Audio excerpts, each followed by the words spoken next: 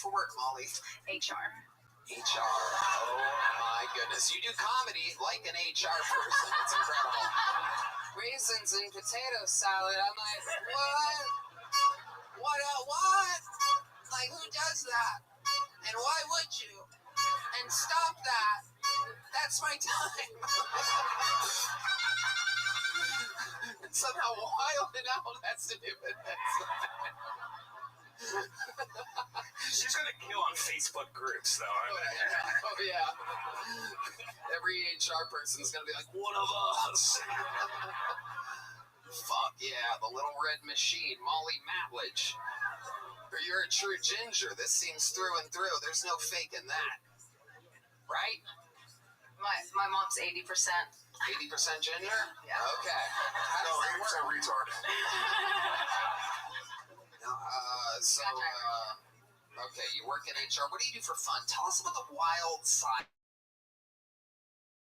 of Molly. That's what I wanted. Am I right? Doesn't she seem a little too fucking cookie cutter? Tell us, what's one of the wildest things Molly does on a regular basis? Well, one thing I thought you might think was fun was I love rap, Texas rap. Very well versed. Get the fuck out of here. Very well I versed. feel like you only sing the parts where they say the N-word. No. You can probably play anything. She just gets excited to say. Like, for real. Can you think you could freestyle? Oh, like salt and pepper at most, like maybe, but that's it. Wait, what? Like salt and pepper. Salt and pepper. What about salt and pepper? I can probably She's talking about Red Van's hair. Texas rap. She's still talking about things to put in the potato salad.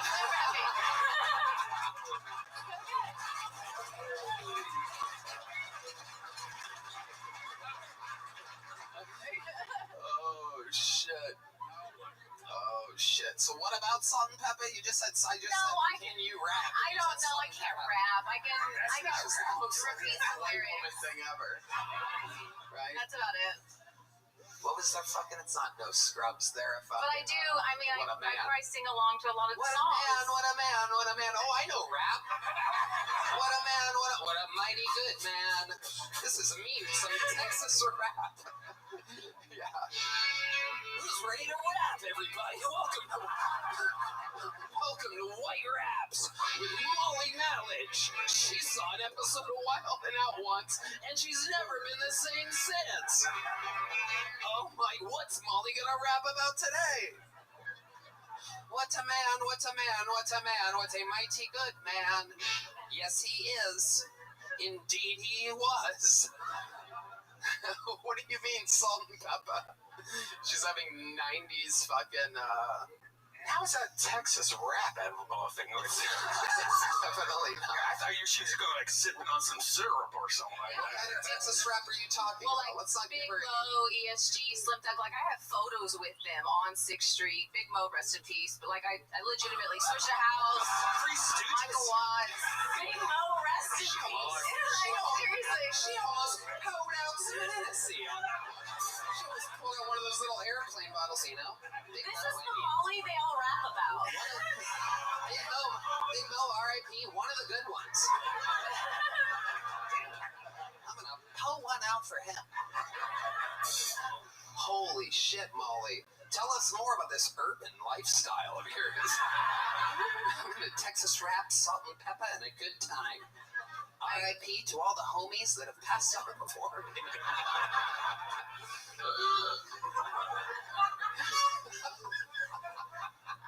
I roller skate. You roller skate? Now that I fucking believe. The Texas rap thing, she had a fucking boyfriend. Should have opened with roller skating. Roller skating's much more believable. I can picture you skate backwards, you like do crazy shit. That's still right? pretty black. Yeah, that is. I've seen the videos. You ever been with a black man? They really like gingers. Oh yeah, you have? Oh, look at this. That's where this is coming from. Hell yeah. Fuck yeah. Is that your type? Is that your main go-to? It probably was more, You're gonna say a phase? well, no, like, You're gonna say I don't know. phase? Just that? Real racism. Blend through. Was it Black Spider-Man? I dated a lot of black dudes when I was younger, and A lot? That hurt my feelings. I'm Puerto Rican. Well, no, like majority were black. Is I guess what I meant to say. Excuse me. What? Majority were black when I was younger and growing up. Maybe I'm not answering the question. Okay, when's the last time you were with a black man? Oh, More shit. specifically, a blind bass player. What was that?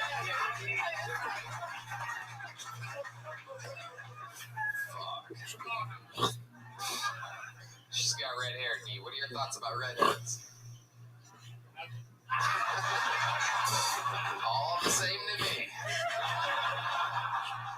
Can you tell if someone's redheaded, D? Is there like a sense or something? You ever feel that? Or just no?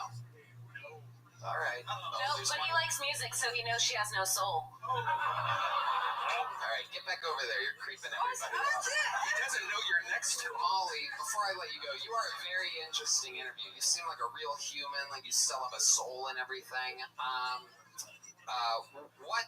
What is the most trouble you've ever gotten in with the law? Fucking a black guy. That's why that phase ended early. Got a bit of a... Curfew violation when I was 13. Oh my goodness. Rode the cop car. Holy You crazy bitch. fucking wild and out, am I right? Tony. Molly, fun times. Tony. Here's a little joke book. Congratulations on your first time on this show. Have a great night. Molly Matlich. Good catch, by the way. Good first time, really. Like, for a First time. Come on, make some noise for Molly, everybody.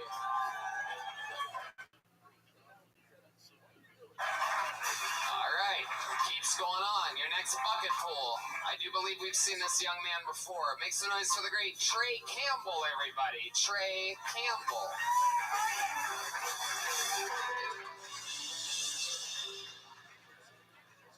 Hey everybody, I've been getting a lot of ads on Facebook for things I don't need, mainly for free HIV testing.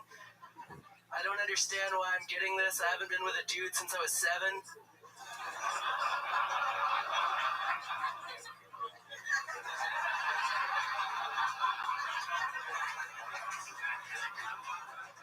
Shit's crazy.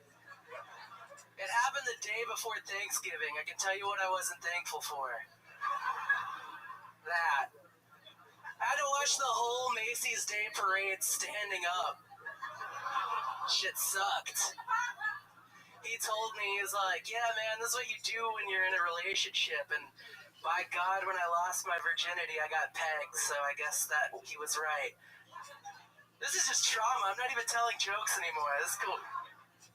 Anyways, I'm very nervous. I'm not drunk, so yeah, you know, it's crazy. I hooked up with this girl. Oh shit! All right. Go ahead. You hooked up with this girl and what? It's just I hooked up with this girl on Facebook dating, and we went to dialysis.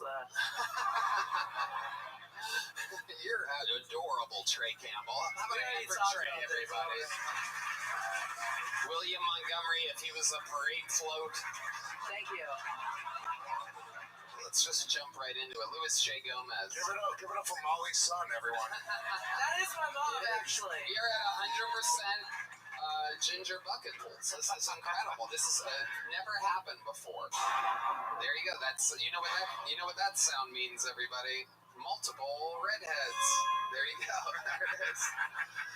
I love it.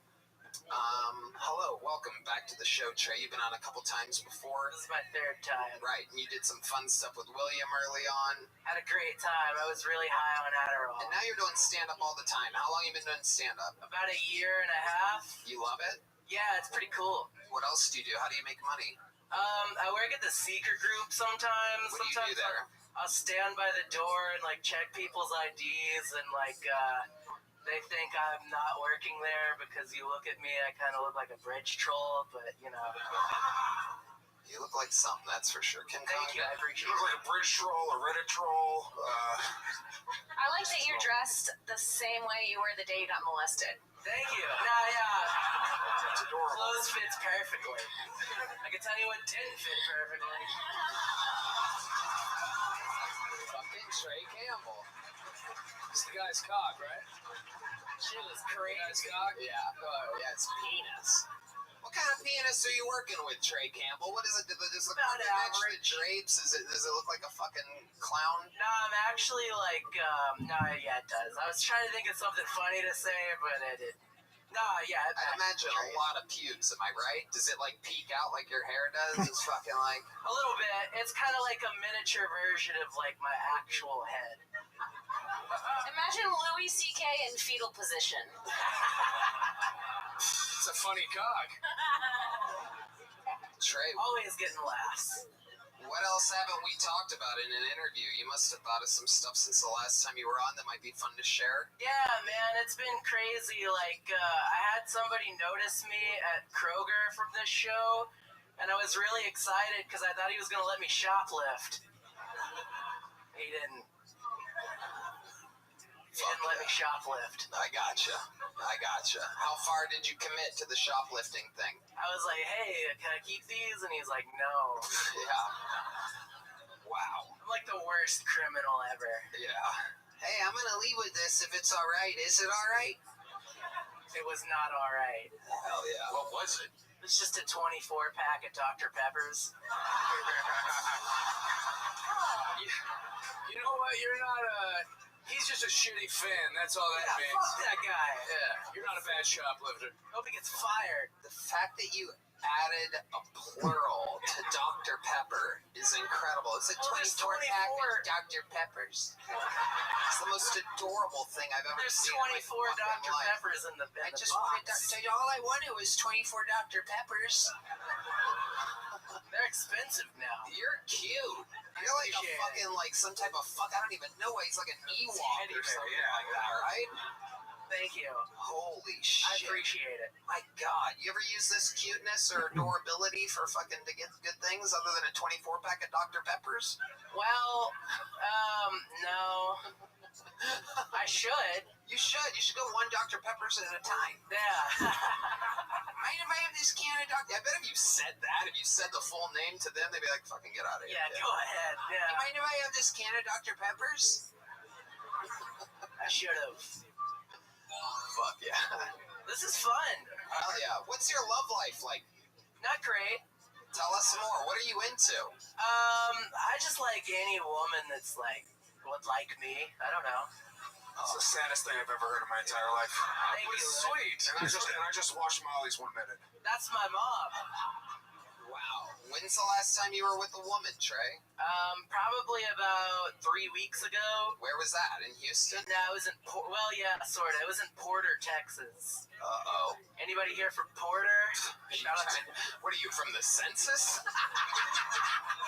I wish that'd be a dope job. Just going around asking people where they're from. That's open mics. Oh, I've done a lot of those. All right, Trey. Well, How's moving to Austin? You said you're gonna move to Yeah, that's Austin. my goal. You know, my Cruise is pretty comfortable. Your what? My Chevy Cruise. We Oh. talked about this last time, Oh. remember? I thought you were pluralizing the word crew. The Cruise. My crews are going to go. We're drinking Dr. Peppers. I would love to have you back on the Secret Show Thursday if you can. I'll be there, man. You know what they got there? Dr. My Peppers. ceilings. My ceilings is... Yeah, my comedy career is similar to the ceilings at Sunset Strip. I got a high Wow, ceiling. it's called it Sunset Shit. I never even thought of that before. Fuck. That's what I'm going to call it from now. Go on down to the Sunset Shit I got a speech Comedy Club. Yeah, I actually kind of like that. It is what it is. That's a Freudian It's a slip. more accurate name. There's enough strips there, that's for sure. All right. So, Trey, you got a gig out of it. You already have joke books, right? Yeah, I got one. There you go. A big one? Yeah. Good. There you go. Straight Campbell, Thanks, everybody. Tony. Goodbye. You're welcome, buddy. We had really good times up here. All right. Let's do another bucket pool. One word name. Very exciting. Make some noise for Longoria, everybody. Longoria.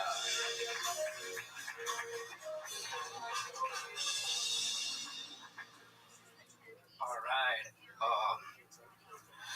It's been a rough start of the year.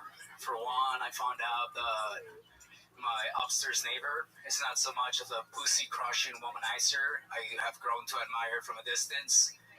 He's just been married for a while and beats his wife a lot. You laugh, but he killed her yesterday. I found out that people with Down syndrome can actually get a driver license, and some of them can drive pretty good, which sucks because now I don't know what to call Asian drivers anymore. And I've been dating this girl who has a very stinky pussy. But because it's very stinky, it's also very tight. So I figured if plants can grow and dogs can roam in the streets of Chernobyl, I can learn to love this stinky bitch. That's my time. Boom, exactly a minute. Longoria, I do believe this is your first time on the show, correct? I think I'd remember if a Dagestani wrestler came in here to... Holy shit. What ethnicity are you? I mean, I don't need to jump. This is my guy. Ladies and gentlemen, welcome back to the Riot Files. This week, bringing him back, Marshall Brown. He's a filmmaker, researcher, one-time NASA skeptic. He's returning. We've had one on here before to talk about the Apollo missions and all that. And coming back this week to really talk about the Artemis 2 mission. Just recently concluded this new big push to the moon, if you will, return of humans to the moon. So great to have you back on, Bart. So we covered Apollo. And I mean, anybody who knows Marshall Brown knows where you're coming at when it comes to Apollo. A lot of people on this particular podcast have said, hey, you got to have Bart back on to talk about Artemis, because they were so intrigued about everything you said about the Apollo missions. We talked about Planet X in the past. We talked about the origins of aliens in the past. But here we are, man. Artemis 2 took off, of course, April Fool's Day. Yeah, interesting. Returns, I believe, on the 11th, and it was just literally throughout the news. It was like this biggest feat we've ever accomplished ever.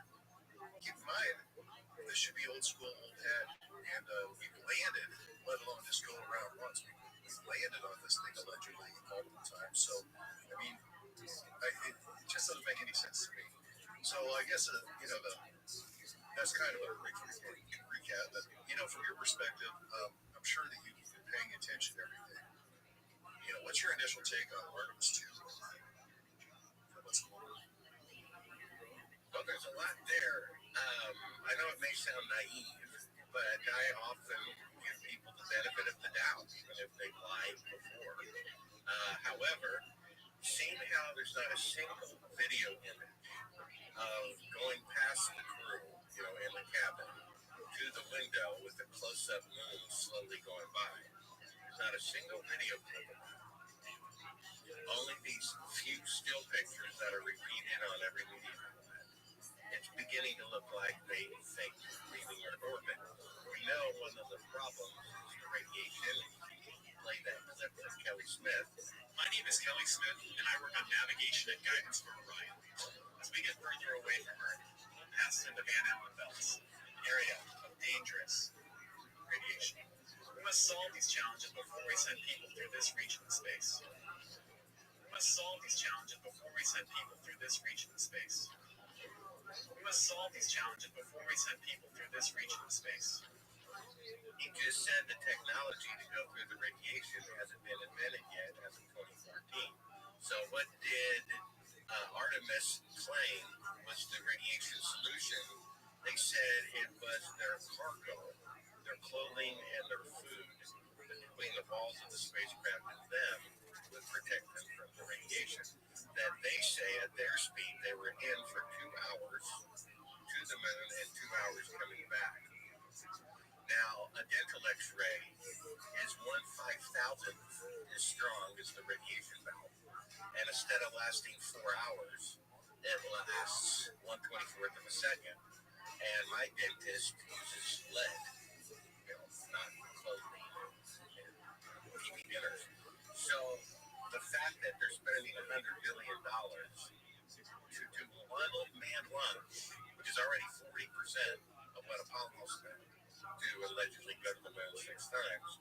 There's something odd about that there's no video. They have these hour-long interviews with them in the cabin, but no camera ever goes past them to the window to show the moon outside, close up, slowly going by, and come back out. There's not a single image of that. So it looks like they faked it. Keep in mind, they've already faked leaving Earth orbit 9 times. We know they didn't go to the moon.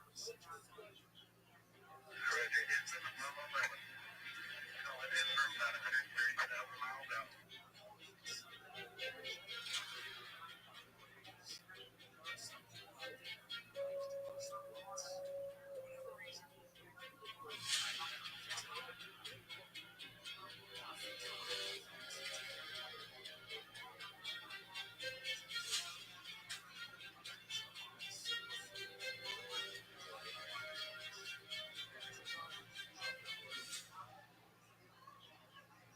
We know that Apollo's equipment could not leave Earth orbit.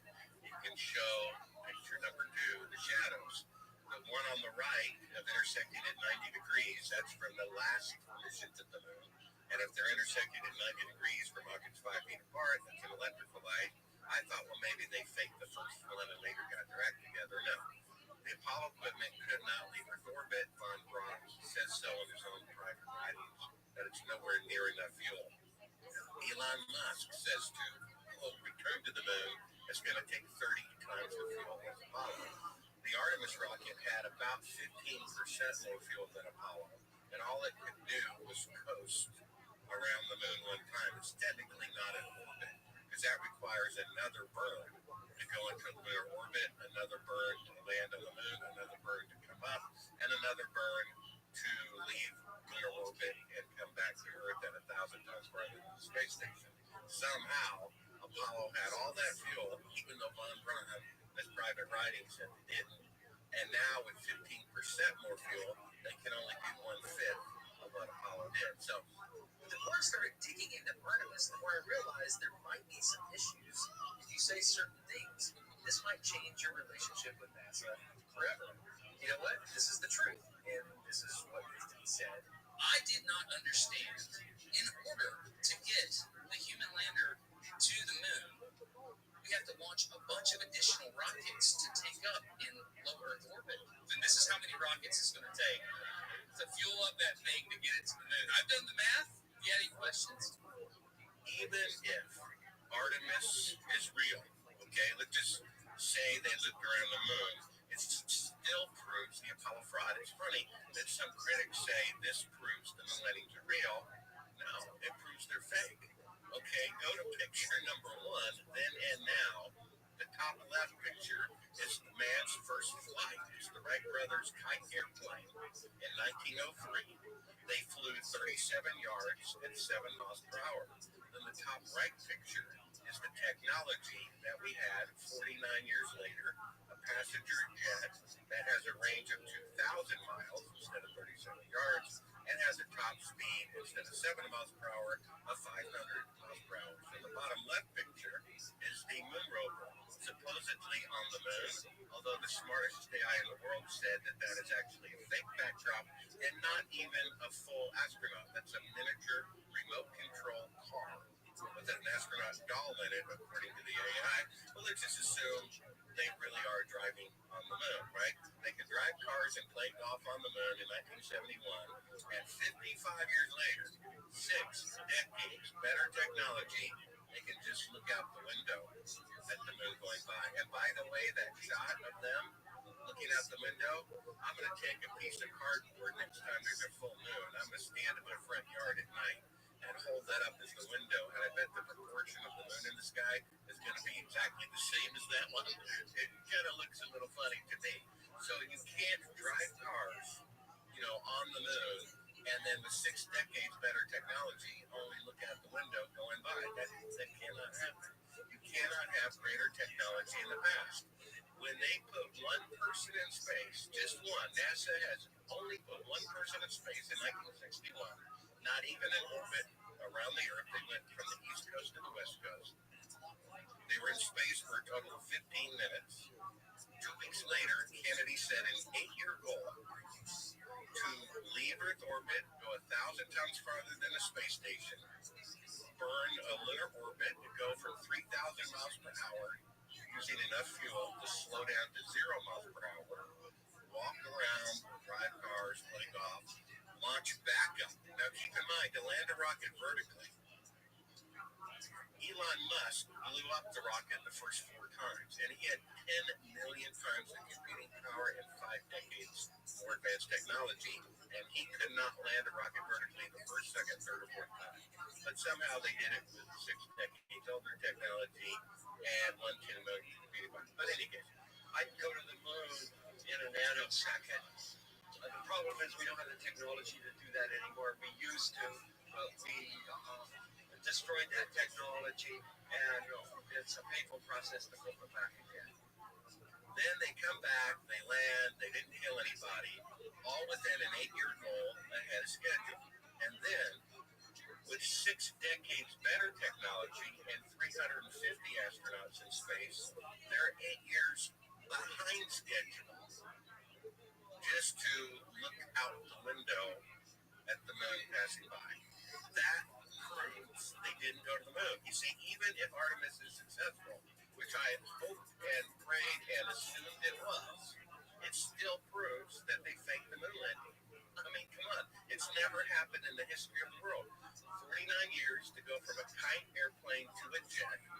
If they could go to the moon on the first attempt with 1 million computing power cell phone with untried 1960s technology, we would have been on Mars 10 years later. We'd be in another solar system by now, and there'd be bases all over the moon as there are on the South Pole, which, by the way, took 4 attempts before they reached it, and that's here on Earth. So they did fake the moon landing. We have them faking it right in front of your eyes. We have the logic. You can't have greater technology in the past and in the future. We have shadows intersecting at 90 degrees, and you can go ahead and play clip number 8, which is a deathbed confession of an eyewitness who saw them film it at Cannon Air Force Base in 1968. He even confessed to killing a coworker to cover it up. This on his deathbed. This is the story that my dad told me, is that in Cannon Air Force Base in 1968, he said by the time he got there, that there was already 2 large hangars that were connected to make it look like a lunar landscape. Inside the staging area, the lunar lander, all of the walls were painted flat black. When Dad saw the moon landing on TV, he cried. He said he knew that what he witnessed on TV was exactly what they recorded in that hangar. Funny thing to make up with all the dates, all the names of the people who were there. Well, that's a pretty big hallucination while you're dying, huh? So we have more proof. And then I do this debate, with the guy on Piers Morgan who says I'm not at his level. I thought that was pretty good, which I'm not. I'm not at that level of arrogance, I admit it. And he says I'm not being scientific, but the fact is, according to scientific principle, any outrageous claim like splitting the atom, breaking the sound barrier, flying across the Atlantic, has to be independently duplicated. Never in the history of the world was a breakthrough like those that I've mentioned that no one can repeat. And they still can't walk on the moon. They have 6 decades better technology, and they still cannot walk on the moon. So how could they do it on the first attempt ahead of schedule when they're 8 years behind schedule just to loop around 1 time? Scientists who don't believe in God, what's left over? The work of their hands. They've made idols out of. And what's the God of science? Putting a man on the moon. The problem is, their Messiah, AI, 3 years ago, contradicted that. The smartest AI in the world hooked up 10 AIs together, scanned pictures from the unmanned Chinese probes that could survive radiation, don't need food, water, oxygen. And it said it's really the moon's surface. It has a deep fake detector program that's never been run. They then fed it pictures of the Apollo program and said every single one has a fake backdrop. They're in a TV studio. They didn't go to the moon. Do you realize, and I have a screenshot of this, I think it's in my article, my ex posting, есть почти все объекты на этом фото, ей кажется настоящими. В то же время вот фотография китайского лунохода у нее абсолютно подсвечивает. Это чувствуется не настоящим. Да, вот точно красная.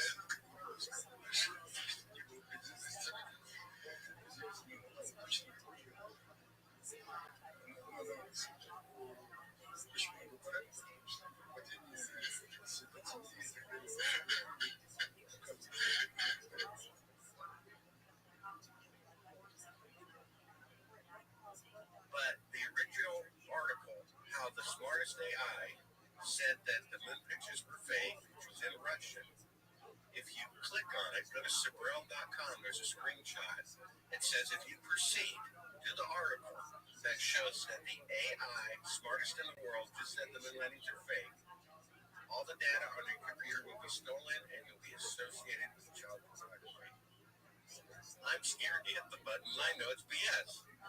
You know, that's how desperate they are. So what that reveals is, if the truth about the moon landing fraud came out, it would bring down the corruptive system. It's the finger out of the dike. They didn't just fake it one time. They faked it 6 times, treating us like idiots 6 times, and it wasn't like they just faked it and killed nobody. I interviewed the widow of the man who was going to be the first man to walk on the moon, and I'm sure I told you last interview, and she told me that he was murdered by the CIA for not cooperating with fraud in the Apollo program. That's her words. So our government is using our own income to deceive us and then pay the salaries of CIA agents to murder fellow Americans who get in their way of their crimes and exposing them. I was thinking today, Ryan, before the interview, there was a reporter by the name of Jack Anderson who was like the leading investigative journalist of the time in the 80s. And during what was it, Contra Aid with Ronald Reagan, he discovered that they were funding the Contra rebels without congressional permission, breaking the law. And G. Gordon Liddy, bless his heart for telling the truth under oath, said he was on standby and about to put LSD on the steering wheel of reporter Jack Anderson to make him crash and kill himself or, act like a fool out in public or whatever. So the federal government is interfering with journalists who are exposing their crimes. If you know about my book, when I found this footage of them faking it, the mission right in front of your eyes, I got trouble there and had problems. But this is the world we live in, and I know you're a believer. It's really a testimony to the fallen nature of mankind. And of course, on the homepage of Sabrel.com is my film, A Funny Thing Happened on the Way to the Moon, which shows the Tower of Babel, incomplete, the Titanic, the ship that God himself could not sink, and then Nixon saying, even though he knew they weren't on the moon, putting a man on the moon is second in greatness to God making the universe. You see, this is just a rebuke waiting to happen, and prayerfully it will. So that's my opening rant. Back to you, Brian. Well, I wouldn't call it a rant. There's a lot of good information in there, new information, so I appreciate that. But man, I agree with you 100%. I want Artemis to be real. The further along this path we go, it is like without even trying, it's going very far in really making me, I guess maybe reinforcing the belief that we did not go during the Apollo missions. Everything you just said, but man, here we are, like you said, it is unbelievable that this is the bill of goods we're being sold. And nobody is really asking the question, why is this?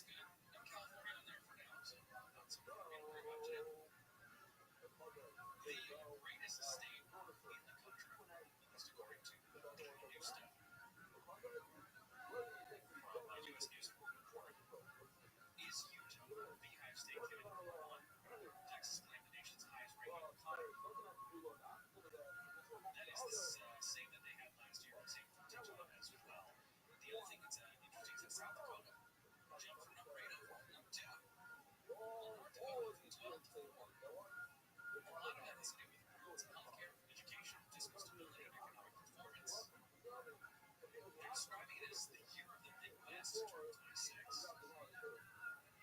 Low cost of living combined with manufacturing investments, a lot of AI money going into these rural places based on data centers. No one's very happy about that. With cows mostly affected by that in places like Alaska. Among the nation's largest state, Florida is the only one to crack the overall top 10 fishing fleet.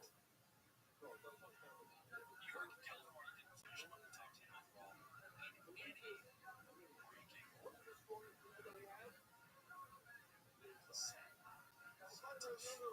By the way, I didn't see New Jersey on that list.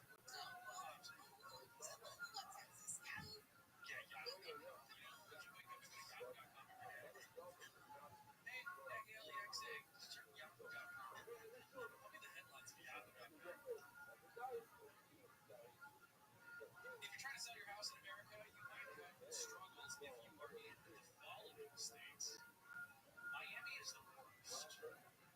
104 days, the median days on the market. Florida, of course, the big boom of the pandemic. A lot of people got down there. A lot of people went to Florida. Now maybe they're trying to cash out. Move back, they not having as much luck. New Orleans follows them.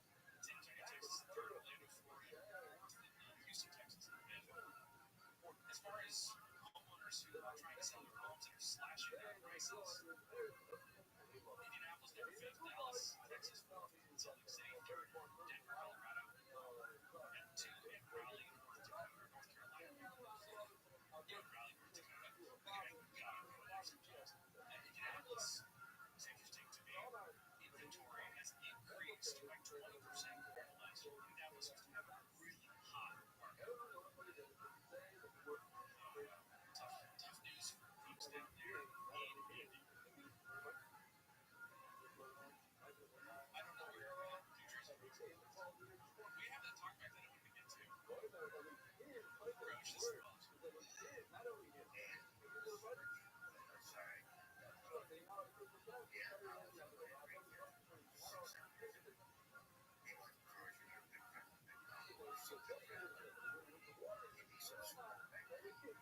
That's amazing.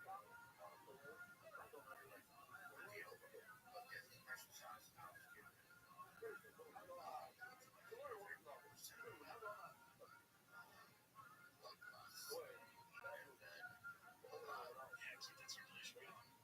Well, we got the full story. And Groves, no way, nice guy. You're telling people you're helping people out. You like to have people think that you're a monster. Yes, absolutely. You go to Spago, Beverly Hills, pull up in your Lambo, throw the key, you don't even toss the keys, you hand the keys. Do you have a list? Say, bitch. You want to do, you find it. Here's your tip. Look for my keys. Somewhere over there. Yeah, it better be outside. Park it right out front. Keep it running. You actually park it, walk away, walk up, throw the keys in the bush. Just to make it interesting. Fushi, are you similarly honest? Throw your keys in the back.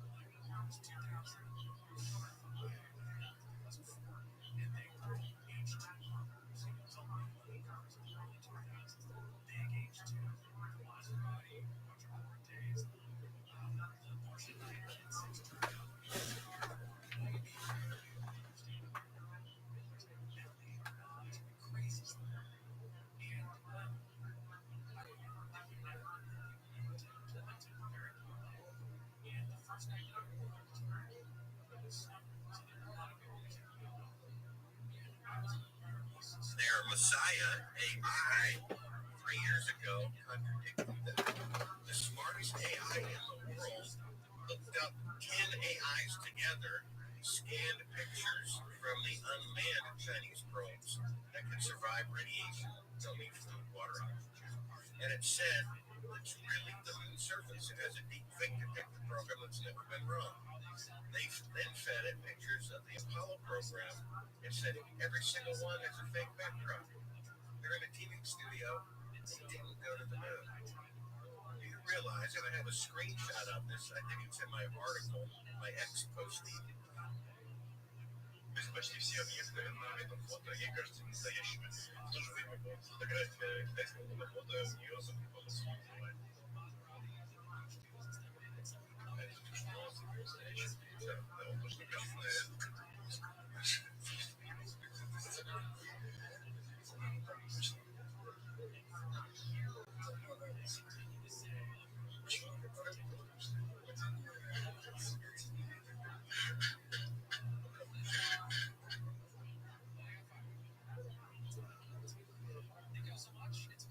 But the original article, How the Smartest AI Said That the Moon Pictures Were Fake, is in Russian. If you click on it, go to Sibrel.com, there's a screenshot. It says if you proceed to the article that shows that the AI, smartest in the world, just said the moon landings are fake, all the data on your computer will be stolen and you'll be associated with child pornography. I'm scared to hit the button. I know it's BS. You know, that's how desperate they are. So what that reveals is, if the truth about the moon landing fraud came out, it would bring down the corrective system. It's the finger out of the dike. They didn't just fake it one time. They faked it 6 times, treating us like idiots 6 times, and it wasn't like they just faked it and killed nobody. I interviewed the widow of the man who was going to be the first man to walk on the moon, and I'm sure I told you last interview, and she told me that he was murdered by the CIA for not cooperating with fraud in the Apollo program. That's her words. So our government is using our own income to deceive us and then pay the salaries of CIA agents to murder fellow Americans who get in their way of their crimes and exposing them. I was thinking today, Brian, before the interview, there was a reporter by the name of Jack Anderson, who was like the leading investigative journalist of the time in the 80s. And during what was a Contra age with Ronald Reagan, he discovered that they were funding the Contra rebels without congressional permission, breaking the law. And G. Gordon Liddy, bless his heart for telling the truth under oath, said he was on standby and about to put LSD on the steering wheel of reporter Jack Anderson to make him crash and kill himself or act like a fool out in public or whatever. So the federal government is interfering with journalists who are exposing their crimes. If you know about my book, when I found this footage of faking it, the mission right in front of your eyes, I got trouble there and had problems. But this is the world we live in, and I know you're a believer. It's really a testimony to the fallen nature of mankind. And of course, on the homepage of Sibrel.com is my film, a funny thing happened on the way to the moon, which shows the Tower of Babel, the Titanic, the ship that got himself could not sink, and then Nixon saying, even though he knew they weren't on the moon, putting a man on the moon is second in greatness to God making the universe. You see, this is just a rebuke waiting to happen, and prayerfully it will. So that's my opening rant. Back to you, Brian. Well, I would call it rant. There's a lot of good information in there, new information, so I appreciate that. But then, I agree with you 100%. I want Artemis view. The further along this path we go, it is going without even trying. It's going very far and really making me, I guess, maybe reinforcing the belief that we did not go during the Apollo missions. Everything you just said, but then here we are, like you said, it is unbelievable that this is a bill of goods we're being sold. And nobody is really asking that question. Why is this such an amazing thing now? I mean, we did this in 69. We did it in space. We actually landed on the sun and came back home, And if I'm not mistaken, I believe there was an unmanned attempt to land on the moon a year or two ago. And they couldn't land it, upright. It tipped over down close to the South Pole. We think we came down with, like I said, about 6 miles an hour this way and about 2 miles an hour this way. And caught a foot in the surface, and the lander is tipped like this. And I believe this is the surface, the orientation of the lander on the moon. So, there's just a lot of factors in all of this. I guess there's a couple that kind of came up in the news. I kind of wanted to just run them by you. I'm sure you probably have heard of some of these and just get your thoughts on it. Are you familiar at all, right after Splashdown, of course, and during the entire mission, making comments and whatnot. Did you see the green screen, kind of weird green screen effect thing that happened? Did you see that? Well, a push toward a rise floating around the capsule as a sign of zero gravity. But a clip of the interview filmed by a cell phone from the TV allegedly shows visual distortions and flickers in text, including the letters TAN and OW across the crew's body and head.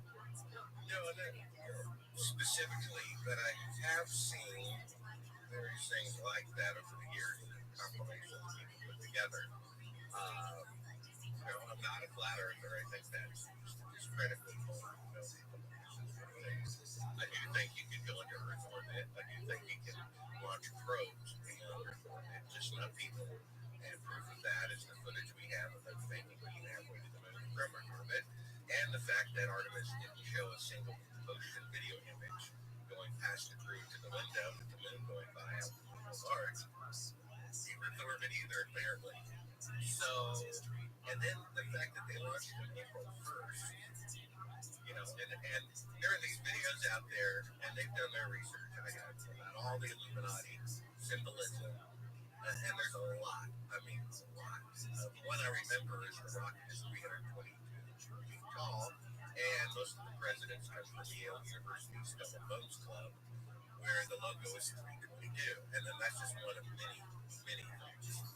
Apollo is a name for Lucifer, and it's interesting. It's in Revelation 9/11.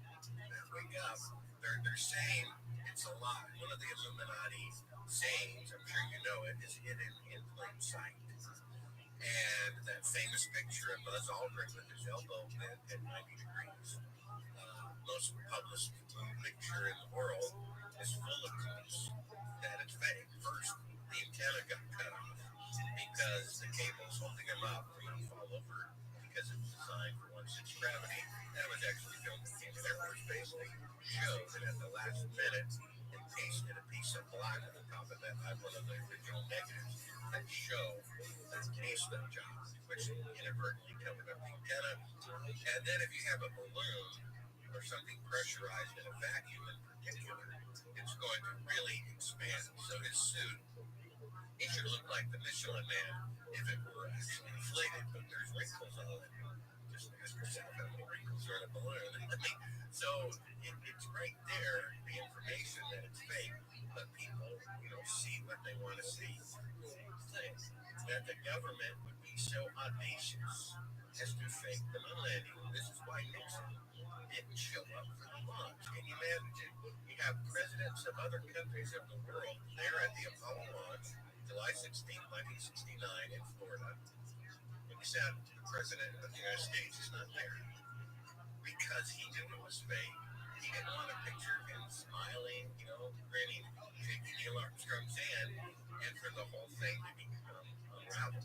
They had never faked it before, so they weren't sure they would get away with it. They did, and they were probably surprised at how easy it was, simply because people wanted to believe. People want to believe their team wins the Super Bowl. Nixon said the greatest problem at the time with the nation wasn't Russia or China, it was Americans protesting the government of the Vietnam War. So they gave him a pep rally, a guaranteed win. And we have President Johnson, what is he, Democrat, there during the first day of filming of Rainbow Eyewitness, pulls back from running for re-election because he knew the thinking of the moon landing would be in the next term, and he would get away with it if he got caught. He didn't want to take that chance. Then you have Republican Nixon giving it the thumbs up because people want to be there during the launch just in case they get caught. And so you see that Republicans and Democrats working together to pull off one of the greatest frauds of the American people. So this whole Republican-Democrat is another scam so that we fight each other and don't go after them. And I'm sure you have something to say about that. So there's so much symbolism in this. And I've said before, I'll say it again, that the faking of the moonlight, when it dawns on you, when you see that footage, clip number 4, clip number 3, which is them faking it, 4-second radio delay.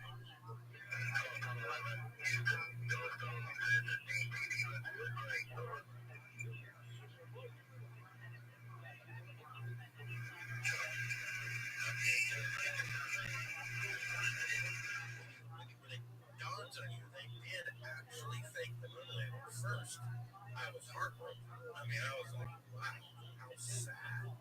What a world, and then what a nation we have. And we realize that the thinking of the moon landing is so much more profound historically than if they had actually gone. That's why I'm so passionate about it. We have here the cure to government corruption, and the cure is telling the truth about the moon landing fraud. And yet people are reluctant. They're embarrassed. There's that congresswoman whose last name is Moon, has all the lists of the federal government secrets she wants to expose. Who shot JFK? Who shot RFK? Who shot MLK? UFOs. But doesn't mention the Apollo fraud. Because it's just too embarrassing. Our pride is preventing us from using the best tool to end corruption. I mean, it's amazing. The truth will set you free. That means lies make us slaves. We are slaves. As long as we are cheering our oppressors with the moon landing fraud. And prayerfully, the truth will come out. Yeah. Amen. I am fascinated by, in fact, once again, the thing that always stuck out to me, or you talked about it earlier, was the Van Allen radiation fields. You got to transverse through it on the way there, transverse through it on the way back. Hour and a half, that's 3 hours of exposure to radiation at I think it's 1,000 times, what you would get at an X-ray or something crazy. It's significant. In 2014, like you said, the gentleman from NASA mentioned, hey, this is a problem we have to solve. And yet, I feel like that's not like, I don't feel like I'm brilliant just because I kind of know about the Van Allen radiation belts, okay? But like, that is something that really wasn't addressed outside of, it's kind of tongue-in-cheek. Their clothing, the food, and, just the structure. It's going to take more than that.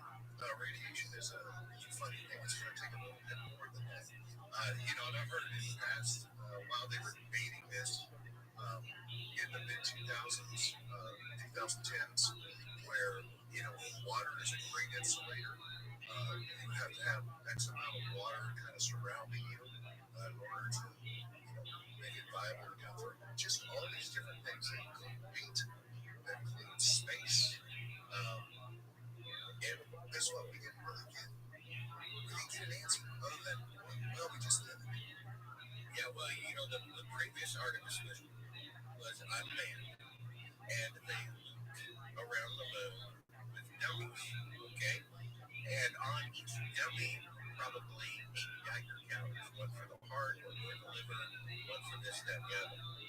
Okay, so if they left Earth orbited around the moon 9 times, and the guys lived into their 90s, there's no radiation problem.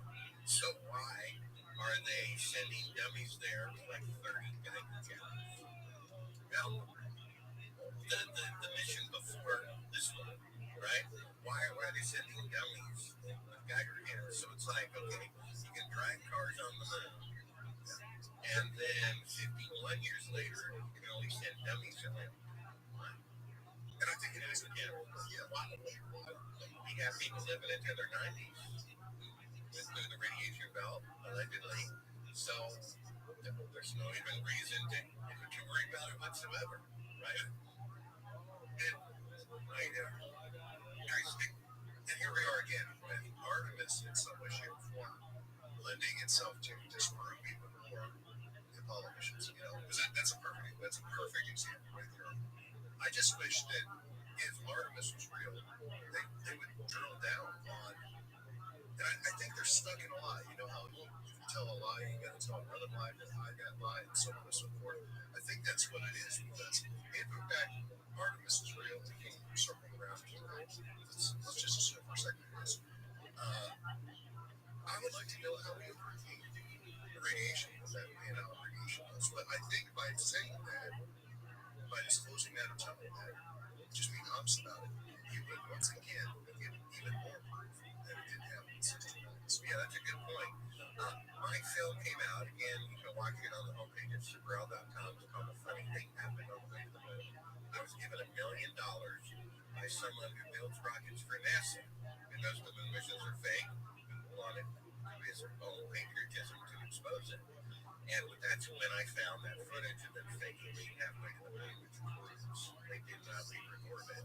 Now, that was 2001, so that's about 32 years or so after they allegedly went to the moon the first time. I did my first of 4 coast-to-coast radio interviews.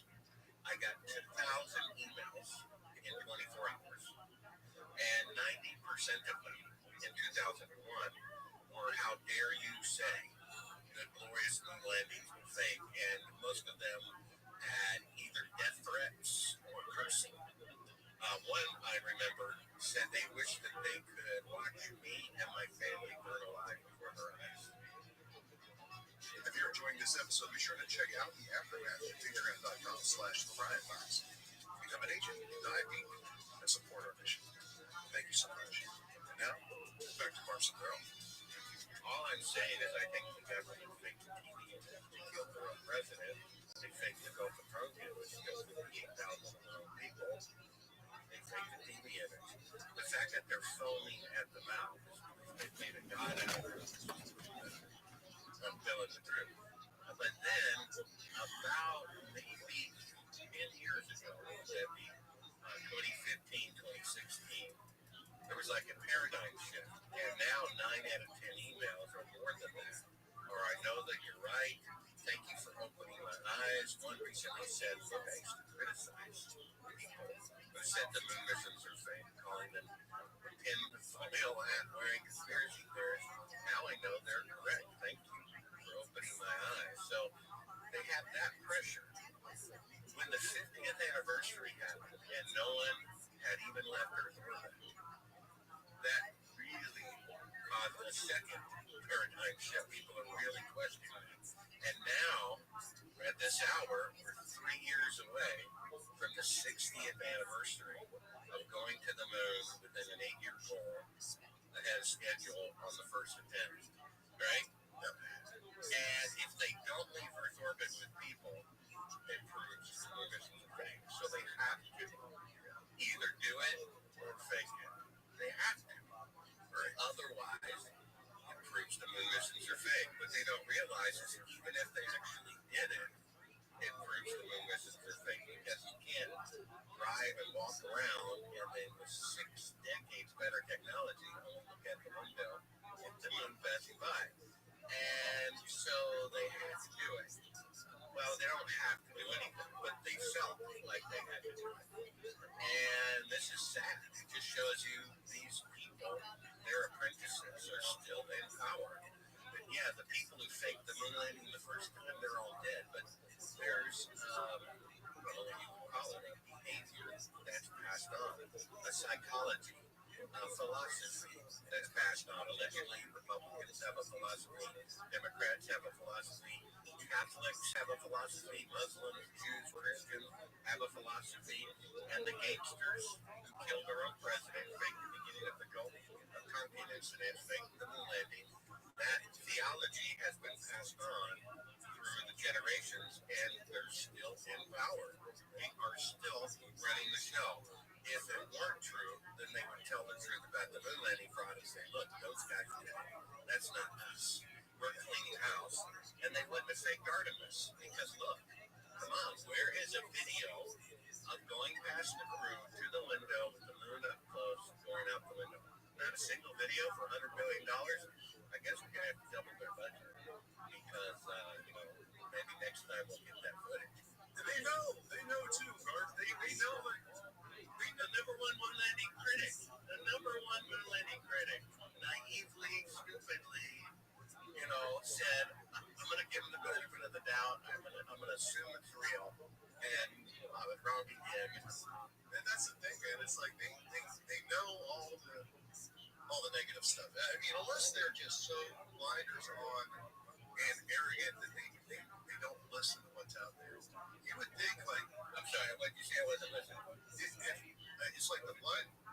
Oh, well, yeah. Okay, exactly.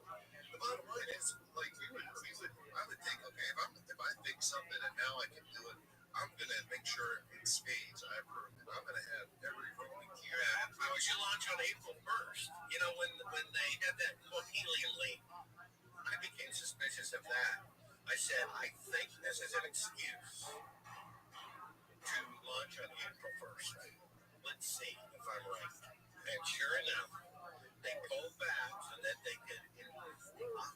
It's only a 1 in 365 chance that they would launch on April 1st. And I guess this is some Illuminati thing saying, we told you, right? I've talked to people who are, 32nd-degree Masons, one away from the Apollo asteroid was 33 degree. And they say in their minds, they drop leaflets saying, we're going to bomb you. And so if you don't evacuate the area, it's your own fault in their mind. So they're launching it on April 1st. They're calling it Apollo, Lucifer, father of lies. And if you can't figure it out, it's your own fault. I guess that's what their thinking is. It's just so sad we can't tell the truth to one another. That's what you would think I would have every revelation there is to have about the moon landing fraud, but they're still coming to me. It's like the leadership that would fake it and murder people to cover it up instead of just admitting, well, Kennedy, look, he wasn't a scientist, and he really, it's a great visionary, but we're going to need more time. Maybe we can work with the Soviets and the Chinese for more resources. They could have done that, but they didn't. So the faking of the moon landing is juvenile. It's really juvenile. It's getting your hand caught in the cookie jar and saying, no, it's not me, it's someone else's hand. It's like just juvenile. Our leaders are juvenile. And if you watch all these gangster movies, right? Martin Scorsese, I wish you could make a movie that wasn't a gangster movie. But they're juvenile. It's like they're bullies on the schoolyard and then they never mature past that. Mike Adams is the one who coined the term gangsters, and that's what they are. Look at the former CIA director, Michael Brennan. He's a gangster. He will kill anybody who gets in his way. And that's what they do. They openly dethrone people who are democratically elected in other countries for the sake of democracy. And brag about it when it's openly illegal, to do. You have the president starting wars without Congress voting on it. I think the Constitution says you have to. No one seems to care. They even passed a law after the quiz show scandal. Time magazine has on their cover like 57, smartest man in America, because he got the answers in advance. And Congress passes a law. Okay, not let that happen again. Passing a law says you cannot use television to deceive people. You think the moon landing was using TV to deceive people. it's like there's really no hope without divine intervention. And from a secular point of view, I think they'll just postpone returning to the moon until an asteroid strike, which could easily happen in 2029, April 13th, off the coast of San Diego. We're going to talk about that. No one's gonna care besides JFK or the millennials are going to. Right? No one's gonna care. So I think that's what they're planning. They're just gonna keep postponing it. And they're already 1 year before. Did you realize what was it? President Bush Sr. said 2 years after they went to the moon, allegedly, the first time. In 1989, July 20th, he said, we're going to go to the moon by 2020. Okay, right so far, check the calendar, they're 26 years behind schedule. Then the sun comes along, and I think in 2004, on January 14th, he said, we're going to go to the moon by 2020. That's twice the time they needed in the 1960s when they'd only put one person in space. And so far, they're 6 years behind schedule on that. Says in 2018, we're going to have men on the moon in 2020. Then he says 2024. Then they say 2026. Now they're saying 2028. And so forth and so on. So, I think, though, with divine intervention, something will happen. The Bible says, for God so loved the world. And the Bible says God rebukes those he loves. What better rebuke, Lord God Almighty, than to show us that we faked the Lord, not just as a nation, as a species. Other people were cheering it on too around the world. It's not just America who did it, it's everybody. It's mankind who did it. Mankind is so immature. We set a goal we couldn't do, and we didn't have the intelligence, humility, or maturity to admit it. We have to realize that, or we will never become intelligent or mature. We have to face those facts. So I believe God will bring the truth out into the light before the world ends, to give us a little rebuke and to say, see how bad it is. So prayerfully that will happen. What's really awesome here is, I'm in Branson, Missouri. We're talking, there's a thunderstorm going on outside. And as you said, God will. There's this big thunder crash. I don't know if you can hear it in the audio, but it was a pretty powerful one. Well, I did an interview yesterday. Someone asked me, what am I working on next? Next, I'm working on, God willing, a feature film called Silence in Heaven. There's a scripture, I think it's Revelation 8:11. It says, when the seventh and final seal of the end of time is opened, there was silence in heaven. I think because the judgment at that point can't be stopped anymore, and it's too late for almost everybody. So silence in heaven is about a dying murderer who got away with it on a technicality, trying to make things right before he dies. All the while, these end of the world type of things are happening in the background. We have Kevin Sorbo, who has agreed to star in the movie and produce the movie with a budget super modest of $3 million. The average feature film now is $85 million. And we're looking for an investor, or maybe three, to put up the money. They'll get half the proceeds and make a beautiful movie, we hope, called Silence in Heaven. Technically secular, but with a spiritual message showing that TikTok, we're all going to die anyway, and we need to make things right before we die, and that's kind of what the film is about. Very cool. Yeah, you mentioned that in the past. There's a couple people that I've connected with, but nothing positive yet coming back. But man, I would love to see that. I would love to see your work. Me too. And Kevin Sorbo's awesome too, so yeah. Man, if you're out there, get over me. I'll put you in touch with Mark. No problem. Yeah, where we at. What do you think the future is here? Like you said, you've got allegedly 2027, something else is going to happen in 2029, maybe, who knows.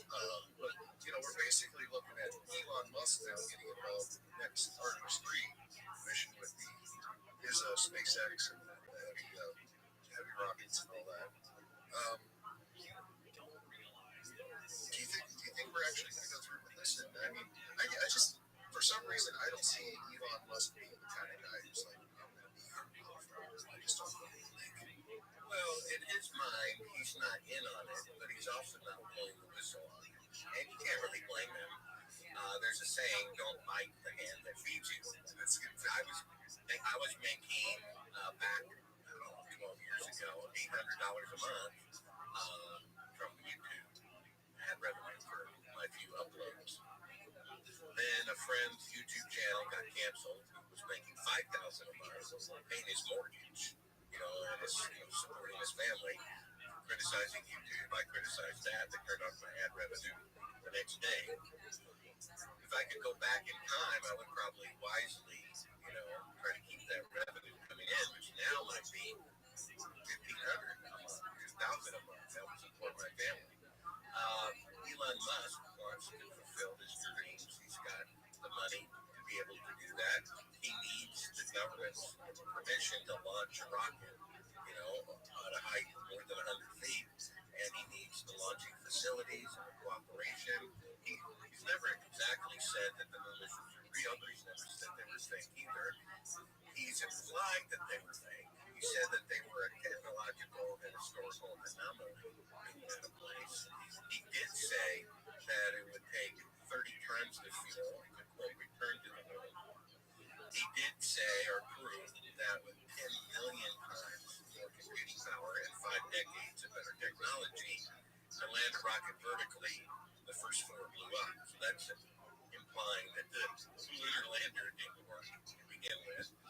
And now he's canceled all of his Mars plans, and I'm not sure how much of his investors' money, his stockholders' money, or the public's money was used so far in building those preliminary rockets or technology or development to go to Mars, allegedly. I don't know what that bill adds up to. Now he's saying we can't do that until we go to the moon first and practice there first. So they went there 6 times. Why do you need to practice 7 times? I think you would, like I said, be on Mars 10 years later. We'd be in another solar system by now. They could go to the moon on the first attempt. So that's a way of saying it. When prophecy and secular predictions synchronize, I say there's virtual 100% likelihood things are going to happen. I think America will be rebuked by God in the very near future, probably with economic collapse next, followed by earthquakes, and finally a meteor strike, as best as I can tell, on April 13th, 2029. There is a gentleman, a Christian, who dropped dead about 20, 30 years ago, came back to life. And ever since then, when he has had a vision of the future, it's come true 100% of the time. About 3 or 4 years ago, he had a dream of a rock coming down from the sky, hitting off the coast of San Diego, causing a 100-mile in off the west coast tidal wave coming in as far as Arizona or something. And in the dream, he was told that the rock had a name, and the name was Apophis. He checked with some friends at the Pentagon, and they said, "How do you know about that?" He says, "Oh, well, I don't know." They said Apophis is a near-Earth asteroid that's going to come below the communication satellites on April 13th, 2029. Lying NASA assures us it's not going to strike the Earth, and maybe they believe that, or maybe they know it will, and they're just going to let it happen as a way of depopulating the world without having to go down in history as the next genocidal Hitler. Or their arrogance could miscalculate it. It could hit a satellite. I've predicted about 4 different ways it could hit us. It could hit a satellite on the way in. They could be wrong to begin with. They could know it's going to hit and intentionally hit. They're intending on landing a probe on it before it passes the Earth rather than afterwards, which if that probe crashes into it, could steer it the 20th degree, causing it to hit the Earth. It's about 1,500 feet across, which is not a planet killer, but it's a country killer. It would basically forever shut down the United States of America, would cease to exist, and it would cause global climate change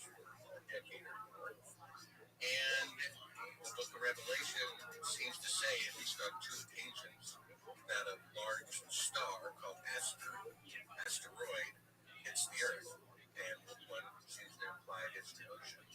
So if a prophet says that, and NASA admits it's going to come within 8,000 miles of the Earth, traveling at 25,000 miles an hour, which is the air's distance away from the Earth, I suspect it is going to strike the Earth. I think the American culture has become too arrogant and too corrupt. They're the ones faking the moon landing. They're the ones who 90% of Americans want a GMO labeling, and one person vetoed that against the will of 300 million people. That's not a democracy. It's not a democracy when Congress and the Senate vote to start the Vietnam War based on what Robert McNamara, Defense Secretary, later said was something they just made up, him and the CIA. So we're not being represented by our representatives. We're being represented by the CIA, who's deceiving them. I presume they're deceiving the president as well, telling the president you have to attack as they're about to attack us, and maybe a fabrication as well. According to Robert Kennedy Jr., the CIA killed the president of the United States, JFK, because he was going to shut down a rogue agency. So we have them killing their own president, killing their own soldiers, making the TV images. Hardly anything at all compared to that. It's just that it's a positive lie, and people don't want to give it up, and they have to. You know, my book, Moon Man, goes into the backstory that the film doesn't, including my interview with Betty Grissom. Says the man who was going to be the first man to walk on the moon would cooperate with fraud in the Apollo program, and that the CIA killed him. And you see that these people who are running the show are murderers. And there's not much we can do. The Bible says that the evil people will continue to be evil, and the righteous people will continue to be righteous. But we can pray for divine intervention and see what happens. But I suspect America is going to be rebuked severely for being a leading nation that has gone astray. There's something.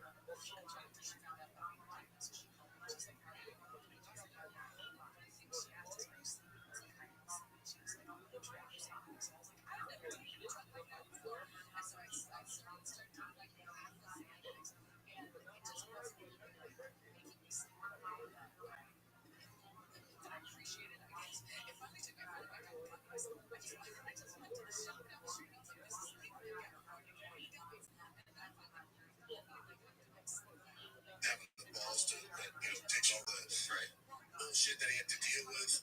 Greatest thing I've ever witnessed. I have a White House belt. They sent me a UFC 250 White House belt that I have in my studio. That's awesome. So to me, greatest sport event that ever happened. We have officially dropped the UFC Freedom 250 title belt, limited edition on UFC Shop, and they want $1,500 for it. So crazy.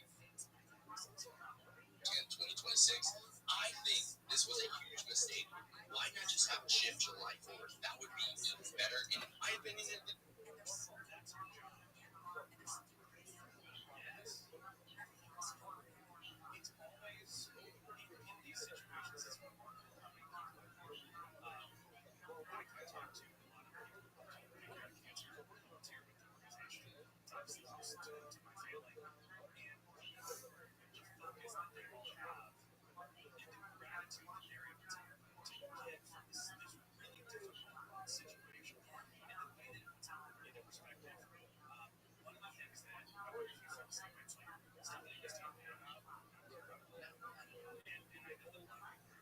Any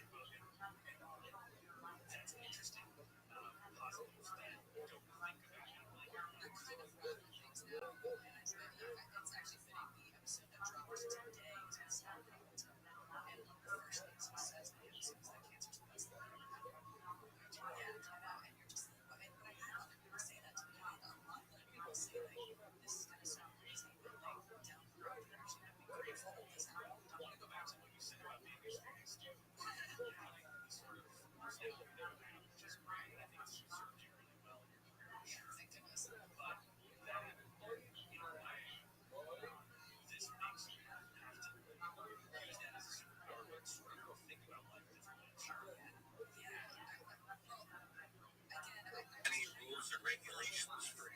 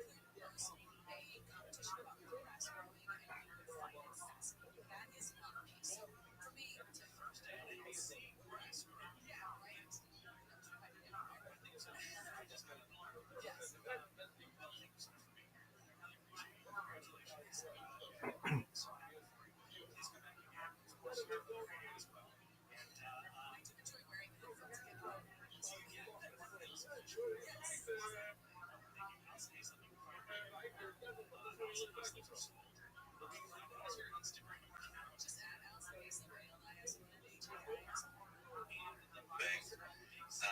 just boggles the mind. Our founding fathers would find freedom back in Great Britain.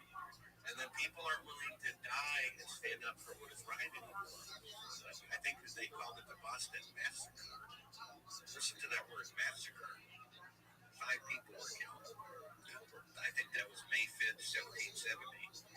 And they called it a massacre. They said, that's it. That's it. We're going to stand up against the British. We're willing to risk our lives, our property, our children's lives, because what they're doing is wrong. The United States was founded on the Declaration of Independence 6 years later.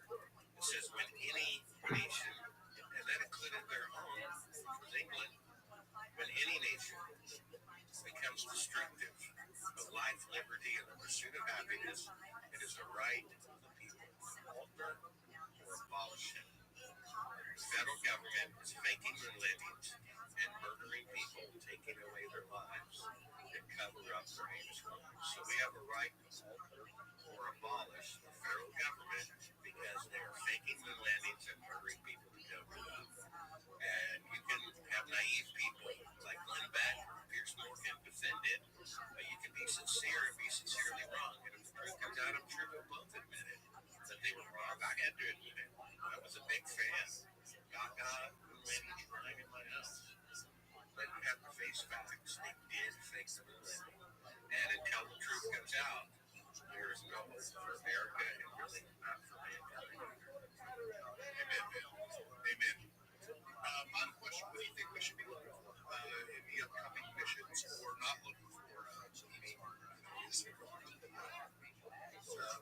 the subtle, like, well, we're going to postpone this mission, or do you think that we should be looking for it to happen? We're going to be back on the moon, but this time it's going to be real. I mean, what do you think we should be looking for? I don't think we should be looking for any of those things. The last time I turned on a radio in America, I had to be NPR to many commercials. And all they talked about every day of the week in the news is politics. President this and that, whatever. Ronald Reagan, love him or hate him, he ran on a balanced budget amendment, flat tax, and the abolishment of abortion. He was the most powerful president of 3 in the 20th century. And in 8 years, they never had a flat tax, they never abolished abortion, and they never had a constitutional amendment for a balanced budget. His opinion didn't matter. So, politics have had 6,000 years to save the world, and they've made it only worse. There's more genocide in the last 100 years than in the entire history of the world before. What we need to focus on is the fact that we're all going to drop dead of old age, cancer, accidents, or when an asteroid strikes. That is a fact. Unless we're alive until the Messiah returns. And so we need to really be focusing on the next life, which lasts forever. A cartoon character said anything less than immortality is a complete waste of time. You know, there was that film, Stanley Kubrick, what was it, about the Vietnam War? You know, God plays his games and the Marines play their games. Well, let's play God's game. And even though I believe I'm a faithful Christian at this moment, there's no guarantee I will continue to be that until the day I die. And Jesus said you had to be. He was sent to Israel, not to the pagans. And he said, most of you will not make it. Wide is the gate to destruction, most go that way. Narrow is the way to life. He said, because of the increase of wickedness, sin becoming so commonplace and forgotten in its sin, the love of most believers will grow cold. Only he who holds to the end shall be saved. Acts chapter 3 says, repent and be converted so that you may be forgiven. So what is the procedure to be forgiven? To be repentant. You see, for God so loved the people, everyone has the opportunity to be saved. But people don't read beyond that. The definition of belief is obedience. It says, but people love darkness instead of light. They love their sin more than God. God's grace is for everybody, and the way way to take hold of it is to let go of sin. You have to repent to be saved. You can repent, and without God's grace, it will be no good. So God's grace is what actually saves us. And we take hold of it by letting go of sin. It's a relationship with God. That's what we need to do. Read our Bible every day. I sometimes travel in foreign countries where they don't have traffic at most major intersections. So it's kind of free for all. Take a shortcut through the gas station on the port, feel free. Go up a one-way street, you turn, whatever. And it's like, it's really tempting for me to be rude or to be selfish moreover on my driving, And so I work on that every day. How can I just be kinder on the road? How can I be a better husband? How can I be a better neighbor? How can I be a better friend? Unless that's the way of our thinking, probably not. Like this, the most profound scripture, it's not really my favorite. My favorite is, I think, Philippians 1:6, that says, God who began a good work in you will complete it to the day of the Lord. That's encouragement for when I feel like I'm falling away. But the most important scripture is what good is in the game of the world. And for yourself, think of all the millionaires, billionaires, famous people, criminals, deep state, who gain the world, they will be there. Unless you live forever, life is meaningless. God is not going to let criminals endure the life. God says in the Old Testament and the New, He doesn't want anyone to perish. The most wicked people we can think of, even though we really should be looking inwardly, the examples in the alternative media, God loves them. They were born here little babies. He wants them to repent and give glory to God. He doesn't want anyone to perish. But the fact is, most people get for eternal life. That's what we need to focus on. Now, it's true that the faking of the moon landing is symbolic of mankind's fault, maybe more so than anything else. And so it would be beautiful for the truth to come out about this. I would pray, please, that the truth comes out. Pray I make my movie if it's inspirational enough to turn someone away from sin toward God. That's what we need to work on, is being better people. We bring yesterday, read our Bible every day, seek and save the lost. The harvest is great. We need to share, right? I used to live in a high-rise. Imagine I wake up at 3 o'clock in the morning, I smell smoke, I get my cat, I get my family photos, and head for the hills. If I'm awakened first, it's my job to go to work. You see? And that's how we need to look at it. We need to love our enemies. That's what separates true Christianity from any other religion.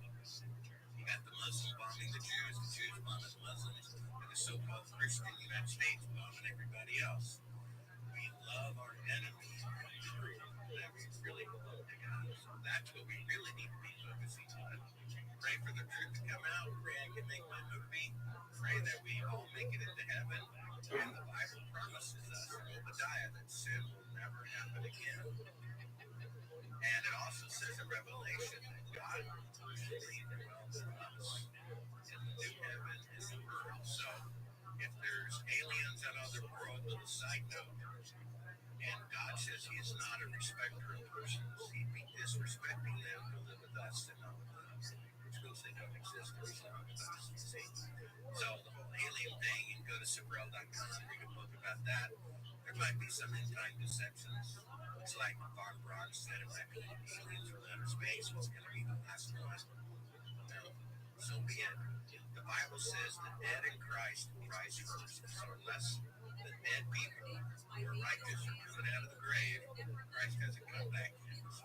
That's your proof right there. That's your marching orders. That's awesome. Definitely go to Superl.com. Check out everything Varsity Girl.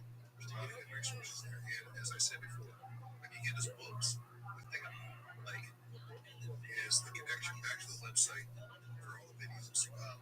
That makes it almost an interactive, very useful. So I appreciate you so much. Thank you for coming on. Kind of enlighten me through this subject, because I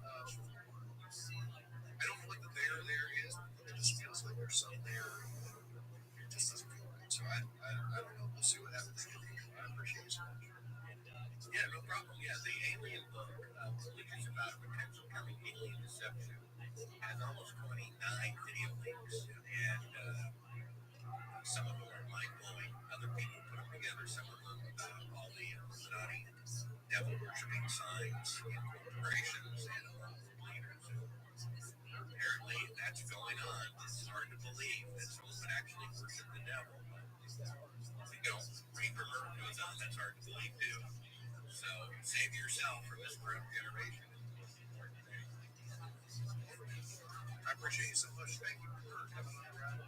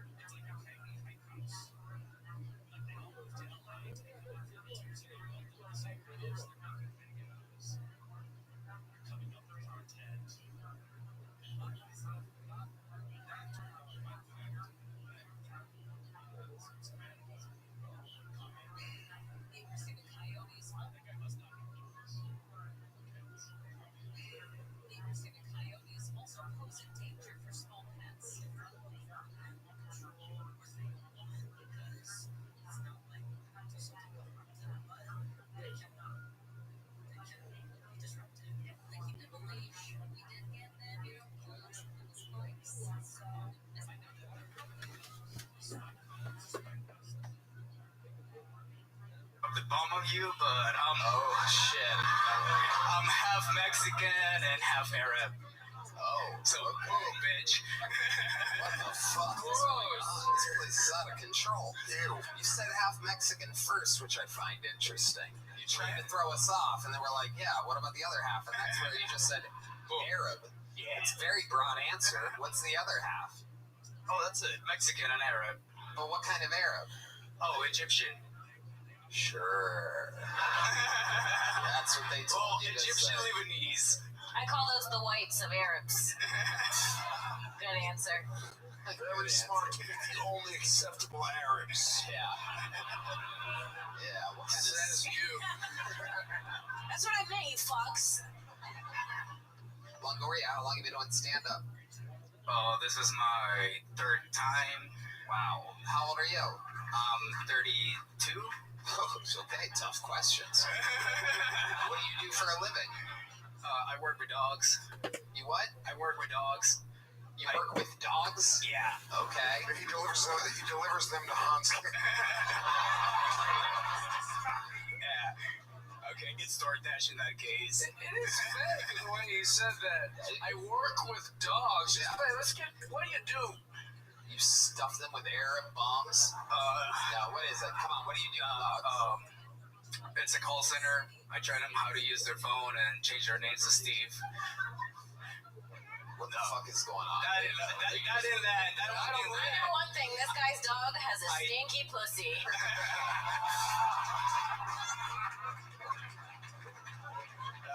I train them, I bathe them, I sell dog food. I'm like a nutritionist as well. Just anything to do with dogs. How long you been doing that for? Just a while. Just something I've always done. What's wild to you? Like, I don't know, like close to 2 decades, like almost 20 years, I guess. You're like a homeless dog whisperer. Something like that. I work with a lot of like rescues and like unwanted dogs, and I fix them up and find them homes. You fix them up. I have 4 dogs right now. Wow. I believe you. Yeah. Like a scary dog, dude. What do your neighbors think of this fucking dog trafficking business that you're running? I don't know. Do you have roommates? No, it's just me. Wow. You're able to pay for yourself Fuck yeah, dude. from this dog stuff. Yeah. Well, it's not just that. I also, I sell collectibles online. There it is. Yeah? What kind of collectibles are we talking I'm from about? the valley, bro. I got a lot of hustles.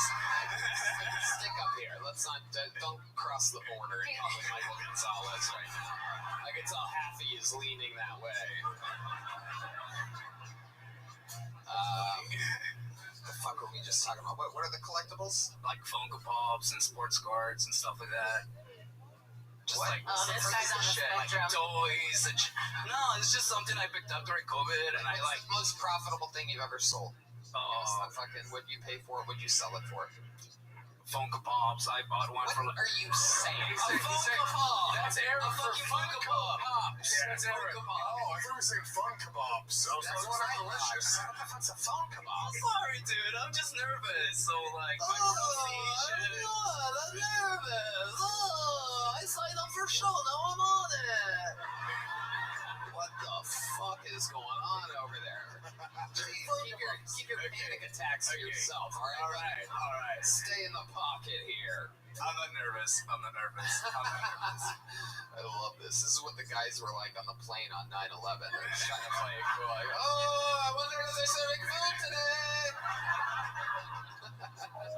Everybody ready for a fun flight? Some shady shit going on over here, dude. You ever think about doing a terrorist attack? Is there just a half of you that's like, I can see why? All right, well, how would you do it? Very carefully. That's a good fucking answer. That's a good fucking answer. That's exactly how Osama bin Laden thought. Okay. I love the fact that he leans into the whole terrorist look too, dude. You're not religious, right? You don't have to do this. No, I don't get any virgins at the end of this. Damn, dude. It's just eternal darkness. He just fucks himself 72 times. Do you have a weak chin or something? Are you hiding something? Do you have a weak chin or something? Are you hiding something? Nah, it's pretty solid. Good question, Red Band. It's just cheaper to not shave. But you said very confidently that you live alone. How much money are we making from this dog business? How do you have your own place? Petco, dude. I make shit from that. I just, Wait a minute, you work at Petco? Yeah. You're not in the dog business, dude. Yeah, you totally made it look like you have your own fucking. I do.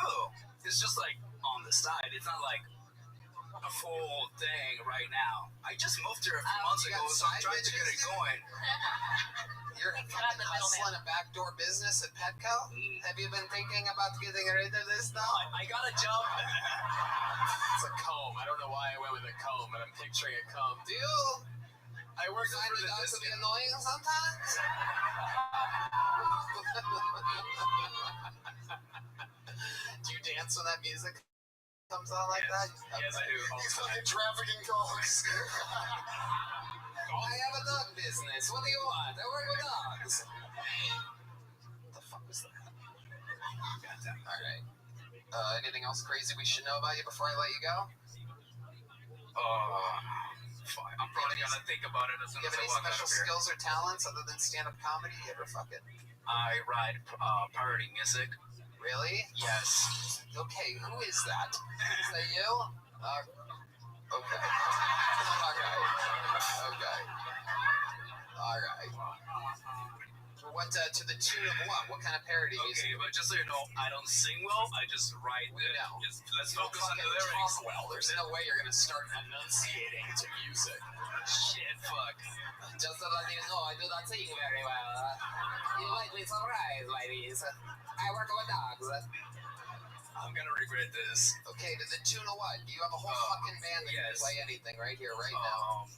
They're gonna lose their street cred, but you know, Bad Day. What? Bad Day. Literally nobody knows that song. Some white guy with a beanie Had a bad day. Had a bad day. Yeah. That song? Yeah, that Okay. song. What the fuck? Alright. Is that what you play before your terrorist attack?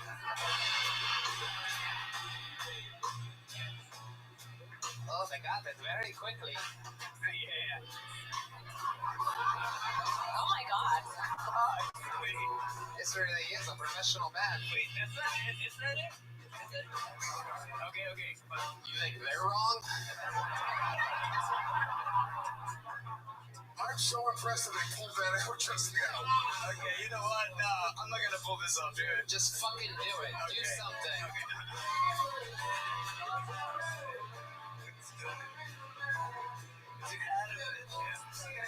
Jump in whenever you want. Okay. Where's the paper when you need it the most?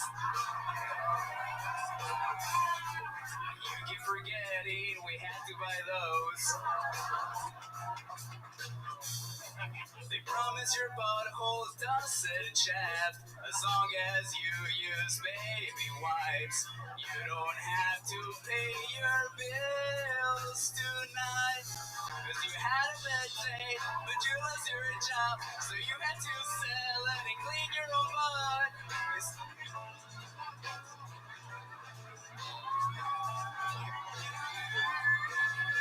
Holy shit. That was hilariously, terribly bad. That was a terror attack. Gloriously bad. D. Madness couldn't take him going off beat during the chorus and just starts going da da da da da da da da, so that he would throw him off and stop everything, and it worked, by the way. I watched the whole thing happen. D had enough, just starts going da da da da da da. He's like, what's going on?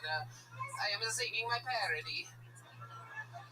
I'm not a very good singer. I don't understand beats, rhythm, or timing, but anyway, other than that, you might like. I said, just write him, dude. I don't. Jeff died. I think that went way better than I thought it was going to, though. Of course. Like, I was Of shocked. course. Holy shit. That's what happens. That's what happens. I fucking keep digging until I find one fucking interesting thing about somebody. I gotta give this guy credit. He's technically.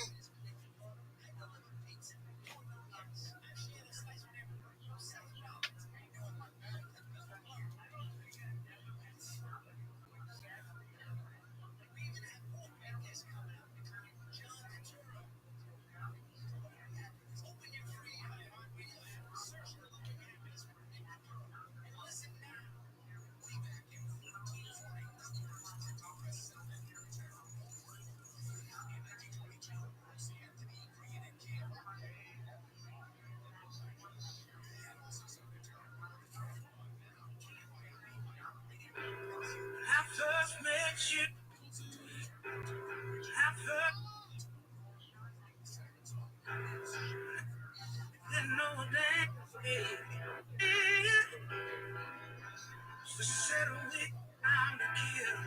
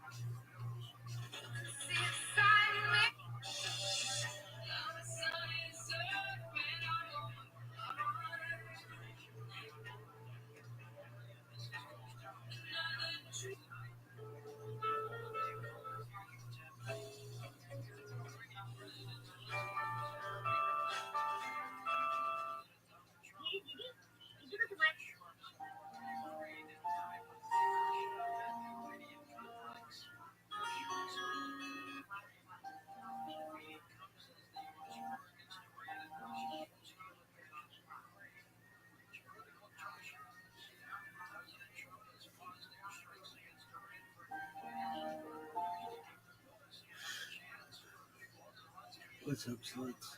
I was trying to sleep. And I went and saw the stand-up comedian who was impersonating this late night like it was like evening, night time host named Delilah. Shout out to Delilah. So Delilah, I think she's still a thing, but she used to be this pillar of easy listening in like adult contemporary stations where she would give people advice and just listen to them. And I remember the funny thing was the stand-up comedian who I saw do an impression of her, because it's just all this like fluff. But as I was sleeping, I thought to myself, man, I would really love to do that impression, even though it's probably not very good. So I'm gonna try to do it, and we'll see how it goes. So it starts with like some easy listening music, and Delilah comes on, and she's always like, "Hey, how are you? How was your day? How are you feeling? Did you have a good day? I hope you had a good day. Even if you didn't have a good day, it's not the end. Some people consider the end of the day to be their beginning, and other people believe the end of their day is not their beginning. Those of us who believe that the beginning of the day could be their end, it's just our opinion. Whatever your opinion is out there, you should know that you're loved, and that we love you, and that you're special. Did you have a tough day today? Maybe things didn't go so well with your spouse. Did you have a fight with the one you love? You should know that time heals all wounds, and that it'll all work itself out.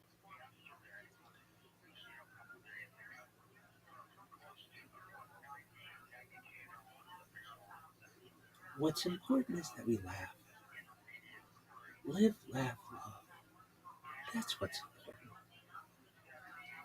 So, why don't you get on your most comfortable jammies and get into your big comfy bed, turn up the radio, and just know that tomorrow's a new day. And think positively. And things are just gonna work out. Because it always seems like they do. Maybe you need some cocoa. Is it a cocoa night? Sometimes it's a cocoa night. Make yourself some cocoa. Enjoy your day. Enjoy your night.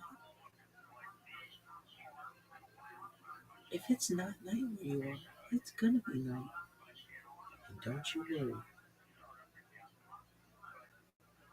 Tomorrow's going to be a better day. Love is in the air. It's springtime, even though it's the fall. And it's the summer, even though it's the winter. Night is the day, and day is the night. And the beginning of some things are the end of others. And just know that the one out there who loves you is either with you now or thinking about you somewhere across town, across the country, across the world. You never know. Love can come from anywhere. That's what's important to know. Is that love can come from anywhere. And for those of you who have never been in love, you should know that it's okay. It's okay. Love isn't forced. Love is a gift. Love is a gift. And it's a gift to be cherished. So for those of you who have that gift, share it with others. Know that you can love a cup of cocoa, you can love your pets, you can love your children, you can love a lover, you can love yourself. That's what's important. To love yourself. So anyway, she gives this like pep talk to, I think it was pretty specifically women, but there would be some guys who would call in and be like, yeah, I want to dedicate this song to this woman I met on the subway. I don't even know her name. And Delilah would have to be like, wow, tell me about it. And this guy would be like, well, she was just the most beautiful woman I've ever seen. And I'd really appreciate it if you could play whatever song they want. And she'd be like, oh, sure. This one goes out there to the woman on the train or the man in the park. Like the way that she spoke was just like, oh, like it was just this really peaceful, easy way of talking. And I saw this stand-up comedian. It wasn't someone doing stand-up, but it was just like someone on social media or something. But there's just a woman who does an impression of that. And as I was falling asleep, I'm like, that is so funny. I love women. Period. I love impressions, and I love women who can do impressions. And when they can, it is such an amazing gift. And I was like trying to fall asleep, and I'm like thinking to myself about Delilah and who else is there? There are other people. But the big one to me is Delilah. And then it would be like this easy listening, like Delilah, like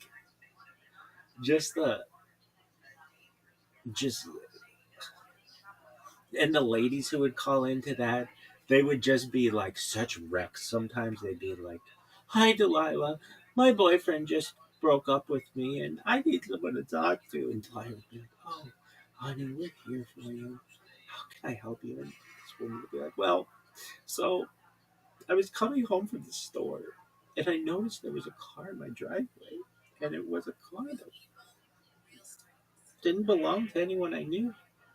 And so my spidey senses were going on. And as I walked to the front door, I saw that my boyfriend was having an orgy. And I did not know what to do. And he told me to calm down and it would all work itself out. I don't know where to turn. I don't know what to do. And Delilah would be like, it's okay, honey. It's okay. Just know that orgies happen. And sometimes we're invited to them, and sometimes we're not. And it's important to communicate to your partner what you're feeling, and you communicated to them that you were not comfortable with strangers in your driveway having orgies in your living room. And you should know that you're loved, and that we love you, and that tomorrow's a new day. And people would be like, yeah, but you don't understand. This was an orgy that was filled with everyone I knew. My whole family was at this orgy, and they didn't invite me. Like, it was just like the wildest stories, and it'd be like, Delilah would just be like, it's okay. I know that you weren't invited to your family orgy, and that your boyfriend could have sent you an invitation, but you should know that this is, in its own way, a good thing.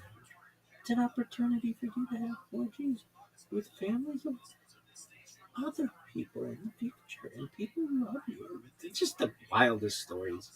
And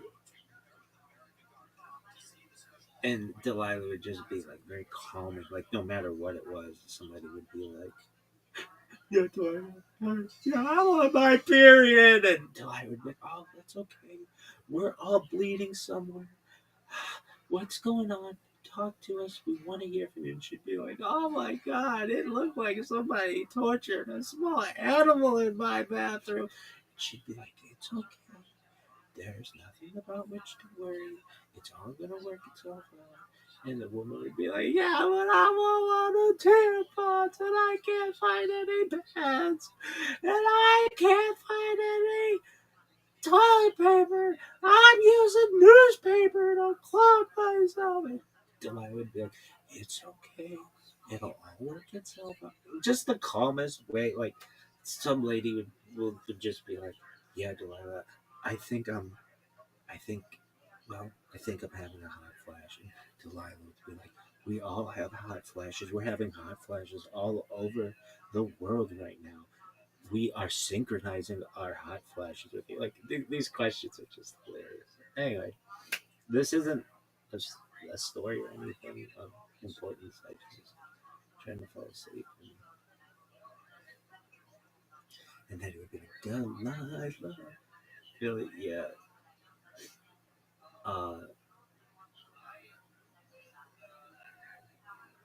Easy listening is interesting. I don't know. It's cool. I love songs and love in general. And just the people would call in. It would. I mean, I didn't listen to this that much. It would just be like on the radio, and I'd be like, oh, that lady's on the radio. Okay, whatever. And then there's Ellen K. Ellen K kind of does some of that. But the big one for me was Delilah. I used to talk to girls about Delilah, and I'd be like flipping through the radio in the car, and they'd be like, "Oh, it's Delilah." I'd be like, you listen to Delilah? They'd be like, you know what Delilah is? I'm like, yeah, there are like 6 radio stations. Like, I know what they all are. Yeah. And like, oh, you listen to Delilah? I'd be like, I mean, it's one of the 6 radio stations. If the other ones aren't on the commercial, sure. And I don't know, maybe there were 10 radio stations, maybe there were 2. It depended on static and what was going on. But that's how radio used to work. Anyway, so what would girls say about Delilah? Delilah was big, like many women. Really? Not really anybody in my family, to my knowledge, but to girls I knew, it was like the women in my family had their like shit taken care of. They would be the one who Delilah would call. You're fine. Go fuck yourself.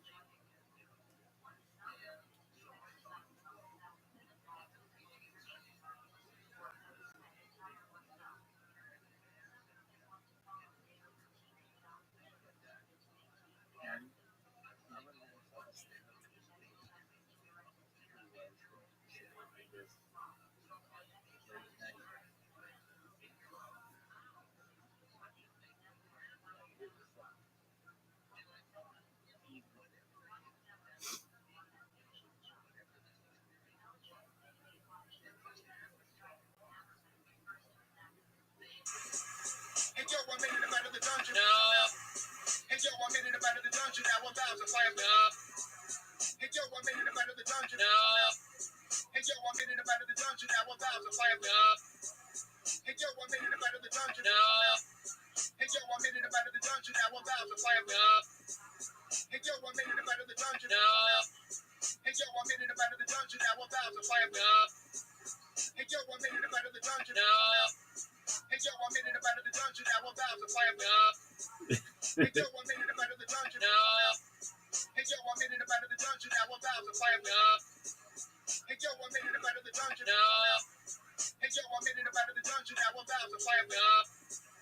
Hey yo, I made it up out of the dungeon. No. Hey yo, I made it up out of the dungeon. Now I'm about to fire. No. Hey yo, I made it up out of the dungeon. No. Hey yo, I made it up out of the dungeon. Now I'm about to fire. No. Hey yo, I made it up out of the dungeon. No. Hey yo, I made it up out of the dungeon. Now I'm about to fire. No. Hey yo, I made it up out of the dungeon. No. Hey yo, I made it up out of the dungeon. Now I'm about to fire. No. Hey yo, I made it up out of the dungeon. No. Hey yo, I made it up out of the dungeon. Now I'm about to fire. No. Hey yo, I made it up out of the dungeon. No. Hey yo, I made it up out of the dungeon. Now I'm about to fire. No. Hey yo, I made it up out of the Does this guy never make it?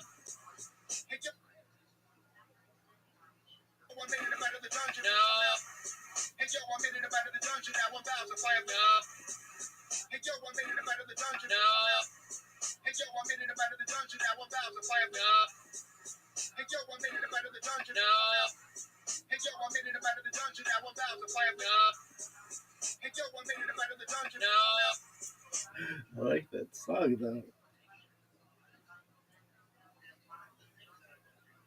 How's it going?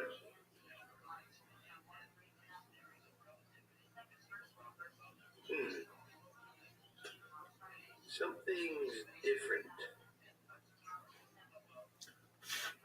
I don't know. How's it going? How's it going?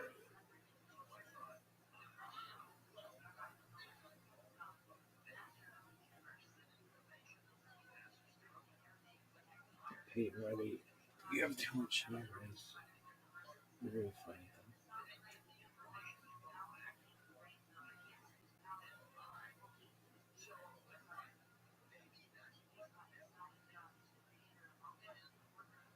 though. Oh, I want to watch that thing.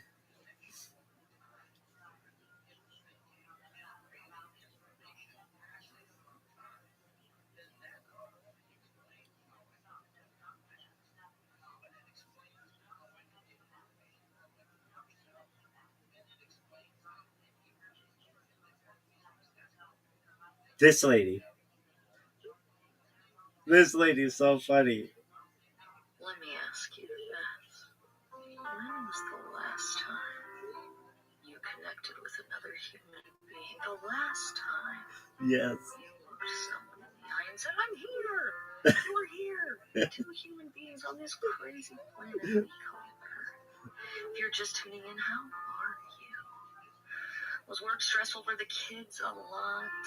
What are you battling today? I'm battling low potassium according to Quest Diagnostics, but I know aren't we all battling low potassium? Low potassium of love, the friendship of joy, of job. We all need to take the advice of my doctor and eat a banana.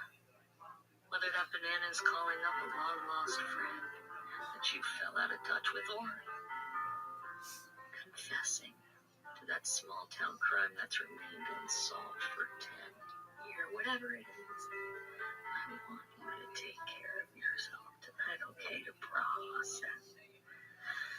Listen to your soul guided on that gentle river of your heart towards the person you care about most in this world, or your husband. That's right, I'm talking to all 1,000,001 of you. Tuning in from New York to New Mexico, from New Hampshire to North Dakota to... I want to give a couple shout-outs to some callers. To Nancy, your husband Dan called to say he loves you so much.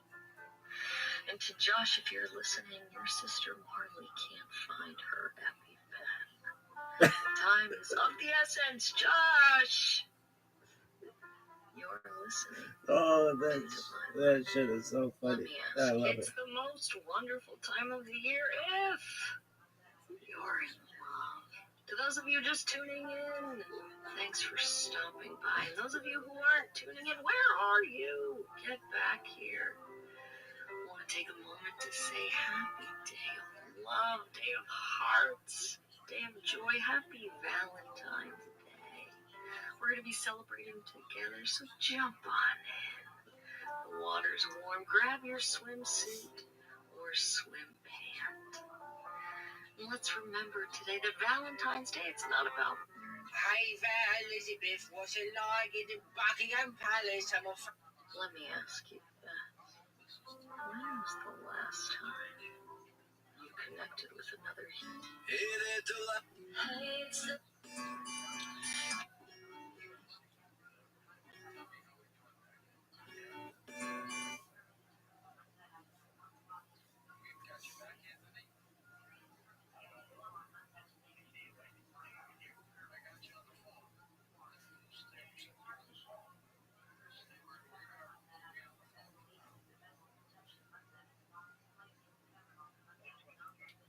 I should probably tell this story.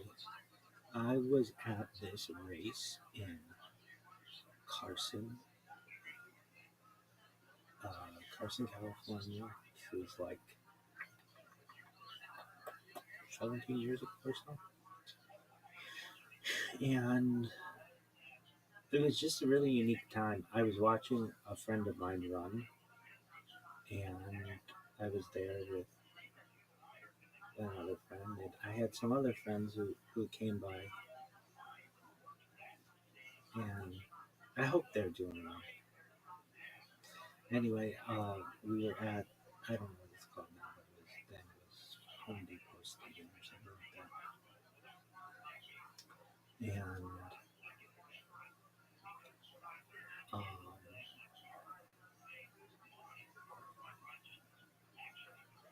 we were just like running races, or like track and field is not that big of a sport in the United States until the Olympics. And we were just watching the different heats or whatever. And all of a sudden, this guy walks in, and everybody's head turns. And I mean, I'm just like a casual sports fan of any kind. I love them all. But this guy was really special. And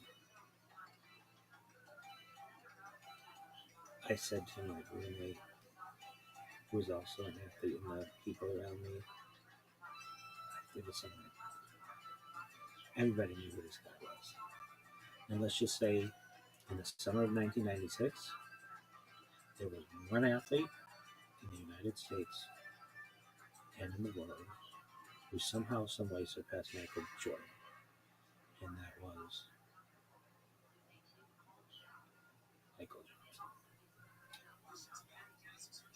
Johnson. And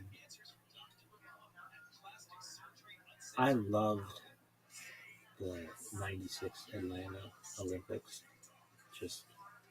I remember watching them at my grandparents' house, and the Olympics are really big in my family. And I couldn't believe it, that Michael Johnson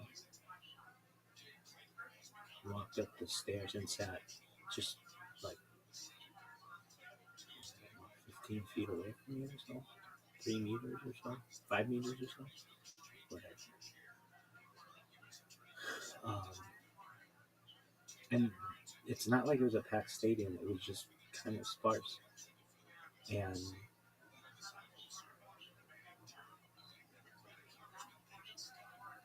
you know, like, my friends were all athletes and runners, and they're just like, you know, just let them be. Like, it's fine. And there have been times, I remember another time I was at the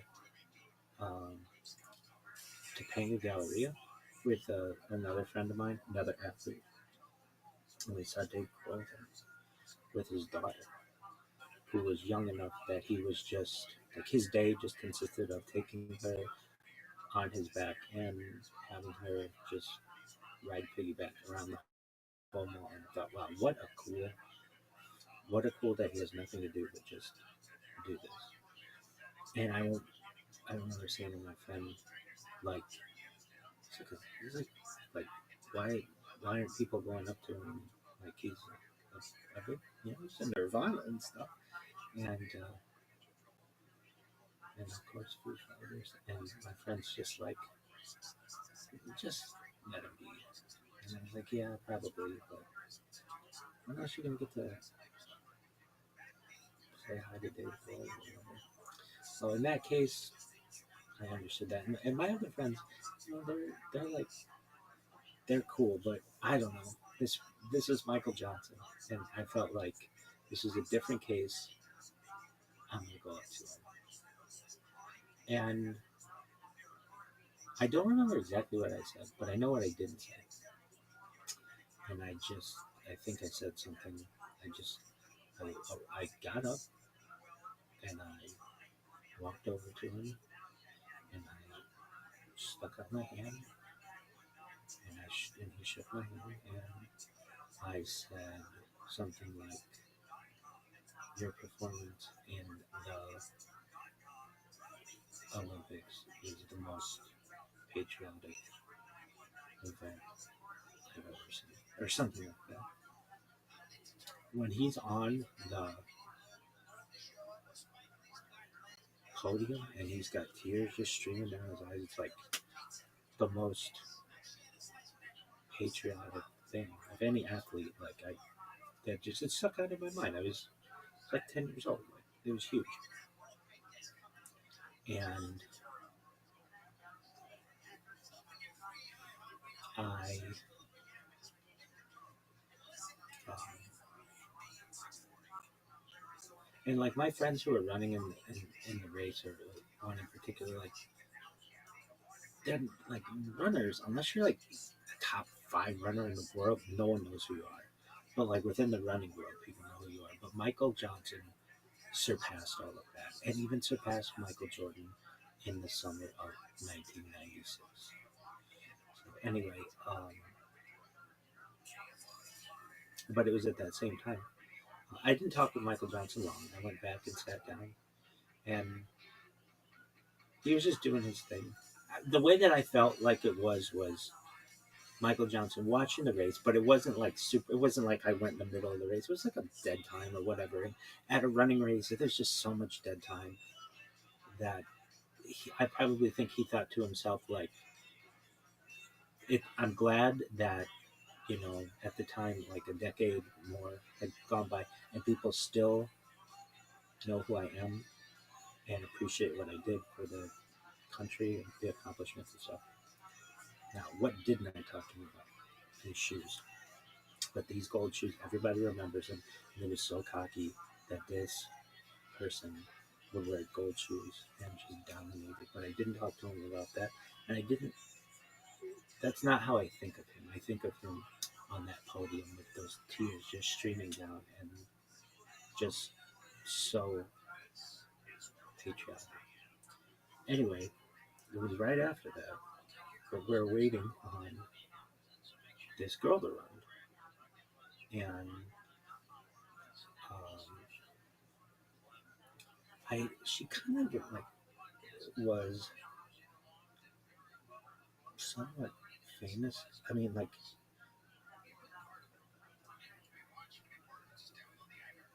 amongst my friends, because we didn't run, like we didn't open to run in the same circles, but sort of like people knew of some other people and stuff, and so what I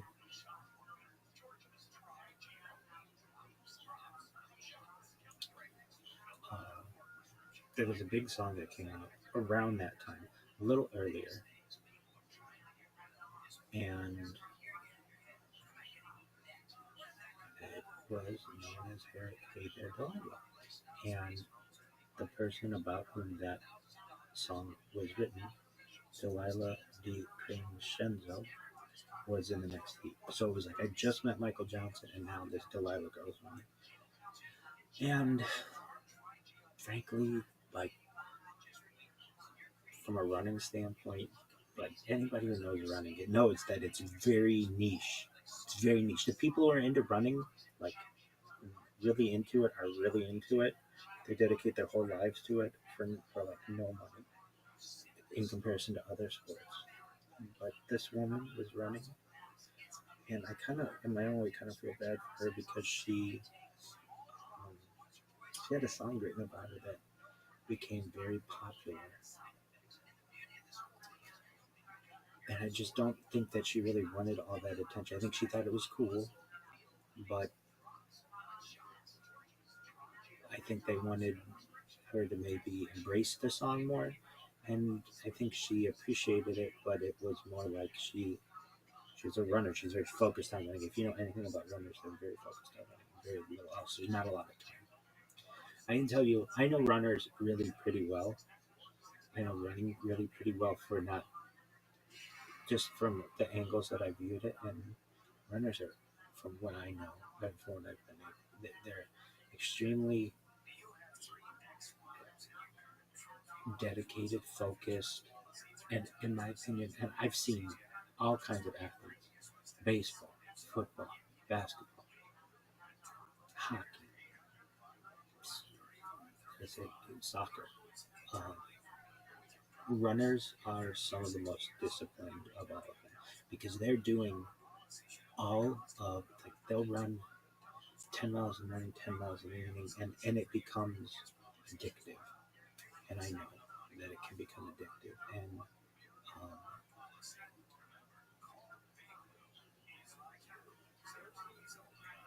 they're very smart. At least the ones I've known are very smart and very book savvy. But I think it's unique and just that, I'm sure. But you need some like dumb jocks kind of a deal. Runners, you have to be quite smart in a lot of ways. Um, and then there are some runners that I know who are like straight A students and amazing runners, and it's like, how are you so good at it? It's just their discipline. Anyway, so I met Michael Johnson, and then I saw Delilah run, and when my friend ran, and it was just like this interesting time that I think about that. It's just an interesting story where, like, I don't know, if my life was ever made into a movie, which technically it's being made into one right now on my streams, it would be like there was this event that happened in this place where there was a famous person, like a very famous person, a medium-sized famous person, and then, little old me, and we all kind of were just, and then like my friends, which were within the running world, some more famous than others, but some very accomplished runners. And I just think about this, that like there would be an event like where like you could look at this from like decades from now and be like, do you know what the same event? Okay, so what does it remind me of? It's not this, but kind of. Yo, dog, what's the thing about all the famous people who were in Austria in the 19 teens? There's like all these people were in Vienna at the same time, and they would all. So you had Hitler, Sigmund Freud, Trotsky, Joseph Stalin, Joseph Broz Tito, and Archduke Franz Ferdinand, all in the same place in 1913. And it was a cosmopolitan hub, and there was like a special coffee shop there. And it's like, if you were to look in 1913, were these people well known there? Not really at all. Some more than others, but they would end up changing the world, and I really feel like they would end up changing the world. Who knows? But I just thought it was interesting. Anyway, whenever I hear that name, this event kind of comes into my head. So, like, you could make a movie, and they should have, like, 1913 Cafe Central, and like all the people would be coming in there, and they would just go, "Do you know who was here?" And I think you could do the same thing. And multiple times in my life where I just had really interesting interactions with people.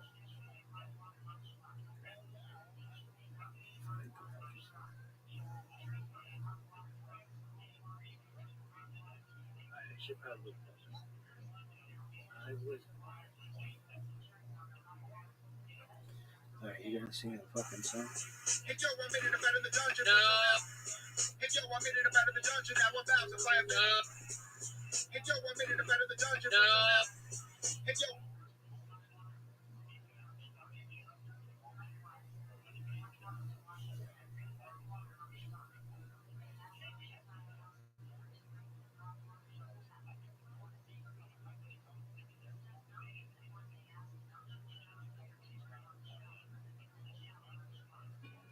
Hey there, Delilah.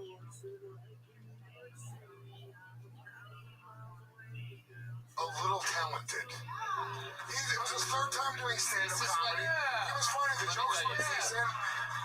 Dude, he's an interesting, fucking weird little guy. I want to be friends with you. Yeah, let him kill as many dogs as he wants. He's a good guy. I'll tell you what, man. You'll get a big joke book. It was a great appearance. Congratulations. There he goes. Longoria. The Kill Tony debut of Longoria. And now we are rewarded with one of our great regulars on this show, ladies and gentlemen. This guy's an absolute fucking sensation. The goddamn thriving, up-and-coming young superstar. Make some noise. This is a brand new minute from the great Cam Patterson.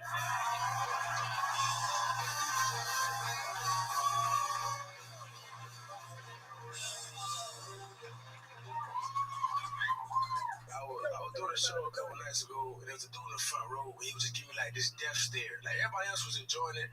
He was just like, nigga, what the fuck? But he was just like, nigga, I hate you. And like the whole time, he just wouldn't crack a smile. He told the end of my set, I was like, hey man, what do you do for work, bro? He was like, I'm a cop. And I was like, that's why you don't like me. That makes sense. That makes perfect sense. And then by my last joke, I finally got him to laugh. I finally got him to crack open and smile. And after that, I said, hey man, did you have a good time? So I really enjoyed it. I was like, you have a good enough time if you pulled me over at 3 o'clock in the morning. I was blackout drunk. I got 4 prostitutes in the backseat, 2 pounds of weed, a Glock with a switch on it. Would you let me go? He was like, you so funny, I let you go. I'm like, nigga, you was a terrible police officer. You supposed to shoot me, bitch. Repeat after me. I saw a gun. Boom, 59 seconds from Cam Patterson. Fuck yeah. Do it again. Hell yeah. That was one, huh? Yeah. We did it? Yeah. Got it. Yeah. Absolutely beautiful. 47 seconds with Cam Patterson, folks. You said 59, dickhead. It was 59. We got the clock right here. You guys all know Cam, international superstar Cam Patterson. Cam's fucking hilarious. What's going on this week? Anything crazy? Man, for the last 2 weeks, I was very sad. I thought I had herpes. It was just the ingrown hair, so I was good. But I was very nervous. I got tested. Just chlamydia again. We win it. Yeah. No, man, if you want to fuck me like that was a joke, I do not have chlamydia. White bitch. Look at me. No chlamydia. Clean dick. Oh my god, we should call him Clam Patterson. I think that was a crime when you just did it that way, actually. You shut the fuck up, like, man. Who the fuck quiet? In his defense, he did find the most blatant hoe in the audience and pointed right at her. That's a pretty You slut. catch chlamydia twice. There's no double chlamydia. She's looking at him like, motherfucker, you have no... I watched a crab jump onto another audience. You watch your boyfriend think about how big Cam's dick is? Oh, yeah. The poor guy's just like, oh, Look, he's no. sweating, yeah. Oh, no. Wait, that's your boyfriend? How did that day? Can't fuck my girl. Wait, I don't think that's the right beat. I love it. So how long did you go with the ingrown hair until you took the test? About 2 weeks, nigga. Oh, yeah, that's scary. About 2 Right weeks. after he cornrowed it.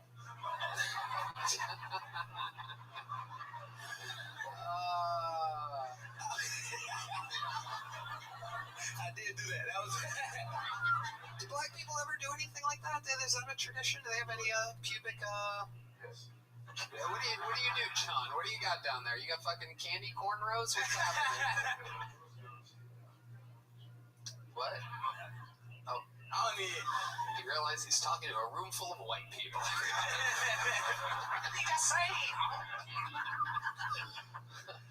I love it. Cam, when you thought you had this scare, did you stay away from pussy or? I ain't fuck nobody. I was being very good. It was whole. Yeah, you know what I'm saying? I ain't fuck nobody. The better guy than Hank. All philanthropists. When we was in Vancouver, it was like 2 hoes that were like, I want to fuck you, and I was like, I don't think you should. I don't think it's a good idea for your health right now. And I thought about it deeply. I should have did it, thinking back. Yeah. Nothing was wrong. Yeah, it's true. Just some fucking. Just miss out on some pussy, man. I love it. Pain. That's what that is. See my face? Pain. Did you get the hair out? Did you pop it and like it had a little baby hair thing that was all twirled So up? like a messed up. Did you get the hair when you pulled it out? Yeah, it was fucking weak. I smell it, Red Yeah, Man? you always smell it. Red Band smells everything. Did you also eat it, Red Man? No. I fold it and look at it. It's cool. I get a lot of ingrown hair, so I'm hairy. Disgusting. Wow, this is another episode of Disgusting Red Band with Disgusting Red Band. Brought to you by Disgusting Red Band and only enjoyed by Disgusting Red Band. And we're back to Kill Tony. I love it. Cam, what else is going on? Anything else we need to know about? Oh, I got these two. I called them my two girlfriends, but they just two sluts. I knew. Sluts. Yeah, sluts. Ooh, damn. That's Yeah. I like how I say it, man. Sluts. Yeah. Try it. You said it. Jeff, say sluts. Sluts. Yeah, go. That sounded Jewish. Boy, hey, I call you sluts. That's straight. Some real giver-uppers. Just putting it out there. I saw the coin purse. We're just gonna schloss around here. This is Schlutzberg, and this is Schlutzstein. It makes sense because he did have to come through a tunnel to get here. So. Absolutely. That was beautiful. An underground railroad, if you will. Anything else for Cam, guys? Killing it, thriving, headlining, major tours, out on the road with me. We're having so much fun. How about one more time for the great Cam Patterson, everybody? Great minute every week, great interview every week, and the fun. Back to the bucket we go. You guys hanging in there? Make some noise for your next bucket pull. We're going to meet them all together. It's Matt Hart, everybody. Matt Hart is next.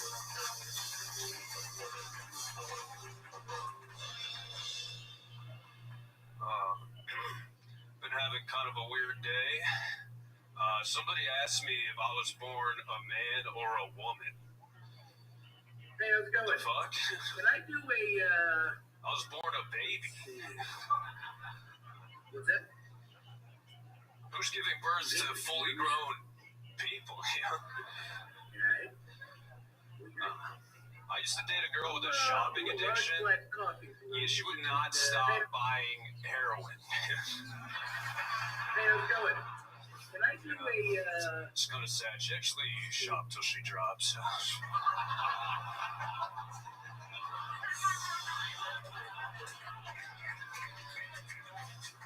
don't know why I did that. I'm Jewish. I actually got made fun of for being Jewish when I was a kid. People would throw a penny on the ground, and they'd be like, "Are you gonna pick that up, Jew?" And I picked it up. We're here. But it's not because I'm Jewish. It's because if you take that penny and invest it, then over time with compound interest, It's not stressful for the kids. pretty good financial decision. There you go, Matt Hart. Welcome to the show, Matt. Thank you. Like you've done this a couple times. How long have you been doing stand-up? About 5 years. 5 years. Where at? I started in upstate New York, and I moved here like 2 years ago. We all need to Okay, I love it. You moved to Austin 2 years ago. Yes, yeah. Hell yeah. Where you been this whole time? Whether Have you that's signed up for the show before?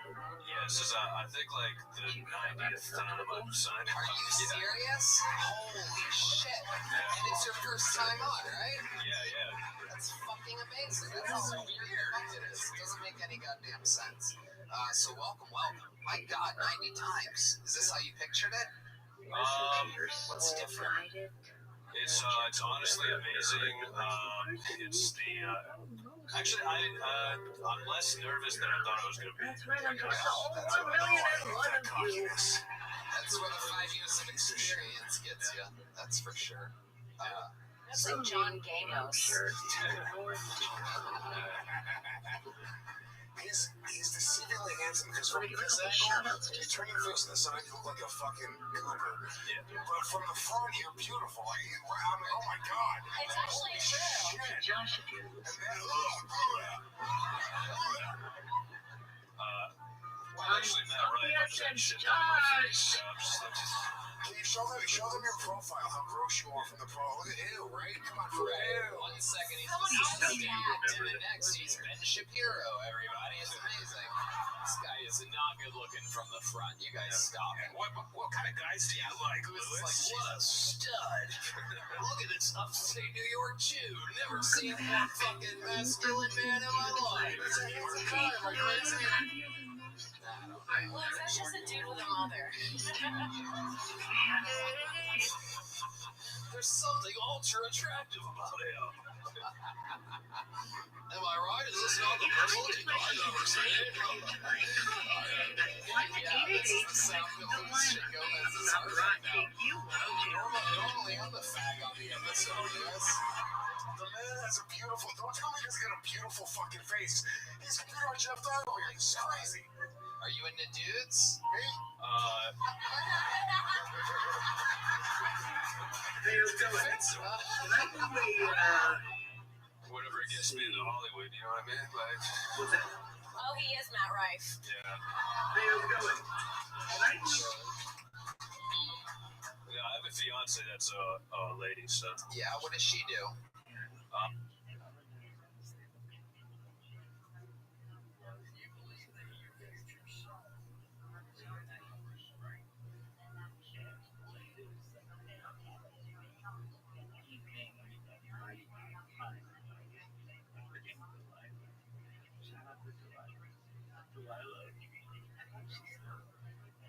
She used to be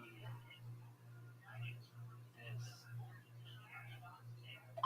pillar of easy listening radio stations where she would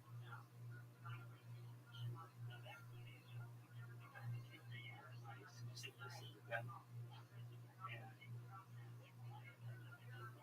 I remember funny thing was stand-up comedian that I saw that do impression of her voice. It's just all this like love. And as I was thinking about that, I was like, man,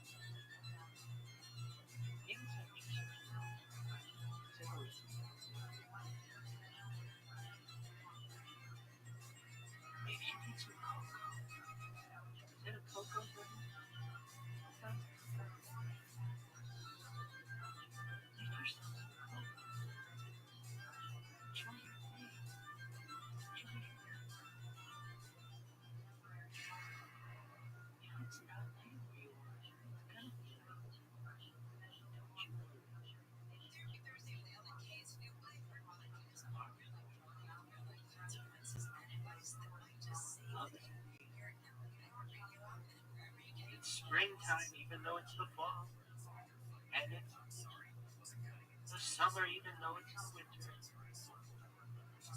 Night is the day, night is the beginning of some things or the end of others. And just know that someone else there loves you. She's either with you now or making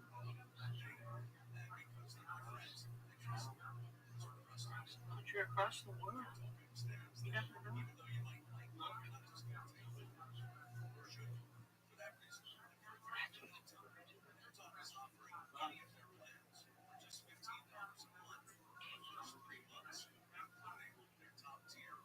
For those of you who have never been, you should.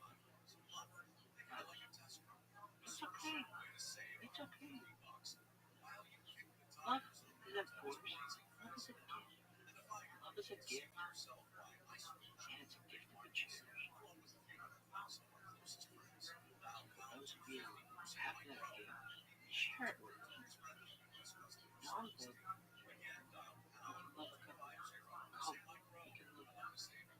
You can love your children. You can love a lover. You can love yourself. That's what's important. Love yourself. So anyway, she gives this like pep talk to, I think it was pretty specifically women, but there would be some guys who would call in and be like, yeah, I want to dedicate this song. This woman I met on the subway, I don't even know her name, if the language would have to tell me. Well, she was just the most beautiful woman I've ever seen, and I really appreciated it. You could play this. This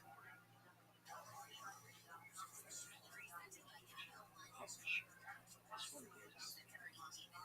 The woman on the train. The man in the park. Like the way that she spoke was just like, oh, it was just this really peaceful, easy way. I saw this stand-up comedian. It wasn't someone doing stand-up, but it was just like someone on social media or something. But there's just a woman who does an impression of that, and as I was calling this thing, I'm like, that is so funny. I love women, period. I love impressions, and I love women who do impressions. And when they can't make it stuff, I mean, I was like trying to fall asleep. I'm like,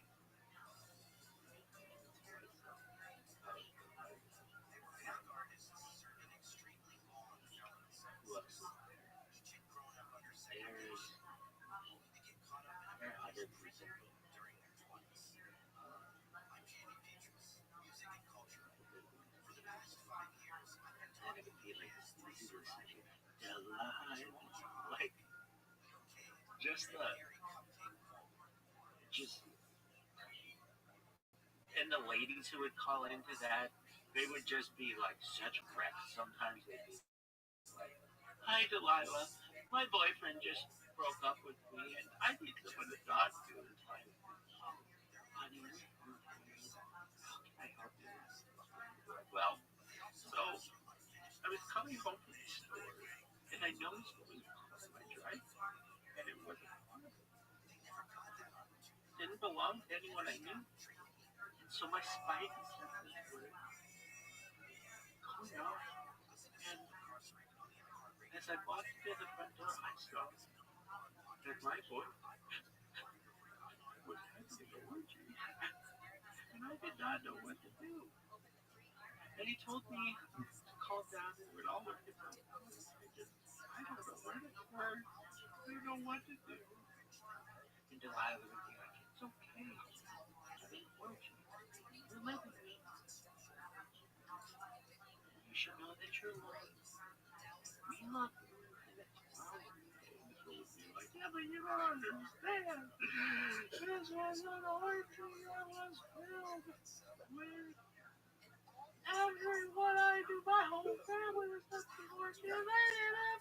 Like, it was just like the wildest stories, and it'd be like, Delilah would just be like, it's okay. I know that you weren't invited to your family. That your boyfriend could have sent you an invitation. You should know this is, in its own way, an opportunity to do that for you. Your family, other people, just the wildest story. And Delilah would just be like very calm, like no matter what it was. I want my period. We're all bleeding something. What's going on? Talk to us. We want to hear from you. Oh my God! It looked like somebody tortured a small animal in my bathroom.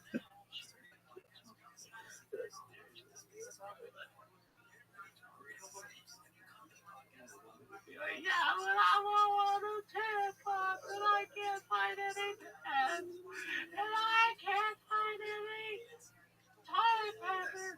I'm using newspaper to fuck myself. Just the calmest way, like some lady who just be like, yeah, I think I'm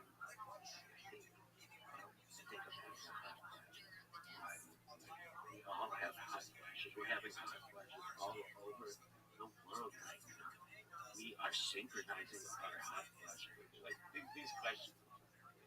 Anyway, this isn't a story.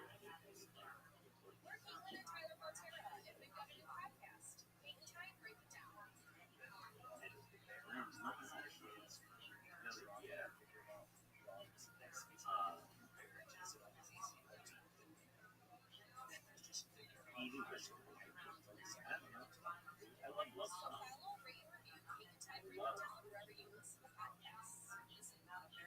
Just the people who tell me. I didn't listen to this that much. It would just be like on the radio. And then there's Ellen Kay. The big one. I used to talk to girls about Delilah.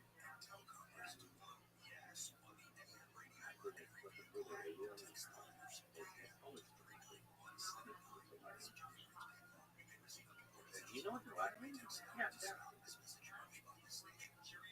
6 radio stations. I know what they all are. Yeah. You listen to them. You're like,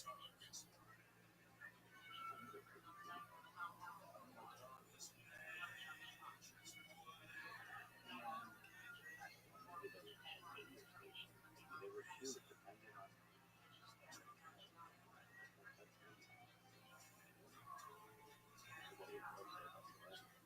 Delilah was good. Not many of them.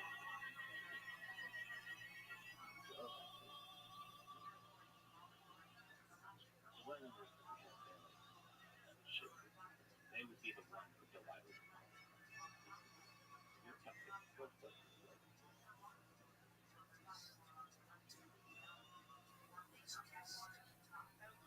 Hey, how's it going? Hey, how's it going?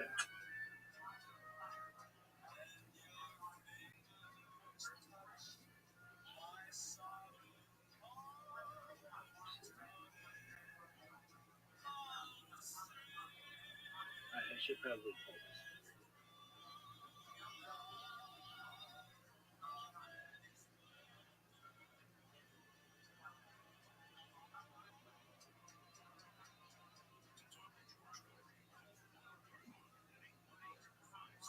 She is just a breadwinner. Yeah, she's a therapist, so yeah, it's pretty much Okay. makes most of the money. What do you do? I'm a bartender right now, so. Wow. On 6th Street?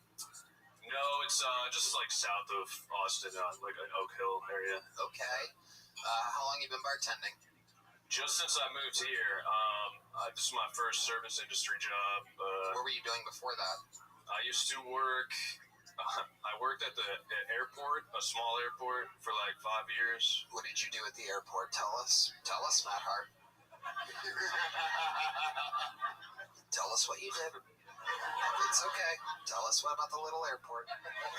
Little tiny airport. It was the tiniest airport you've ever seen. In fact, it wasn't even for full-size airplanes. It was actually for remote control airplanes. And all they had to drink there was 24 packs of Dr. Peppers. It was the littlest airport you've ever seen. It was for mostly paper airplanes, actually. Oops, I stepped on one of my toys. I'm going to tell you about that hurt. All right, here it is. Tony is out-alphaing you right now. You look like a bitch. What? I out-alphaed you 5 minutes ago, you faggot. Don't you remember? How did you forget that? It just happened. You're overcompensating for it. You don't even realize it. Oh, you're gay now. I like you. Now you're gay. Okay, tell us about the little tiny airport. All right. Oops, I stepped on it again. I mean, you pretty much nailed it, but it's like, yeah, just small airport, Albany. Just tiny as could be. Smallest. My goodness. Yeah. I feel like it's big for you, though. Yeah. I'll tell you, all the pilots had a hard time finding the airport. Because from up there in the sky, it was so tiny. It was even tinier from when you're way up in the sky. I don't even have any help when I go in there. It's like, what am I going to do all alone in this airport? Well, maybe if I had a friend, I could go to the airport alone. Maybe I could sign up for Kill Tony. 90 times. But I swear to God, if I don't get picked on that 91st time, I'm out of there for good. I'm going to go back to the tiny airport and make something out of myself. They always said they wanted me back there anyway. I'm going to give it 90 chances till I head back to the world's tiniest little airport that you've ever seen. Don't let him get into your head. You're fucking hot, dude. You're hot.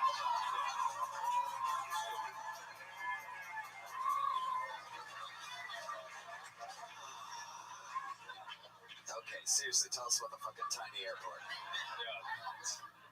So yeah, well, as I said, you guys might know this. It was small, and it was basically. I did have a free job at the airport. That's how small it was. 1 second, I'm out there. I'm 1 second, I'm guiding in the planes, these tiny little airplanes. And then when they arrive, I help them with their luggage. And I ask, do you want anything? Do you need anything? Do you have a car service coming? Would you like me to order an Uber for you? Welcome to the world's tiniest airport. I used to have to duck down when I would go inside because it was made for tiny people doing tiny things. Carry-ons only, this airport. Oh boy, hope you didn't check any luggage. Oh, because if you did, I'm going to help you with that. Okay, I'm really... There's a line of what's it like in New York City, where I thought miles of you look so pretty, yes you do. I'm sorry, that is you. And that's true. Hey there, below, you learn about the distance, and I did not leave it to be honest. I'm not listening to a drive. If you're going close, it's not the sky. I'm by your side. Oh, what you do to me. Knows what you do to me. Knows what you do to me. Knows what you do to me. What you do to me. Make some noise. 60 seconds Hey, uninterrupted. there's a Going to show that boy everybody. Here we go. Shelby, evil is everywhere. Make some noise for Shelby, everybody.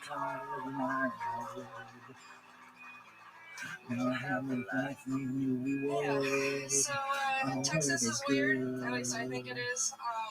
Hey, Because the there's other day, I was so much more at to work say. and I hear someone around the corner walking in heels, and I'm imagining this tall, beautiful, successful businesswoman, and instead this short, stocky man with a cowboy hat rounds the corner. Really really threw me off. But I have a couple of jokes for you about tortoises. So my tortoise is like a piano. This is a rapid battle. It'll kill you if it falls 50 feet under your head.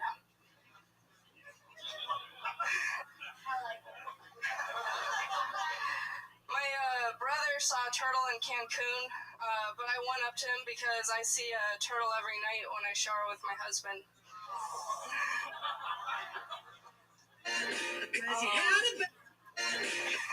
And honestly, I expected these jokes to last a little longer, so that's all I had for you. Fuck yeah, Shelby Boyd. Welcome. Hello. How recently did you escape from a mental hospital? Was it hours ago, or? Pretty recently, yeah. How's it going, Shelby? How long have you been on stand-up?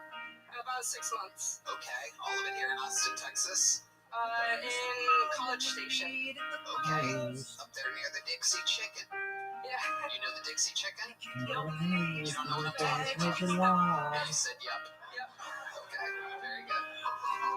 Doing good times for me today. Never gonna get it on the way. You don't care enough.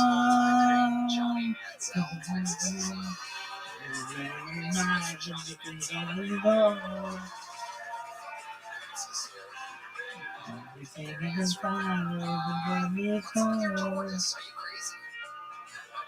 Do you have a tortoise? Little pieces every time.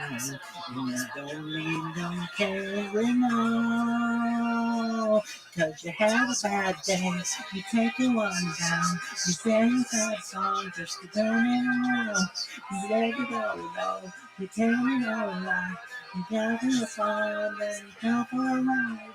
You have a bad day, you can't go live.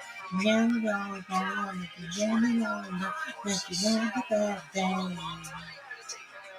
You have a bad day.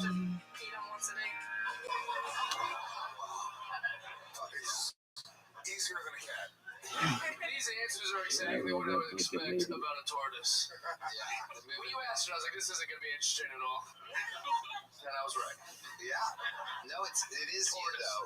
You love your tortoise? I do. Hell yeah, there you go. Don't fucking disrespect I'm this sorry. tortoise. She's obviously, I bet. I have a thing with female comedians. Shelby, what do you do for a living? I'm a marine biologist. You're what? What? A marine biologist. You're a marine? Yes. Marine? Yes. Biologist. Yes.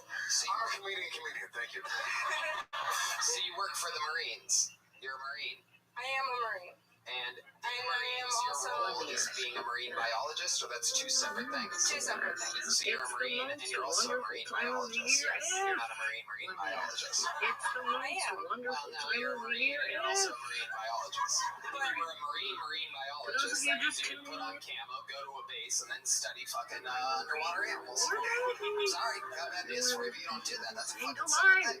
So you're a Marine, and you're also, in addition to being a Marine, you are also a marine biologist. It's two of my careers. Okay. Shelby, what do you do for fun? You seem like the kind of girl who likes to crack a good can of Mountain Dews. There's a whole world out there. Say yes and open your eyes. I like to hang out with my tortoise, you know? What Just else? the other day, Tell I us more about watched you, a Shelby. stranger have a seizure. I'm actually a pretty boring person. I just, No way. yeah. She tells us story, the tortoise is like, please, I only have 300 more years. The tortoise is like, fuck out of here. You were I wish your brother would have starved me. Yeah, hi. I'm just calling to confirm my appointment. Did you pay the hi, can I do a Sauvignon Blanc? Hey, can I do another Sauvignon Blanc? Hey, can I do another Sauvignon Blanc? Hey, vodka soda, please. Hey, can I do another Sauvignon Blanc? And then a Jack on the Rocks for my husband? Yeah, can I do Sauvignon Blanc? Hi, have you seen my husband? Oh my god, did you see the first dance? It was so cute. It was I Hope You Dance by Van Womack.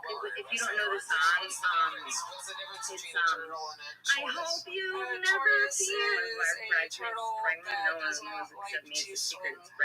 Hi, can I have a Sauvignon Blanc? I don't have cash. Can I tip you guys on your Venmo? I know I was standing here with a friend. The Venmo is just solely an individual donation. Go ahead. What do you want? Oh, it's me. I ordered. Never let them take your. What would we be surprised to know about you, Shelby? You seem like you have some deep, dark secrets. One, please.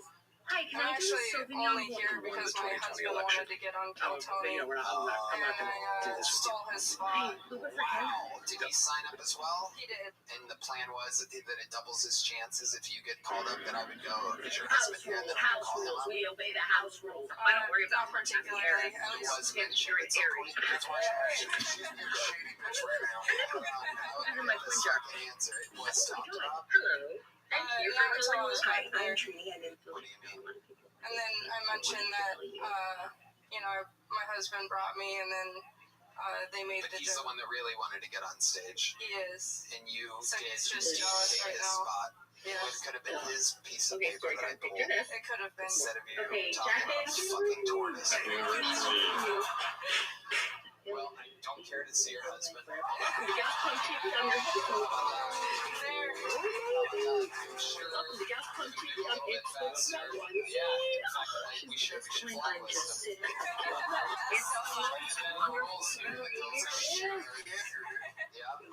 Yeah. He can tour anywhere else, but he can't tour this. You know what I'm saying? Stupid. So stupid. So stupid. It took me 10 minutes to come up with that. It's like, all right, there she goes. Get out of here, Shelby boy.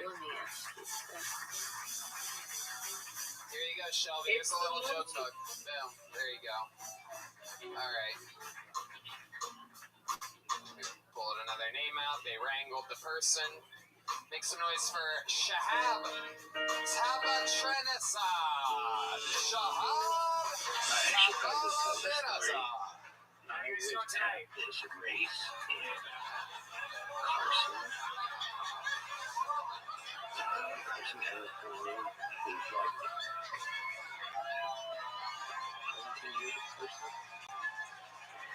And it was just a really unique time. I was watching a friend of mine run. Oh, these lights are bright. Pull together. Okay.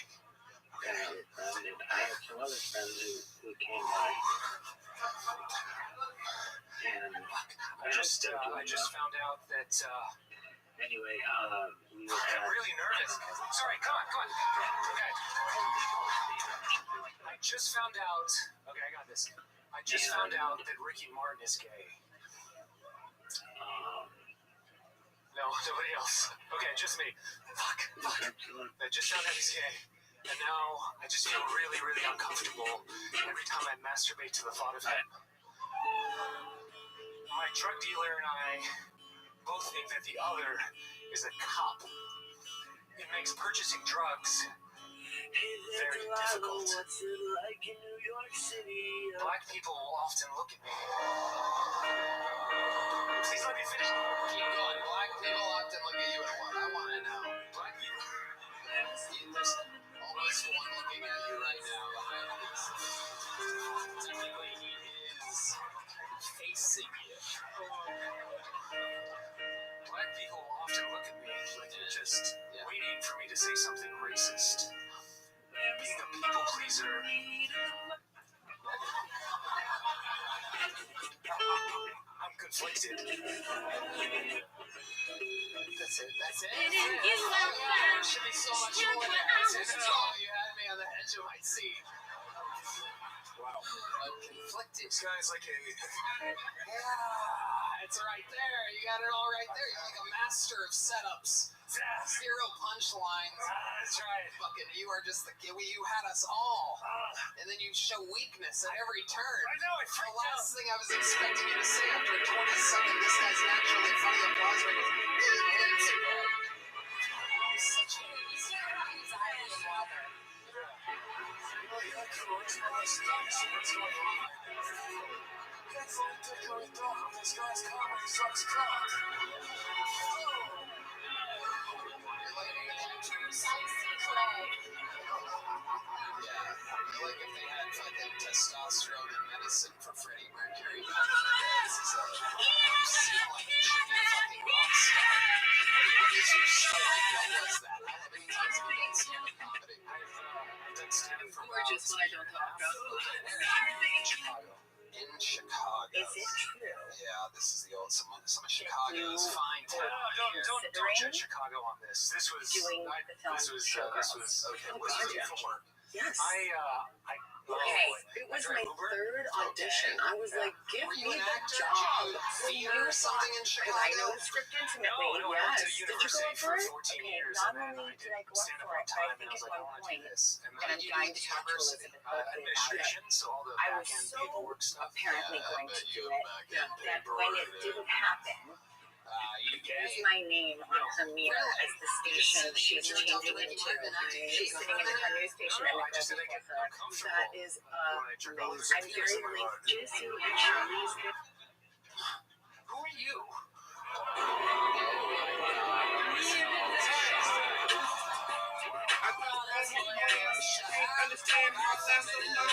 What are you? What is this?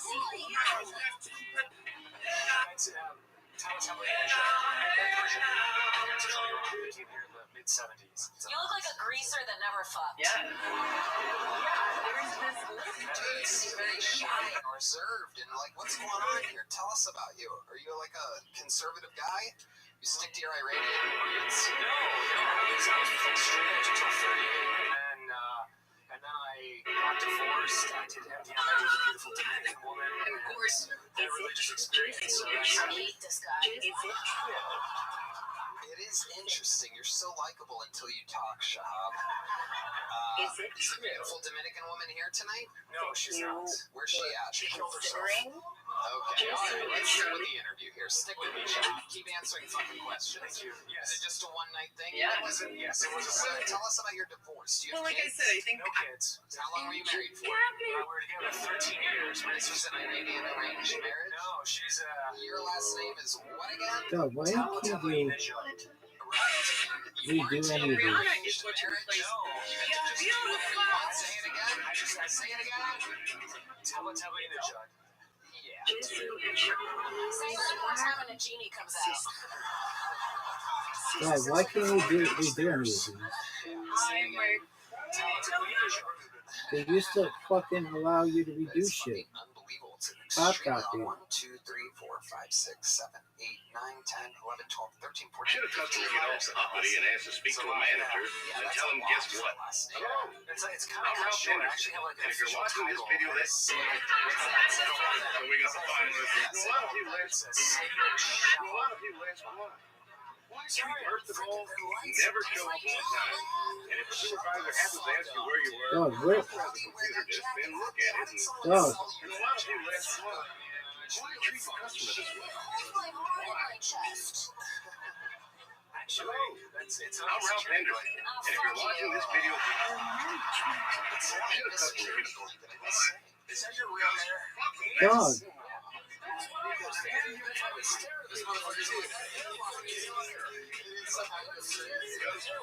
That's why. God, are you fucking serious?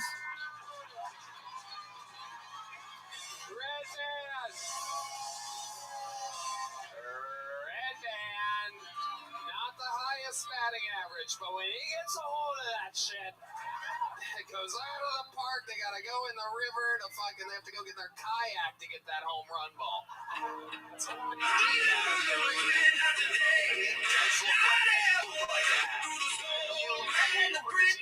Amazon Prime. Good job, Red Band. Hell yeah. Fucking 2-day delivery. Look at this guy. My goodness. So, did I ask you what you do for work? Uber driver? That's the whole fucking answer? You're like a creepy Uber driver? So I'm actually, I'm not a creep, but I think I'm a very good. what kind of car do you have? I have a Prius. You wear that jacket God. driving that car? Oh no. The Prozac of cars. Oh my goodness. Get in. You didn't hear it start. You just make the noises with your mouth. You ready to ride? Oh, welcome to my Uber. God, I'm so nervous. I'm driving you today. Ooh, I'm not really good at I hope this. we make it to your destination, but if we don't, I'm Ooh, just the gonna go you. headlights coming at us are very bright. Oh no, is that a stoplight? Is that a stoplight ahead? I'll tell you what, people often think I'm gonna say something racist. Did they get rid of that feature? I get you, and I get the jacket. I don't know how you fucking decided to wear the jacket.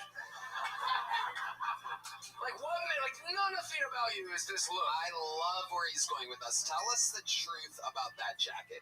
What made you get it? Where were you? When did it happen? It looks like its first fucking night out or something like that. It looks like it belongs to John Benet Ramsey. All right. I'm talking to fucking Edward Scissorhands over here. So after being made a real man again. So I got her what's a cookie.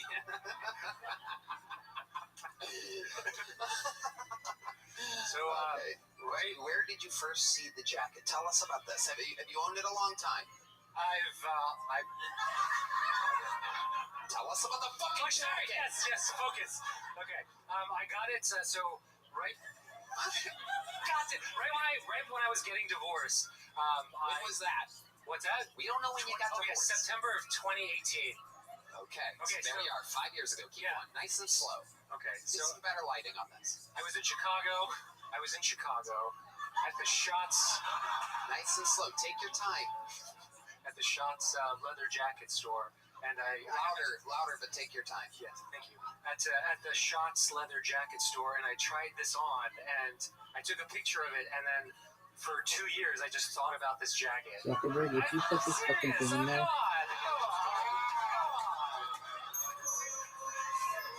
So, hold on. Pause for applause. You got this. Doing what the guy in the jacket should have done all along. Finally, we got you there. We're slowing you down. Breathe a little bit in through your nose. No, not. Just breathe in and out through your nose. Okay. Deeply, though. Thank you, Tony. So you thought about it every day for 2 years. And then what happened? So what I realized about myself was whenever I go to a what's the thrift store, I absolute look for a leather jacket, and I ended up buying multiple shitty versions of this one. And I thought it was Dude, get this shit. How many you think you were chasing that dragon? How many do you think you bought? 2 or 3. And then finally I realized, Where the fuck is the remix button? shitty version. Do you remember where you were when you had that thought, that moment? I was in Chicago. Yeah. Still in Chicago. Sorry, yeah. Where did I have that? The entire city. I became a cloud that day, and I overtook the entire city of Chicago. And So while that's where that being that fucking cloud, bullshit I realized, get what you want. Keep going. So I think I was probably in my apartment because I spent the 2 years of the pandemic alone in my apartment doing a lot of psychedelics. We know. A lot of psychedelics. Right. Okay. Did you used to have a crazy job or something? I worked at a university. So that's right. Yeah. And you were like by the book and all this stuff, and then you fucking did MDMA with a Dominican chick, divorced your wife, fucking went out on your own. You're like, I'm gonna fucking make it. I'm Iranian as fuck. I'm gonna be an Uber driver. Yeah, well. You're like, I'm gonna fulfill what an Iranian should truly be doing. With the last name if I got you as an Uber driver, I'm like, guys, it's okay. Our ride's on the way. It's Shahab, Please be that one. Yeah. The third, no big deal. We have nothing to worry about. Sure, it's gonna be a super safe ride, and then a fucking Prius rolls up. You're like, get in. Okay, tell us about the jacket. Let's go back. Okay, so thought about it. You realize I can get what I want. How long after that? How long did it take you after you had that epiphany to buy the Shots leather jacket that you talk about every day for 2 years? It was 2 full years, and then you realized you should get it. Then you got it. Yeah, I got it. How much was it? It was like $900. Okay. she bleed so long? painful. And so I'm glad that she's getting her praise. No. Well, that's a lot. That's a lot. Don't be a fucking dick. And so I'm glad that she's getting her praise and her flowers. Is it true? It's shameful. And so Almost forgot he was Puerto Rican for a second. That's a lot. Okay, so how did you feel when you went back to Shots? You tried it on again, didn't you? Before you bought it. You know, they had the Shots Chicago store closed. Oh, there's a huge twist here. So Fuck yeah, it was, and I'm pissed off that I didn't get the role. Yeah, you had to take a chance, didn't you? No, because I did like a photo shoot with the jacket, and I specifically took pictures of the size. It's like a 38 long. I got really long arms. The whole time, John Bonet is decomposing. Pineapple to the stomach. Okay, look at you now, just using a bomber jacket when it was meant for all along. Is it a bomber jacket? Is that what that is? A bomber jacket? No, it's not even a bomber. A bomber is one of the inflatable ones. Yeah, I fucked it up. It's still okay. It still counts. Oh yeah, that's good. That's good. All right. Tell us something else crazy that we'd be shocked to know about you. This interview has gone on way too long, but I feel like there's more there. In the last 60 days, I've done 7 nights of ayahuasca. Oh, that answers a lot. How long have you been signing up for the show? I think this is my 5th or 6th time. I've been traveling back and forth from here to Chicago. I don't really live anywhere right now. I'm a bit nomadic, so just kind of. You live in your Prius? I do. Wow, that's a really cool way to say homeless, dude. He lives at work. All right. When you love what you do. That is so interesting. Do you love what you do? I really like talking to strangers, and my favorite thing is like, is the creepiest thing I've ever heard in my entire life. Also, you were terrified to do it. Listen, I love talking to children and literally strangers, just trying to get them to come to my van. Fuck yeah, wasn't I'm pissed off that I didn't get the role. Really? Oh my goodness, Shahab. How old are you? I am 43. it's shameful. Wow, And so you look a day over I'm 62. glad That's that she's getting her praise and her flowers. How long have you been doing it again? So I did it one time, and then I quit my job June of 22. I started doing stand-up. There you go. There's a little chick. You see, I chose to be happy. You and I, you and I.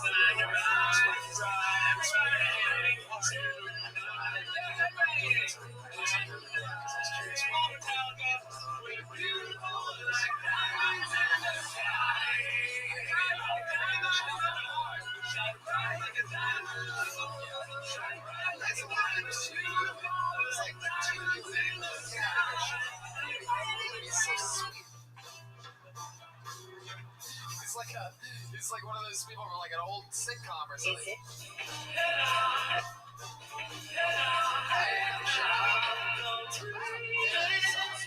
Alright, make some noise for Anthony Monet, perhaps. Anthony Monet. Is it true? 60 seconds uninterrupted for Anthony. Considering doing the So, recently I started doing the keto diet. Yes. Okay, it was my 3rd audition. I was like, give me the job. Oh, but I tell you what, if you guys want to feel alienated and get some dirty fucking looks, then you should come out to your Italian family as being keto. I had one uncle tell me that he wished I came out of the closet for real instead. He goes, suck all the dicks you want, dude. But you're giving up bread? That fucking hurt, man, I'll tell you. But yeah, it's awful, I tell you. Like, honestly, you guys gotta see the disgraced looks on their faces as I just desecrate the top of a slice of pizza. They treat me like I'm a fucking disgrace, you know? Like, they treat me like we're a Muslim family, and I'm the only member of the family who eats pork exclusively. They treat me like we're an Indian family, and I'm the only member of the family who didn't become a doctor or an IT guy. Am I saying that right, Monet? Yep. Mo. Hell yeah. Yes, Welcome, sir. Anthony Moan. How long you been on stand-up? 2 years. Where at? Upstate New York. Oh, well. Yeah. An ongoing theme in tonight's episode. Where, Rochester? Towards the East Coast, like near Albany. Okay. Yeah. It's rough out there. The worst. Yeah, it's one of those places there's not a lot to say. You know, it's You've lived there your whole life? yeah, well, closer to Saratoga, but Albany's like the closest. Yeah. How old are you? 33. 33. Yes. You have all your old buddies from high school and everything. Yeah, I mean, my high school was like one of those like extra white high schools. You know what I'm saying? Yeah, no, upstate New York. We definitely know. Unfortunately, buddy. Okay. It's a fucking terrible job. 2093. Where do you live now? I just moved Like out you. 6 months ago. Okay, how do you like I that? heard I you like and it, me man. gonna I'm be from the getting suburbs down now, so it's like a little bit more on like the a space kind of bed. thing that I'm used to seeing. So We it's been- gonna it's been get cool. married It's like in weird, June. fucking just random We gonna be use stuff. getting down Where do you live? You live in out in the moon. Freeway? And that time, on the ship, you can fly and find a way to live in the space. Say, What's something you'd funky be surprised face. to know about you? I got arrested for the first time since I Me, moved here. man. What happened? I had a fucking weed vape, man. What? What do you mean you got arrested for a weed vape? So, I mean, I'm not trying to compare New York to Texas because people get all mad when you do that. But just because I'm used to being in New York, I just Don't get mad. You shouldn't say that. This guy's so funny.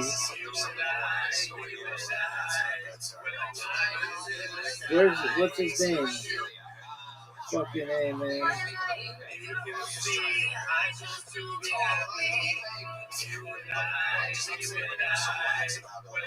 What's his name? Something on the street. Something on the street. He's flipping out. He's like, he knows my name. Really, yeah, look at that guy on the street. On the street. Did you get pulled over? Yes, sir. Or were you on the street? I got pulled over. What the fuck is this guy's name? Interview. Fuck. I wish I was fucking high. The arrest would make more sense. Like I was fucking stone sober. He doesn't was punch taking, like, a recreation. I thought he was and I was just terrible. honest. I said it was weed. But I knew I was fucked because the cop was like real Texas, like small town Texas. And he, yeah, right? And he goes, he literally He looked at D Madness on I told you, hey, when you get pulled over, What the my fuck friend? is that guy's name? Anyway. but at one He's just like, what? I know you ain't talking to me. He went to Northwestern. Is that how he lost his eyes? Wait, you don't lose your eyes, Kim. That's not how Oh, there he is. she took the, you know, Sir, for $1, name a celebrity. Billy You on need the to street. go. Scream it. Scream it. Yes, take it. Take, sir, for $1. Name a celebrity you hate. Go. Scream it.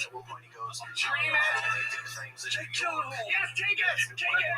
The maniac who brought you clips like this was once an actual human child who looked like this. Italian blood. Everyone's that hilarious series who looks like this.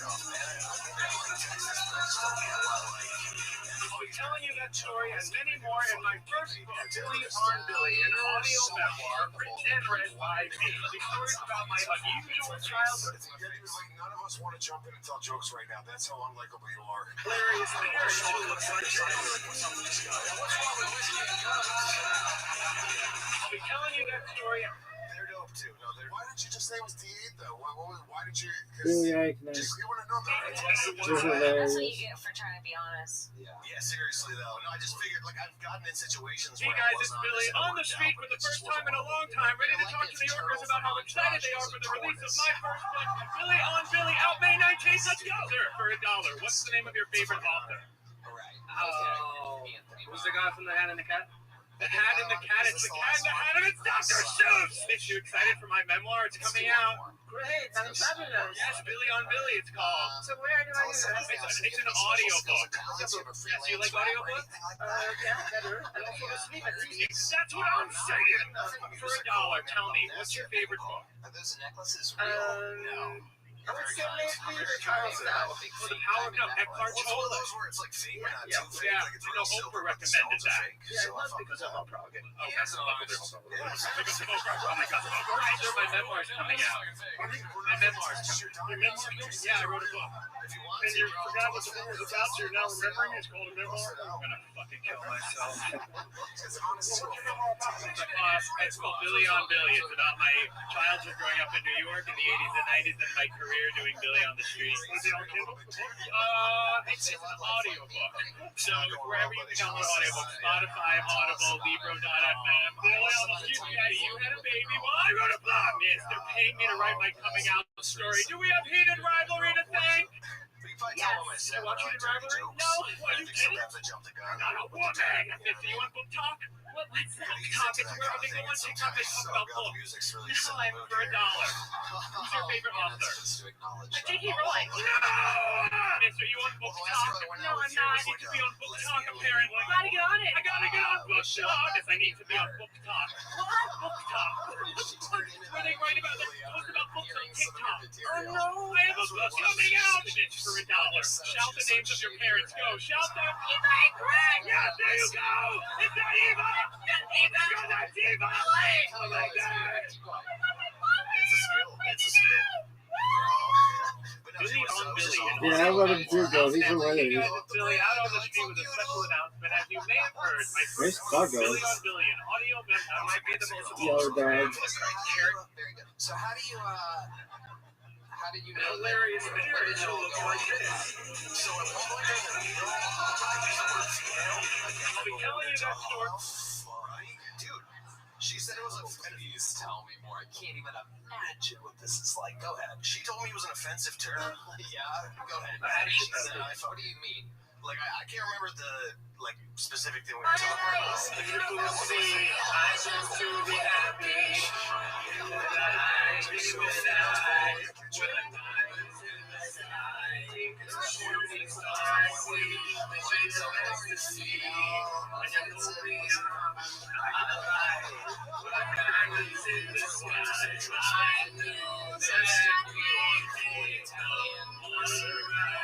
She was like real sweet too.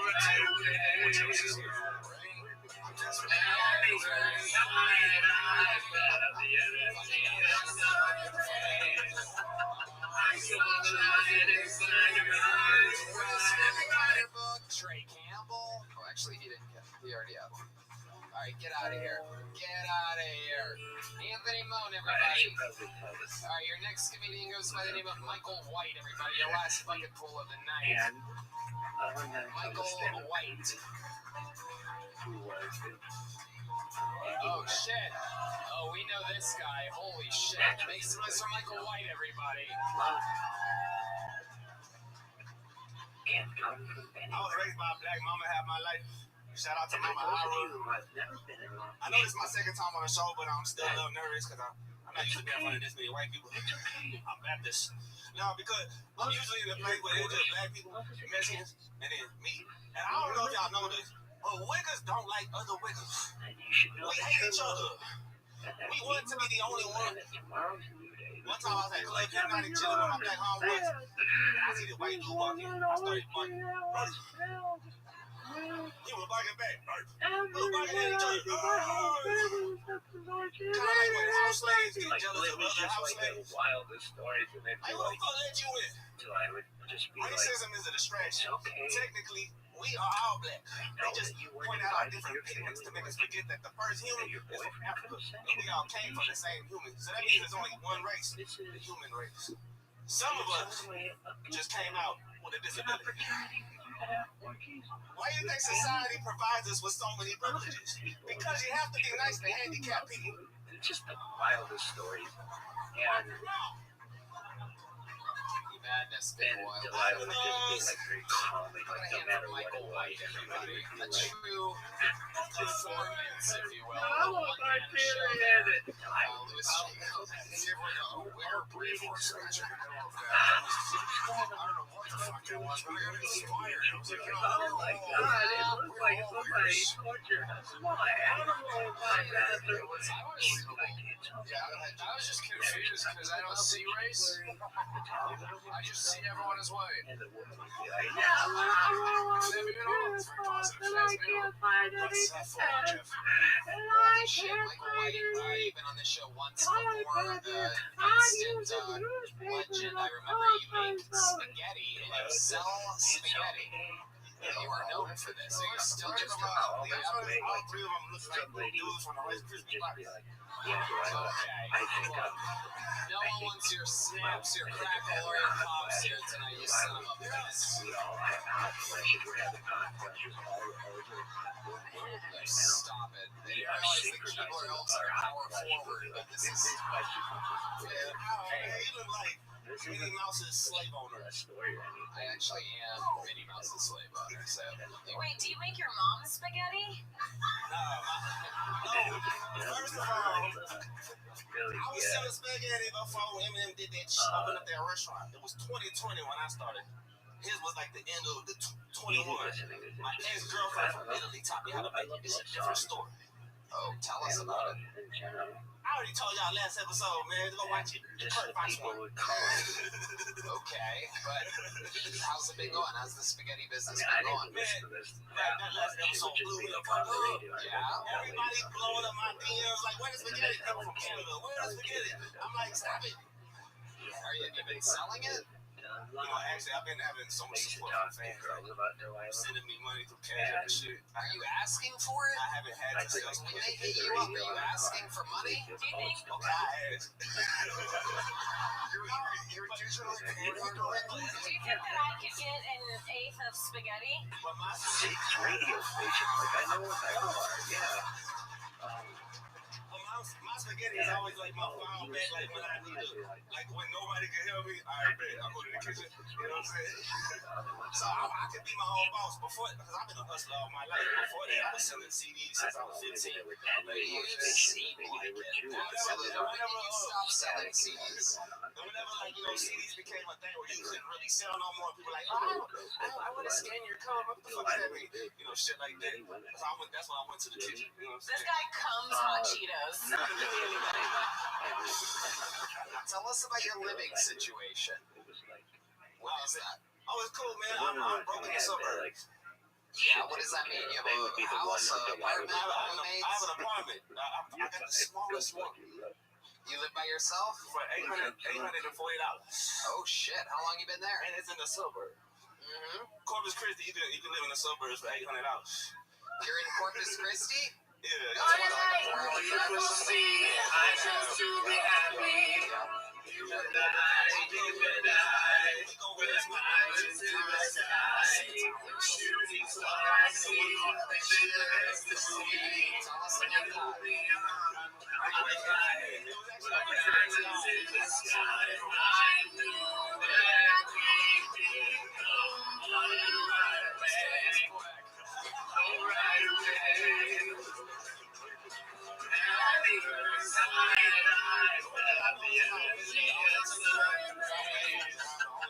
I saw the light inside your eyes.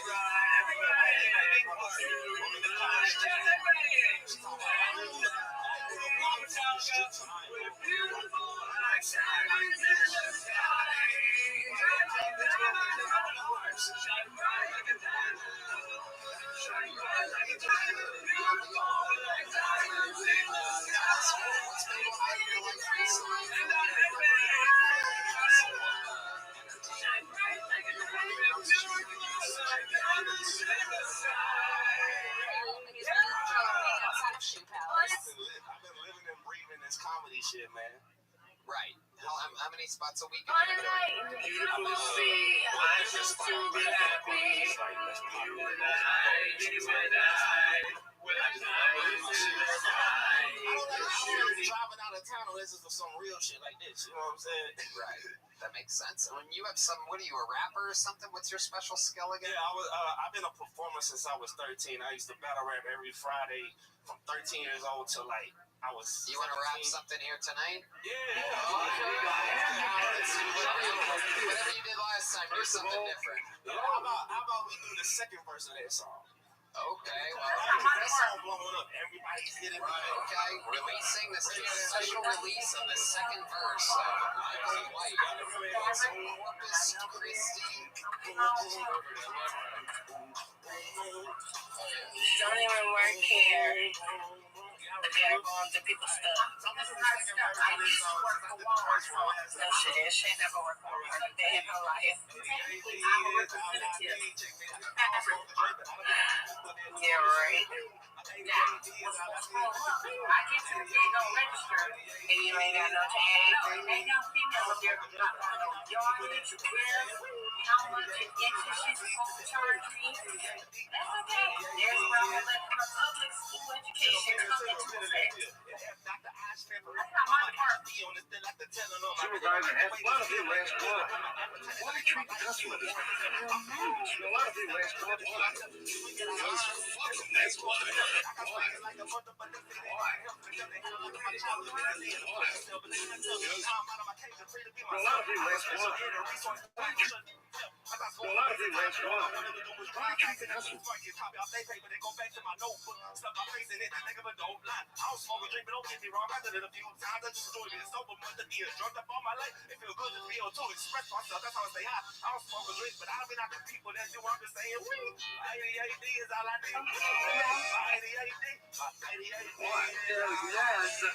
Hell yes, toes. Good afternoon, welcome to Pop Coffee. Can I help you? That was just one verse? Oh my goodness. Wow, third verse? And a lot of you last one. Why treat the customers this way? A lot of you last one. A lot of you last one. Lately, I've been getting low. There you go. Congratulations. That is the 500th time that joke has been done. A lot of you last one. Why treat the last one? A lot of you last one. Did you ever doubt yourself and consider treating a customer? A lot of you last one. A lot of you last one. Something about ADHD. Not the chorus. A lot of you last one. A lot of you last one.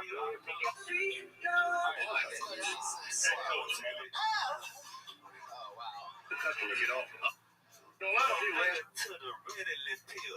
And fuck Dr. I. Smith for telling my mama I should be on it. Still after telling them I really don't like the way this pill makes me feel. It ruins my appetite and it makes my life feel boring as hell. I'm too young to be depressed. This ain't natural. Let us be ourselves. And if we get out of line, there's a thing called the belt. Now I got spankings like a mother, but they said that didn't help. So they felt they had to lock up my childhood mentally in a prison cell, but they didn't mess up. beautifully sweet. I choose to be happy. Resources that I need to die. When time is in the sky, shooting star I see. The genuine ecstasy. When you're moving on the light. When time is in the sky, I knew that we did come on the right way. Alright, say.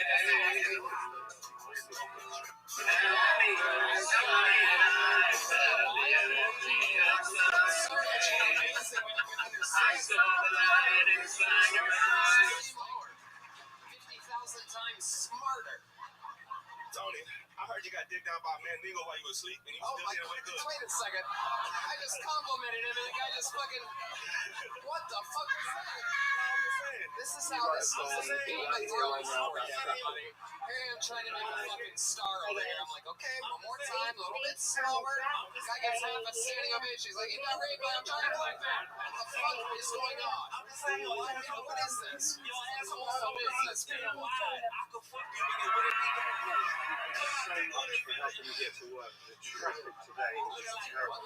No, you are doing so good. This is instructions. This is why you look at me. Never terrible decisions. You had it all. I was about to announce you as the newest radio machine. Oh my god.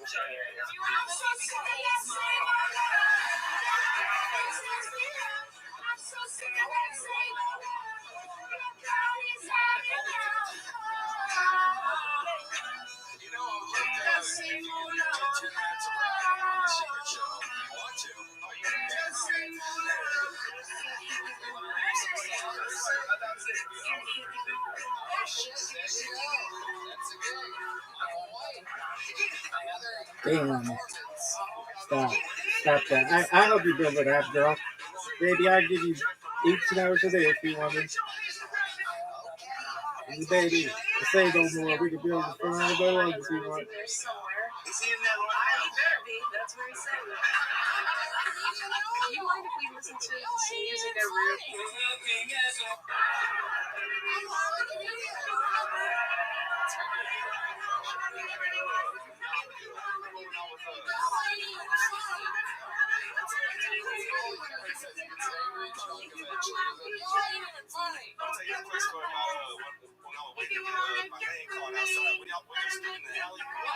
Remember when we used to wait in the alley to get our next waiting for our name to get called? Do I remember when y'all used to wait in the alley? We used to wait and sit. I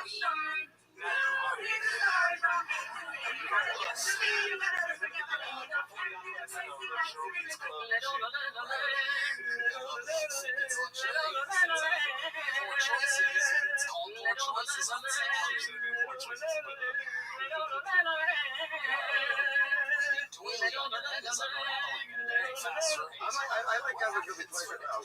When he covers her face, this fucking Molly Martin back out again.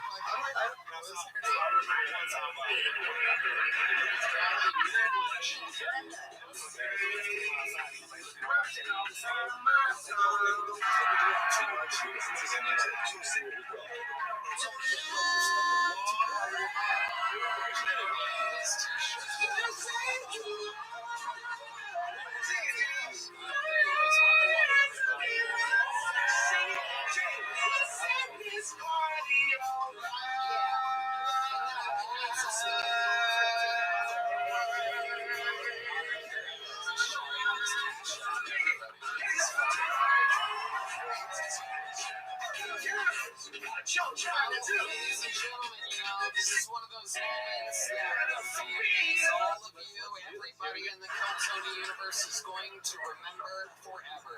Because William Montgomery could not make it tonight, everyone. He has some type of infection or something like a sinus infection. So he's missing tonight, but in his place, we need to introduce this is the man that will be on every episode of Keltoni. How do you eat this? First song I learned. The rematch. A song called I Will by Who knows what can happen? Not a million This is the first regular. It's the great game. You guys excited about this? Surprise, surprise. Writing and performing every from now on. He's going to be starting every show. A man who is a fucking mythical creature around these parts. Probably one of the best fucking comedians in all of Austin, Texas. Wild as hell. Just a fucking thunderstorm on stage when doing longer sets. Loved by everyone that has a good sense of humor. I can tell you that. This is the newest regular and new Keltoni legend. Make some noise for the return of the great and powerful Casey Rocket.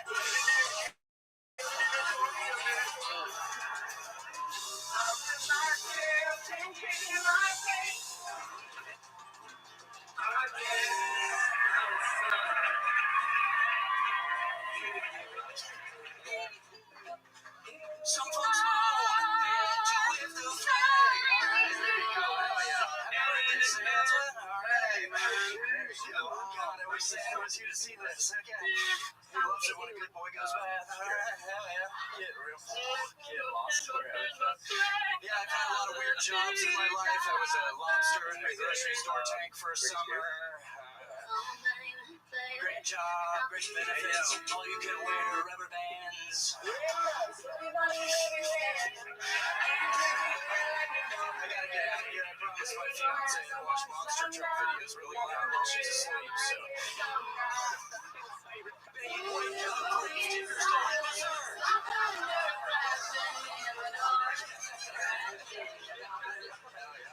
Just for the coward energy. Energy. R-R-E. What's that spell? Casey Rocket, thank you guys. Having me here. Holy shit. Yeah. The future is alive, ladies and gentlemen. I love Casey, fucking rocket. Hell yeah. That's how you start an episode right there. Come on, Wilkins, they put me horny for you. I'm released about helping people like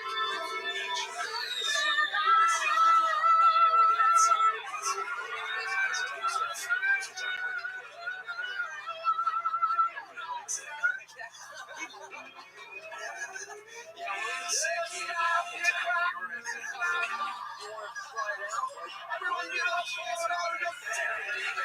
God bless him, he went through it, so. Just like it John Cole, the no walking from the dog, no stop. I love it. Casey, welcome to the fold. Absolute freak of nature. Louis J. Gomez. He is Adderall personified. Holy shit, dude. I don't know Casey. He was at Skagfest, I believe, a year ago. Fucking piece of shit. Why does it take so fucking long to upload? Dog, are you fucking serious? Zuckerberg, you little bitch. Are you fucking serious?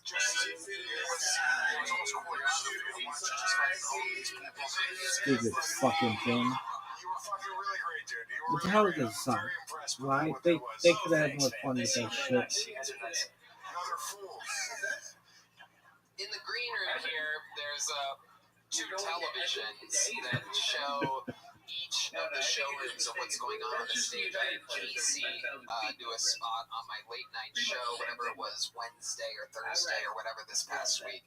And I'm sitting there next to Ron White, and he goes, man, that guy likes to move around a lot. Go ahead and get whatever you want, Dave. This Duncan is on me. The sound isn't on. We're listening to music, but you can see people moving, and he's flying from one side to the other. I don't even know why you brought your wallet, man. All this shit. It's on me. Do as many donuts as you want. And he goes, no, what's going on out there?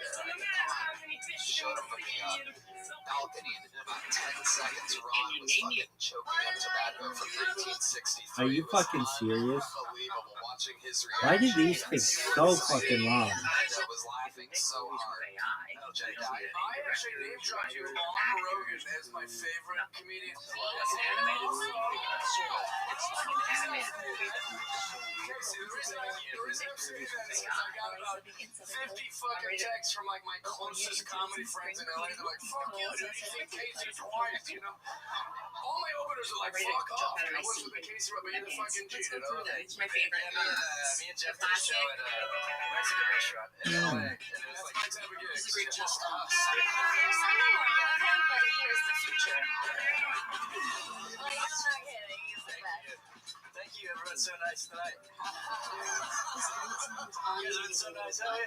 Oh, we gotta be more mean. Hold on, give us a No. You don't need to be. The guy's a fucking sensation. We're excited to be working with you. You know, it's the show's involved when it first started. She started doing comedy. She started writing a minute, so it's so fitting that you're even here for the newest regular because the whole thing has evolved to where I'm excited to even have you. 1, 2, 3. It's a double. It's right before his guitar How solo. many fun minutes and how much crazy shit we're slowly gonna learn about your life through these. The highest note John Lennon sings as a member of the Beatles on a studio album is in this song. And I think it's right before the on. So excited. Happy birthday, Santa. I can't say it enough. You're the biggest inspiration. Clapping right now. All that. No, I don't give a shit. I feel like Casey is if AI got wet. God, I could talk about this song Like forever. It's sexually so what? good. Like, Yeah, I love this song so much. oh, I should rub up what's on. This is AI. Get ready. Dude, this is AI. If This it might was be a getting yeah. really, really wet.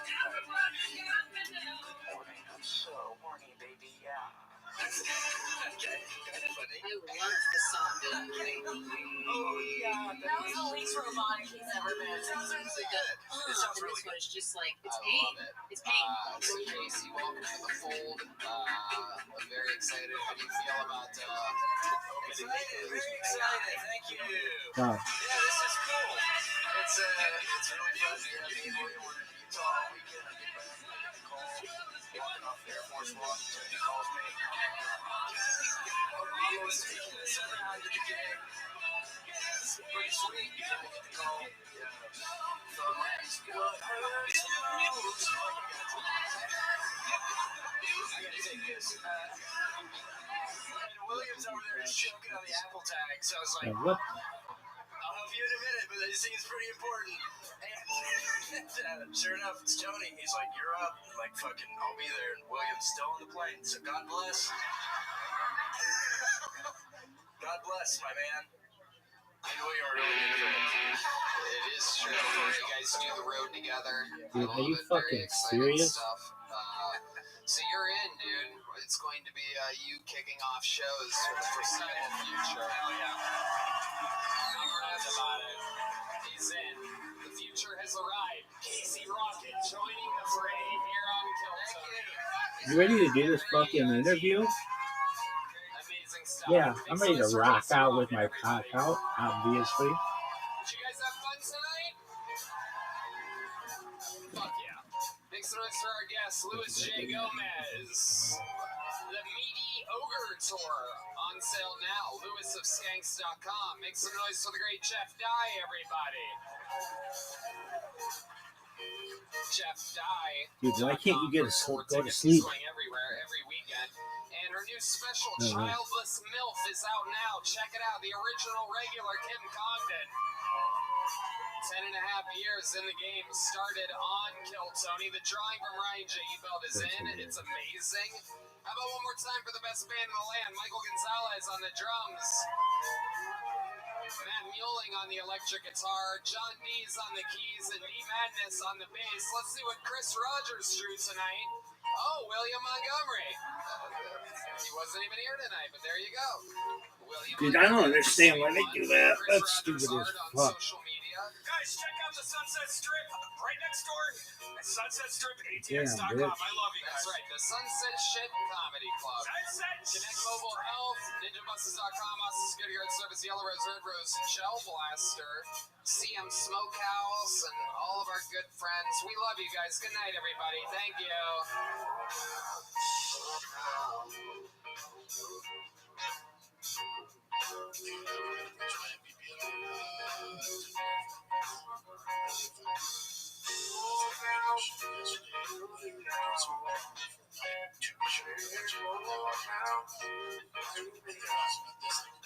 This is what we think it's going to be.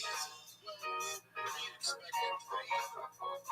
I need to know expectations before I get into it because it is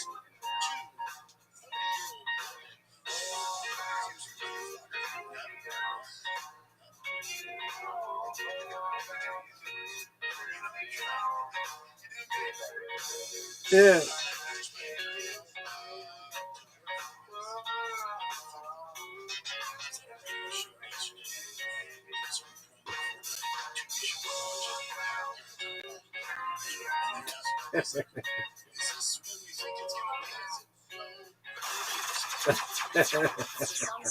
Oh, fuck, that's funny. 3 weeks on YouTube, 3.2K dead views. Don't think he is doing great, B.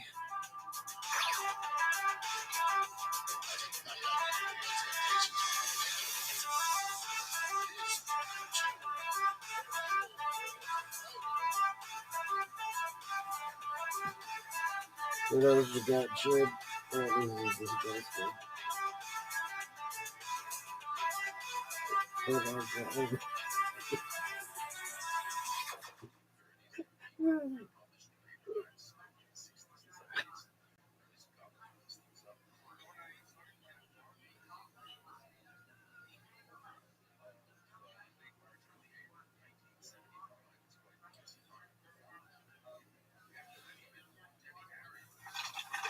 y'all, the LA Forum is right around the corner. That should Contrary take to a away lot of from people's this rumors, dark there are ass still tickets available move for that. The snuggle. theater 2 days later has sold out. Also, there's still a few tickets available for night one at Madison Square Garden, the 2-night super mega event, the biggest in Tony's history. Travel, go there. We'll see you there. And I'm on tour with stand-up comedy. Me and some of your favorite cronies from the show do our own stand-up sets. I'm going to be in Cleveland, Ohio, Pittsburgh, Pennsylvania, Boston, Massachusetts, Are you Baltimore, fucking Maryland, Salt Lake City, serious? San Jose, Dallas, Houston, Texas, St. Louis, Missouri, Nashville, Tennessee, Zuckerberg, this is why no one cool uses your and app. that is all of the stand-up on the road I am doing until 2025. I'll be releasing that special just after May. We'll see you guys on the road. Nothing but love. Here is another episode of Kill Tony.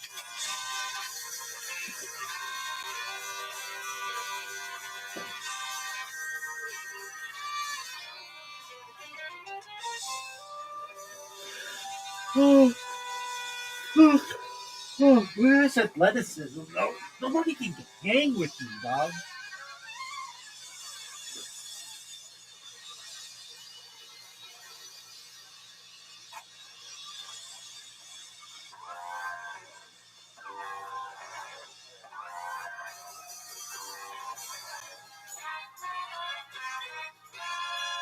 Hey, this is Redneck coming to you live from the Comedy Mothership here in Austin, Texas for a brand new episode of Kill Tony. Get up for Tony! It's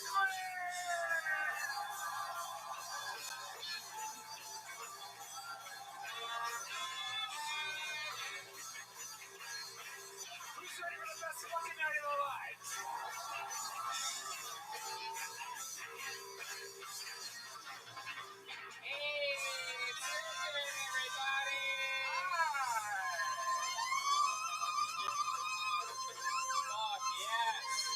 You're at the #1 live podcast in the world, Kill Tony. How you guys feeling? It's brought to you by Red Rose, the Yellow Rose, Gel Blaster, CM Smokehouse, Austin Security Guard Service, NinjaBuses.com, the Great Hall Law Firm, Connect Mobile Health, where you get IV trips. How about one more time for the best damn band in the land, huh? It's the great Carlos Sosa on the horns, Raul Vallejo on the horns, Fernando Castillo on the horns, Michael Gonzalez on the drums,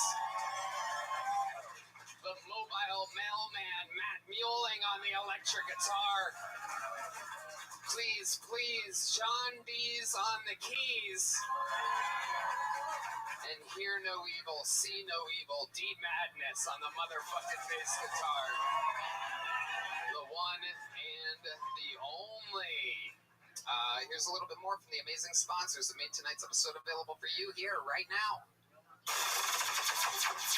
The Sunset Strip Comedy Club in Austin, Texas is now open. Check out Red Band's secret show every Thursday. Go to sunsetstripatx.com for tickets.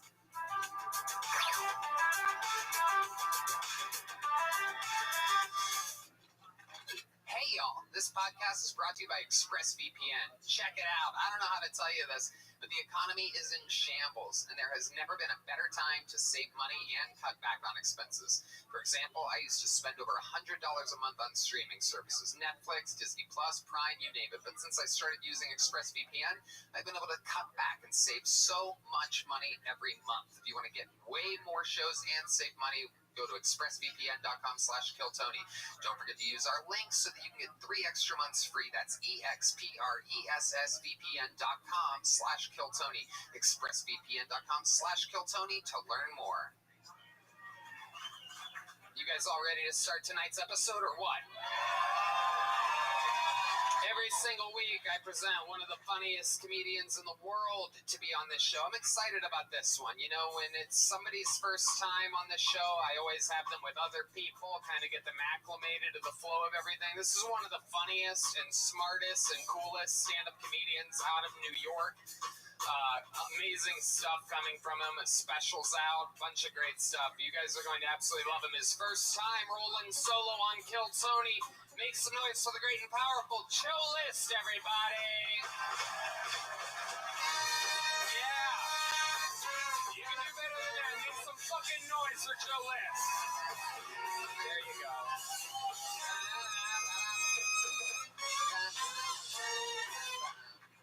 Yeah. Fuck yeah. The horn players are fucking on one tonight. I love that shit. Fill in the room.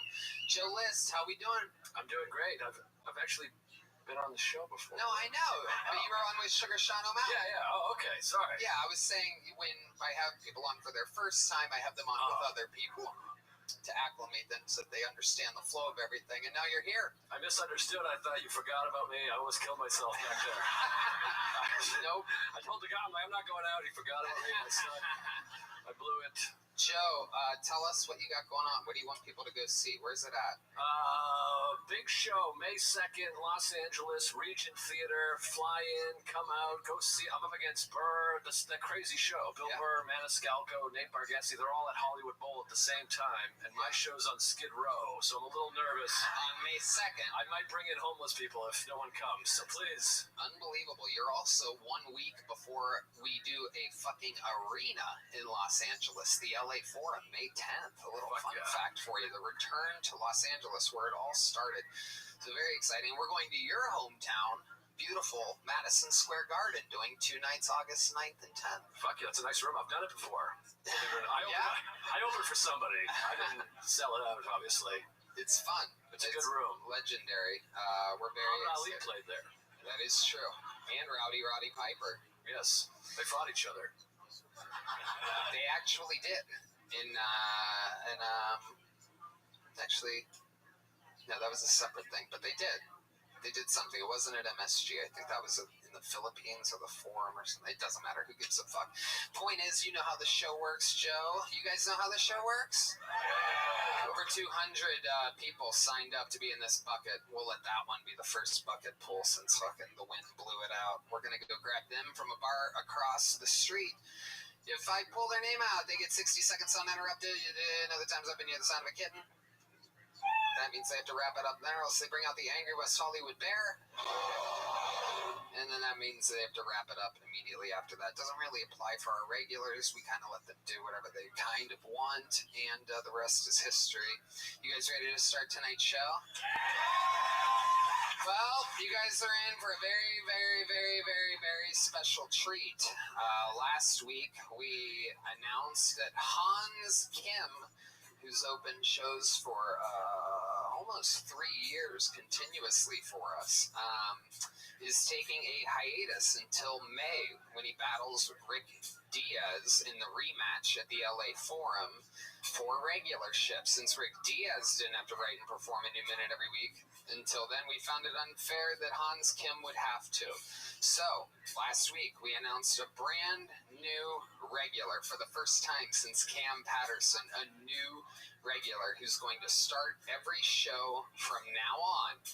And this is his first scheduled opening of the show. Are you guys excited?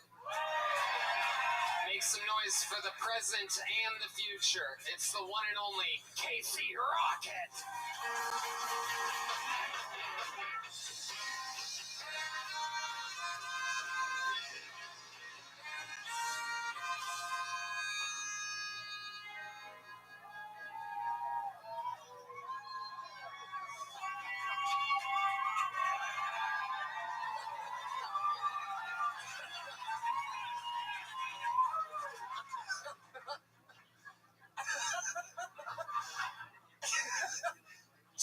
Terry Bradshaw, don't know ya.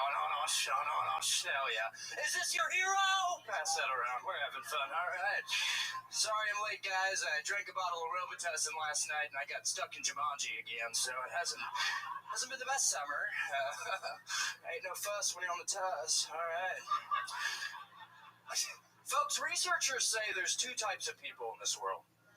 Sure, I know what you're thinking. Yeah, the researchers. But what do they say?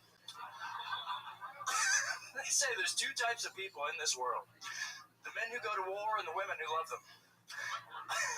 If you ask me, ladies and gentlemen, there's 3 types of people in this world. The men who go to war, the women, oh, fuck, who love them. And the 3rd type of person, the type of guy who likes to cool down at night with a nice warm glass of Tuss.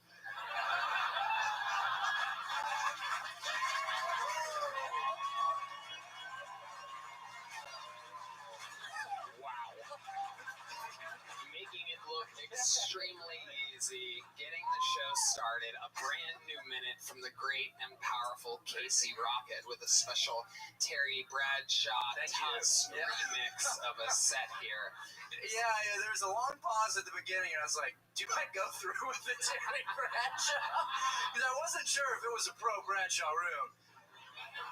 Turns out it most definitely was. It definitely was. It's super topical, coming fresh off of the Super Bowl last night. People are thinking about Terry Bradshaw. He's fresh on the mind, and you nailed it. Who could blame him? It's John Bradshaw on the brain. Yep, that time of year. His photo is still getting passed around the room right now, by the way. I just saw it. It is. It's being passed around. No one's selfishly holding on to it. It is being spread like absolute wildfire. A goddamn sensation. Casey Rocket has arrived. Joe List, have you seen Casey before? I have. Casey's the first comic I saw at Mothership, and I thought I was going to see, Joe Rogan, Tom Segura, and this fucking lunatic came out. And I was like, oh, this is different. Yeah. And my favorite thing is watching the people that did not get it. That was really enjoyable. These two are just baffled by this. They're like, I hope this isn't all night, and it was really fun. I'm a fan. It is amazing. He has this thing where if you don't know him, it's kind of interesting, and then once you see him the second time, you're like, okay, and then it just increases from there, over and over and over again. The more you understand that this is actually how this man operates on stage, the funnier it gets. The longer sets are some of my favorites because you could actually watch him lose weight during the actual set. And just to let people know, like, he is being heavily restricted here. I mean, he has drums directly behind him, a cliff to the right, a table to the left. But when there's not a bunch of shit on the stage, he uses the entire stage, the backstage, the 2 wings. I mean, he goes absolutely everywhere. Famous for having a bunch of stuff on him, including random print-ups of pieces of paper. Casey, where do you get these printed at? Yeah, I go to Walgreens. Okay, pointless sound effect, everybody. Okay, that's just big Walgreens crowd. Yeah, I go to hear that Walgreens pop every time. I go to Walgreens, and I had to kind of explain to him what was happening. My picture budget is through the fucking roof. So honestly, $50, $60 a week. They're only like $1 each, so. Amazing. And you go through all of these things, Joe? I feel like this is a big show. With time, you may be able to afford a printer. Those inkjets are expensive. They add up. But I'll tell you what, Casey, I actually dug into this information a little bit, and my great producer, Yoni, found out that you get them printed at Walgreens, and we went ahead and spent $200 on a Walgreens gift card. So this will get you through a couple weeks, I do believe, of print-ups. That's right. Welcome to the Killtony universe, my friend. That's a real Walgreens gift card. He's getting emotional. For those of you just listening to the podcast, there's a tear in his eye. We've never seen him get this real before. This emotional music playing is happening in the moment. Everybody's feeling it up here. The horn players are also crying a little bit. Their eyes are filled with water. For those of you just listening to the podcast, if you're watching, close your eyes and let me describe to you what's happening. Deep Madness is actually crying. which is unprecedented because I don't believe he has tear ducts. Something's flowing out of there. Perhaps there's a leaky ceiling or something like that. The room has gone emotional. There's a woman delivering a baby in the audience right now. She's gone into labor. The Walgreens gift card was just too overwhelming. Casey, how do you feel? How do you feel, Casey? $200 in Walgreens gift cards. You know, when I was a kid,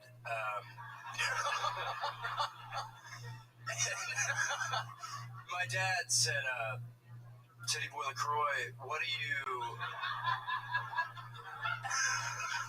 He used to... He would call me Little Tibbs, and...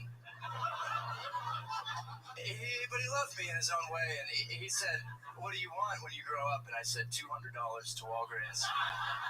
And he stopped me, and he said, shh. And he said, what do you want it for? And I said, I want to print out pictures of Terry Bradshaw. And I want to print out pictures, not just of Terry Bradshaw, but I want to print out pictures of John Hawkes. Okay? And I want to print out another picture of Terry Bradshaw. Is that so wrong? Huh? God. It's not about me, it's about you, it's about this country, it's about America. Wow. Oh, he's emotional again. Very emotional. Casey, that should get you through a couple weeks of printing pictures. $200 from the fine people over at Walgreens. I could not be more excited that you're part of the squad here. Your first scheduled spot opening an episode of Kill Tony, where we're excited about next week and every week moving forward. I'm excited. It's an honor, guys. So fun. This is really, really cool. Thank you. Make some noise for the great, powerful Casey, guys. Holy shit. And like that, it has begun. A partnership. At one point considered unfathomable, a union like this. But the Rocket has joined Kill Tony. We found him out of the bucket. The same fucking bucket that we found Cam out of, that we found David Lucas out of, that we found Hans, William, everybody. So any one of these bucketfuls could be the future of the show. Or it could be a completely mentally ill person who is threatening and dangerous to the core. Anything can happen. 60 seconds uninterrupted to your first bucket pull. Nico Casablancas, everybody. We're going to meet them all together. How we doing, Mothership? How we doing? Damn, I have to follow Casey Rocket. That is nerve-wracking. Anyways, I'm sure most of you guys saw the Super Bowl yesterday. Of course, Reba McEntire with a beautiful rendition of the national anthem. Give it up for Reba McEntire right now. Yeah, I don't know if you know that when she actually got announced, Biden had actually signed an executive order to change the national anthem. Yeah, to a single mom who works 2 jobs, who loves her kids and never stops. So, apparently she didn't get the fucking message either, so that's why. But, happy birthday to the Baja Blast. Fucking any Baja Blast lovers in the crowd right now? Give it up. Yo, 20 years old. 20 years old, Baja Blast. Not that I love more than Baja Blast and fucking 20-year-olds. So, that's what me and fucking Leonardo DiCaprio have in common. That and saying the N-word to Jamie Foxx. So, that's my time. I'm Nico Casablancas. Thank you, guys.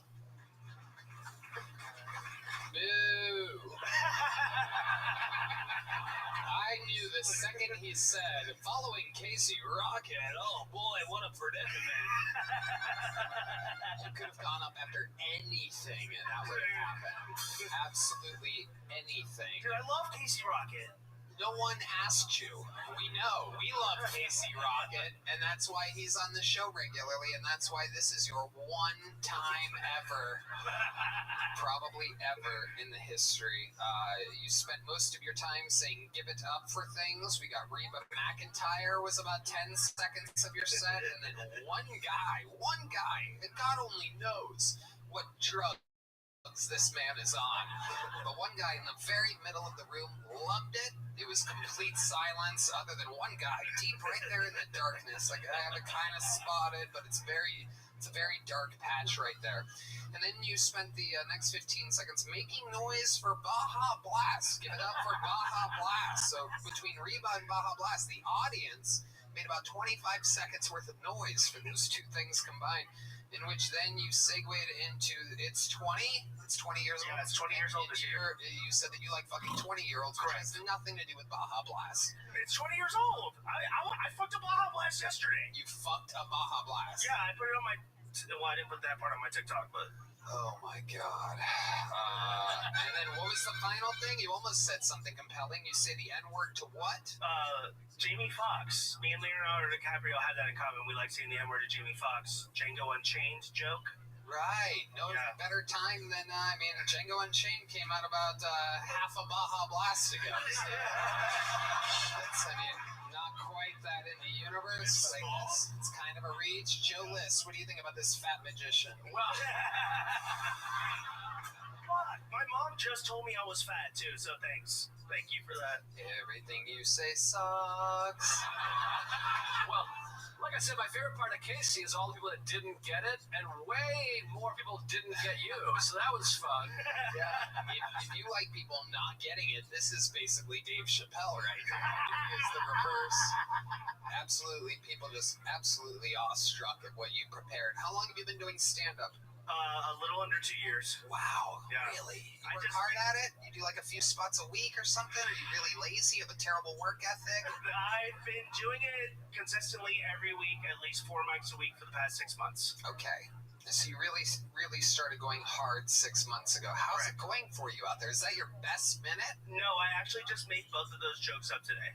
Okay. Why don't you tell us the best joke that you've come up with in 2 years? I don't know why in the world you would go on a show where millions of people are going to eventually watch it and go, oh, I came up with this on my bird scooter on the way here. I thought it was good. I don't know what to tell you. I thought wrong, but now I want to know, in all of your time, 4 mics a week for 6 months and a year and a half of procrastinating before that, I want to know what your very best quick joke is. Here he is, ladies and gentlemen, with his very best. A name you will easily forget. It's Nico Casablancas. So my mom told me that I should not pursue my dream of doing comedy, and I was like, well, how would I listen to a fucking woman that married the first dick that she sucked? You know what I mean? Like, fucking...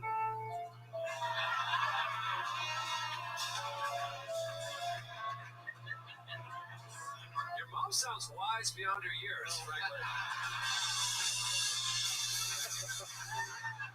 Sounds like a brilliant woman to me. What do you do for work, Nico? How do you make a living? What kind of weed do you deliver? I am a consultant at a accounting company. What kind of consulting are you doing in a comedy? Are you making things less funny? Yeah, because I'm charging them more money to tell us what you do in the fucking thing. So I just upsell people to bigger plans to make sure that they get all the shit that we're doing. It's software as a service sales. So. But what does it have to do with comedy? No, I didn't say comedy. Oh, you didn't? Oh, you said you're a consultant at a what? At an accounting company. Oh, wow. I totally misheard that. Sometimes the sound, people don't understand. There's like a... I think you're just so desperate to hear comedy right now. Yeah, absolutely. It is true. But now that he mentions accounting, you do comedy like a accounting consultant. Thank you. Thanks. What do you do for fun? You seem like your face has a little wear and tear. You a heavy drinker? Yeah, I DJ. I've been going to music festivals. I've been to 77 festivals. Been doing that since 2009. What's your DJ name? Solstice. There you go. You got a laugh there. That's a fair laugh then. Your best joke and your full minute tonight. Yeah. Solstice. Yes. So you're a gay DJ. Even though we're both from Ohio. Solstice. Ready? Yeah. I hope you like this song. I'm playing it for the next 3 hours, everybody.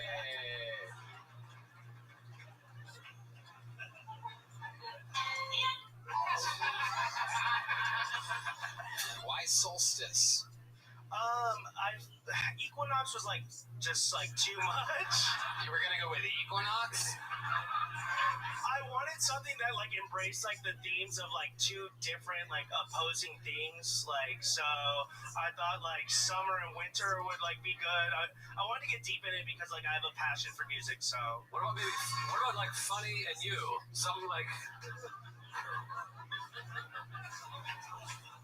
Holy shit, bro.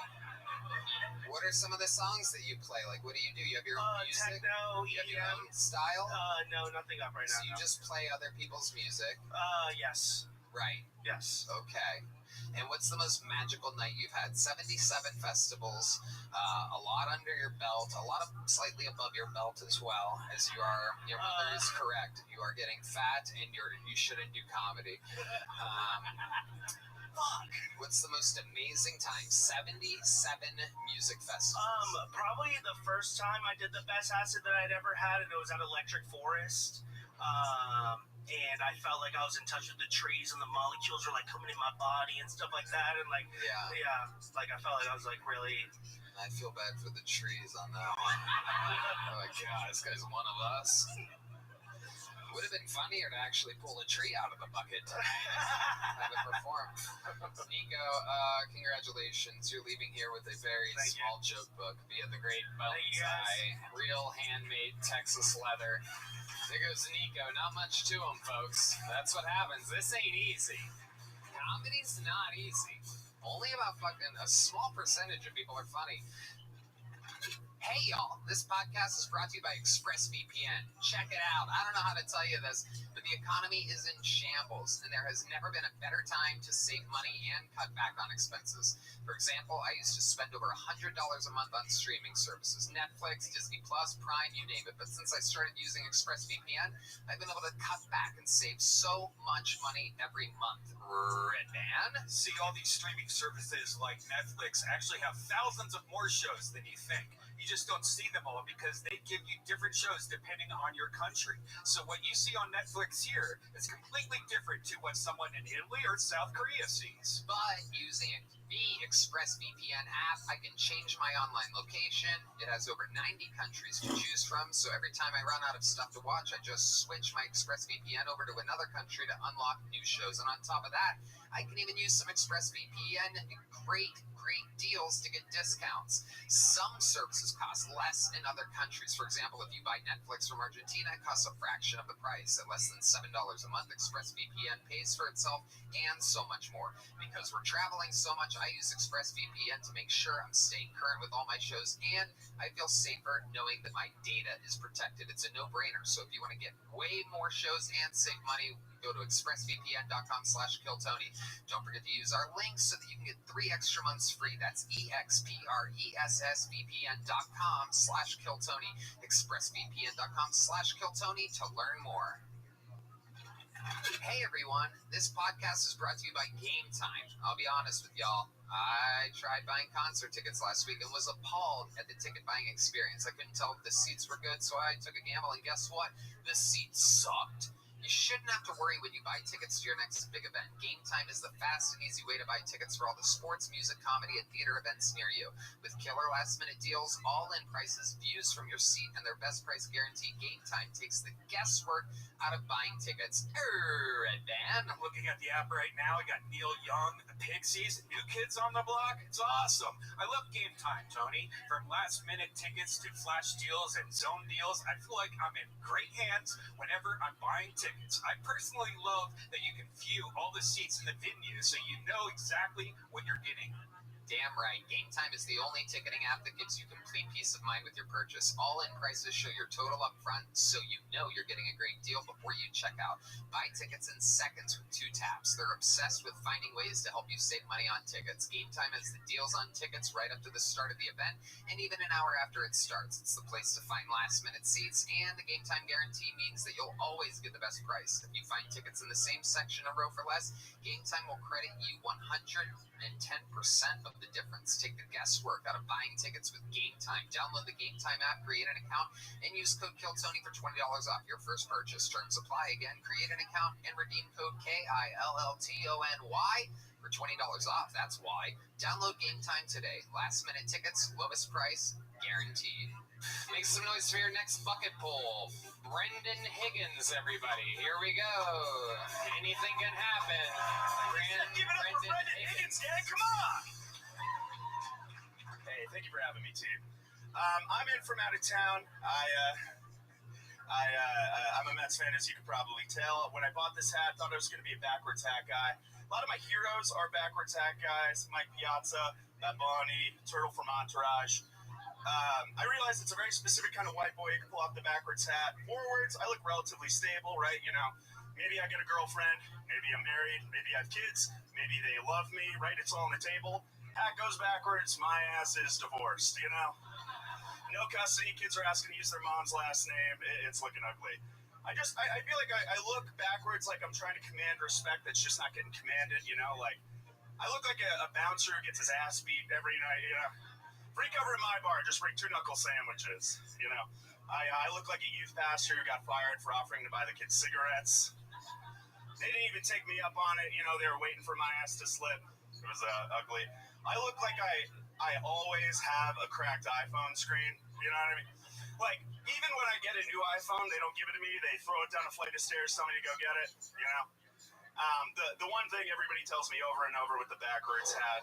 There you go. You did it. You went beyond your time. Sorry, thank you. Brendan Higgins, everybody. So let's talk Brendan. Hi, Brendan. There you go. Sorry. You thought that was it, huh? I did think I was thinking out of here, yeah. Yeah. No. No, Brendan. It's not going to be that easy tonight. How you feeling? How does that feel right God, I gotta tell you, I feel fat. Oh my God. I had so much barbecue today, I didn't think I was gonna get on stage, you That's know? what did it. It was today's barbecue that made you like that. An incredible amount of food you must have consumed. No, I was at 32 until noon. You go right ahead. There you go. Okay, Brendan Higgins, how long have you been doing stand-up? I started in college in like 2014, but not, you know, every day. Right. Yeah. Okay. How long have you been taking it seriously, or have you not? God, I hope to start taking it seriously soon. Yeah, you know. So I guess maybe today is what do you the do? start You of go it. up every once in a great while? No, I live in New York. I host my own show. I'm trying to get in with the clubs, but it's a racket. You know, it's a lot of. Is it a racket or is it quality-based content? It's a little bit of. Anyone say that the New York scene is a racket before? It seems like if you're funny, you're going to get spots. Really? No, I don't find that. It's a lot of. Well, I guess. You go ahead. No, I want to hear. Look, clearly I'm not. New York comedian. I'm not the expert here. Brandon, let me help you, by the way, because this is a podcast. If someone's talking, you have to wait till that person's done talking. Now, with that said, I want to hear what Joe List has to say about the New York scene being a racket. How long have you been doing stand-up in New York? 17 years. 17 years. And no, it's a real racket. You gotta really give it up for Joe List, everybody. Thank you. Brandon, he's still talking. You fucking retard. You have to like do well to get paid spots. It's a little fucked up. You gotta. Yep. There's your racket. Yeah. You gotta write and then do the stuff and have it get laughs every night, and then you get spots in exchange for money. Yeah. It's fucked up. It's a total. It's a real fucking pyramid scheme. It's a rigged deck. Yeah. What do you do for actual work? Tech sales. Tech sales. Indeed, you do look like you would be an accounting consultant. What do you do for fun, Brendan? You seem like you have some deep, dark secrets. I go to a lot of concerts. I don't know, rap and emo music mostly. Do you use a VPN? Yeah. You do, don't you? When need be, yeah, I guess. Yeah, when's need be? What do you do? Sorry. When you use your VPN, what do you do? And nothing that cool, like watching TV shows from other countries, you know? There's a Wong Kar-wai TV show coming out of China right now I'm trying to get my hands on. There's a what? It doesn't matter. You're a great interview. ExpressVPN.com/Kiltony is the best VPN, just to let you know. Yeah, goddamn right. Yep. And if you use it right now, you get 3 extra months of ExpressVPN absolutely free. I'm sorry, when I'm selling my soul, sometimes phlegm comes out of my throat. I feel a little guilt that comes over me. Tell us a dirty little secret about you. What would surprise us about you, Brendan? What would surprise? I was a diver in college, believe it or not. Wow, diving into what? Birthday cakes? No, yeah. They used to call me the Jackie Robinson of diving. I was doing it for all the kids who wear their shirts in the pool. Those were my people. You were the what? The Jackie Robinson of diving. Why would you be the Jackie Robinson of I was diving? doing it for the kids who wear their shirts in the pool. I was risking breaking the boards every day, you know? I was getting a Do new you think black demographic. people would find that interesting that you consider yourself the Jackie Robinson of something? My Especially coach was something black, and he that, told me oh, good, there you go again. Brendan, you're absolutely terrible and you don't listen well on a show. Here you go. Here's a little joke book. You fucking suck. You suck.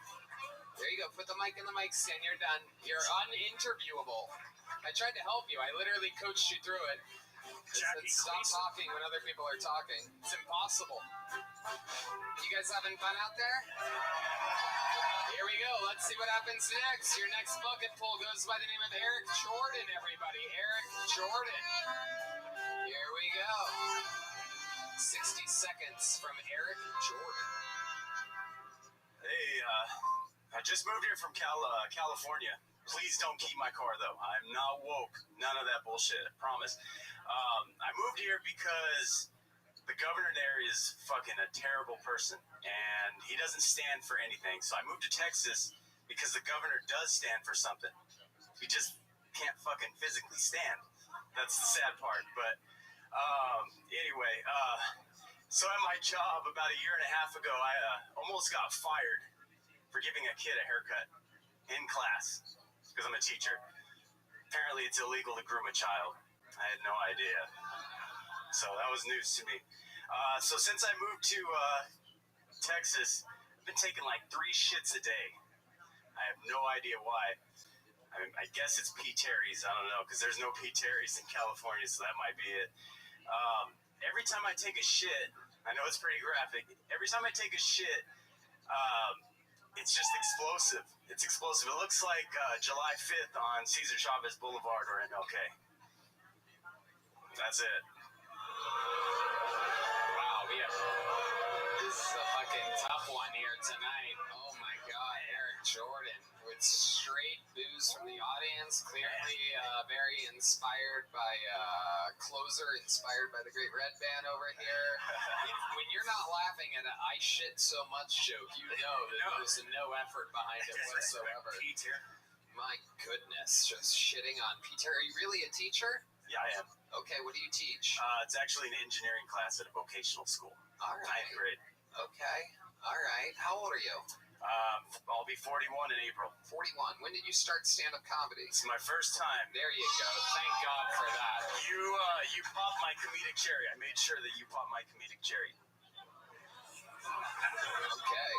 All right. Sorry. There we go. Absolutely. Yeah. Starting on Kill Tony is a tricky thing. So when you say popped your cherry, what do you think's going to happen now? Moving forward? Yeah. Comedic-wise, I'm not putting a lot of stock in comedy. I moved here for music. What type of music do you do? I just sample music. You just sample music? Yeah, I sample. I'm not talented like these guys. No, music. What do you have any talents at all? Do you have any special skills? I mean, I'm good at building stuff because I'm an engineering teacher. So. Okay, Joe List, what do you think about this guy? I mean, could you build an act? No, I mean, you have great teeth. You're very handsome, and I feel like you probably have a good life. You're teaching children. You don't belong here. It's true. You're a beautiful man, and you're serving the community. You should move forward into the audience, turn around, and enjoy a nice show. I actually teach in California. I'm on a sabbatical. Oh, even better. You teach in California? Yeah. You a surfer? No, I live in Fresno, the worst part of California. Jesus Christ. Okay, so he does, Joe has a great point. You're a good-looking guy. What, do you utilize that? You single? I am single. What type of a game do you have? What's your move to get ladies? Oh, man, I'm meat and potatoes, man. As you can tell, these people didn't really accept me, and they don't really accept me. Is that true? Girls don't like you? You go to bars or anything? I don't know. It's weird, man. I don't know. You're a little bit shy. This is maybe incredible. so. I mean, you know this. Austin's got the most beautiful women in the world. I do know that. I agree. Real, like, no joke. None of them are here tonight, but they are. They're out there somewhere, deep, perhaps in the darkness or something like that. But Still in Vegas. I mean, I get laid. You must, I mean, how are you not getting laid?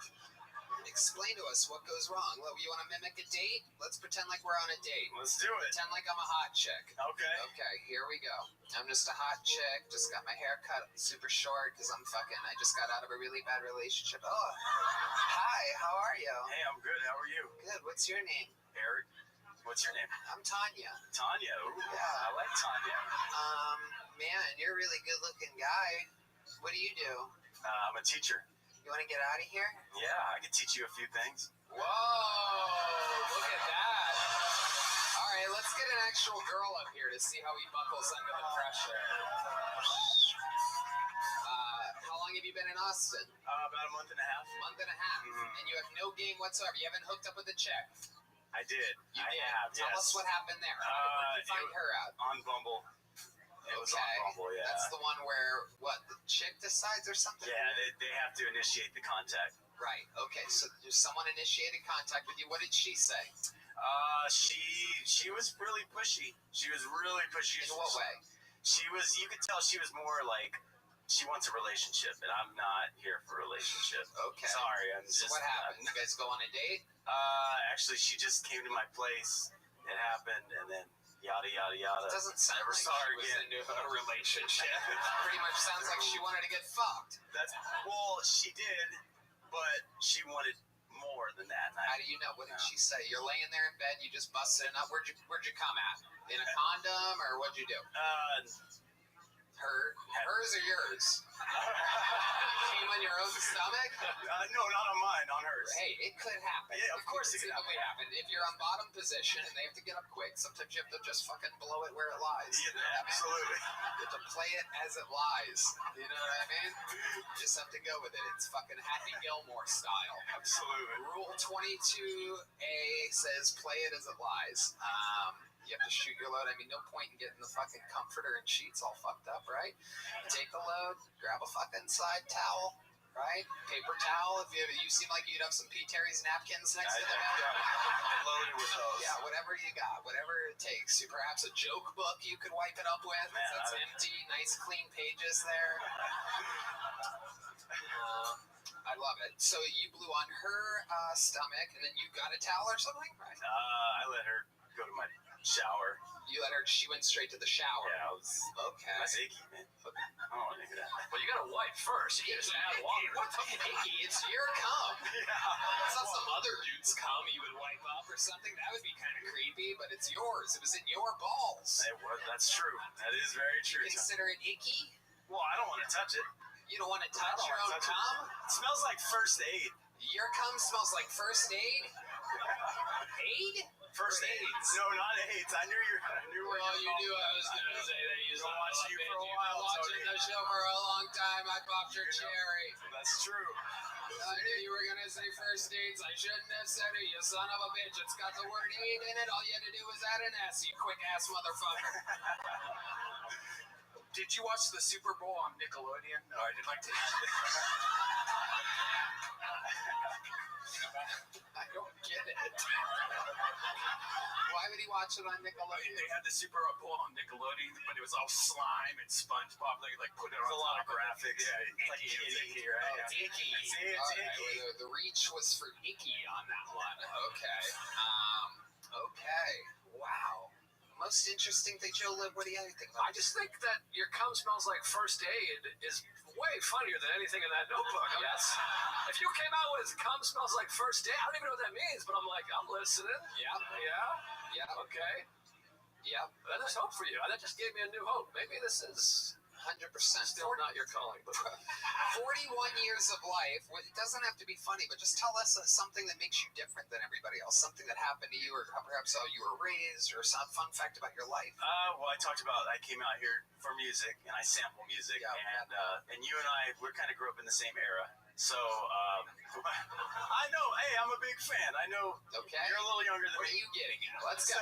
Well, I sample music, and I've been doing a lot of 8-bit stuff, so a lot of like old Nintendo games that probably both grew up on, you know what I mean? And it's different. A lot of people that have heard it have said, hey, that's Where's it at? It's on my MacBook at home. Okay. Not here. Wow, you are a marketing genius, I am. my friend.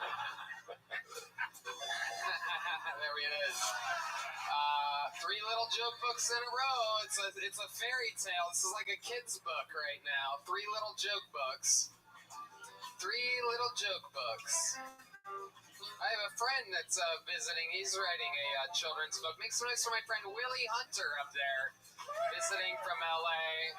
Comedy Store legend, former multiple-time guest to the show. All right, this person is on the inside. You've seen 3 little joke books handed out tonight. Perhaps someone from your very own audience, a representative of you, will turn the tide for the bucket pulls tonight. Make some noise for the Inside Zone. Jeff Scott, everybody. Jeff Scott. I'm not seeing it. Where's Jeff at? From the farthest corner, of course.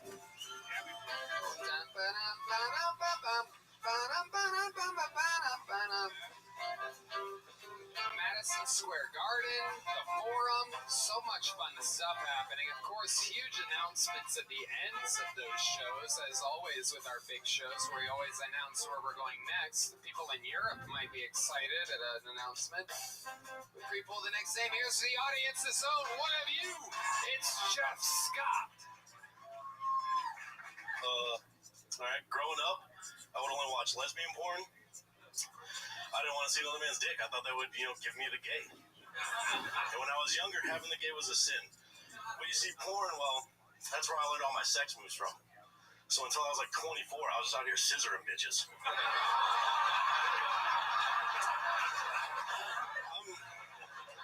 I'm trying to get back in the dating scene right now. I just had a first date recently with a girl.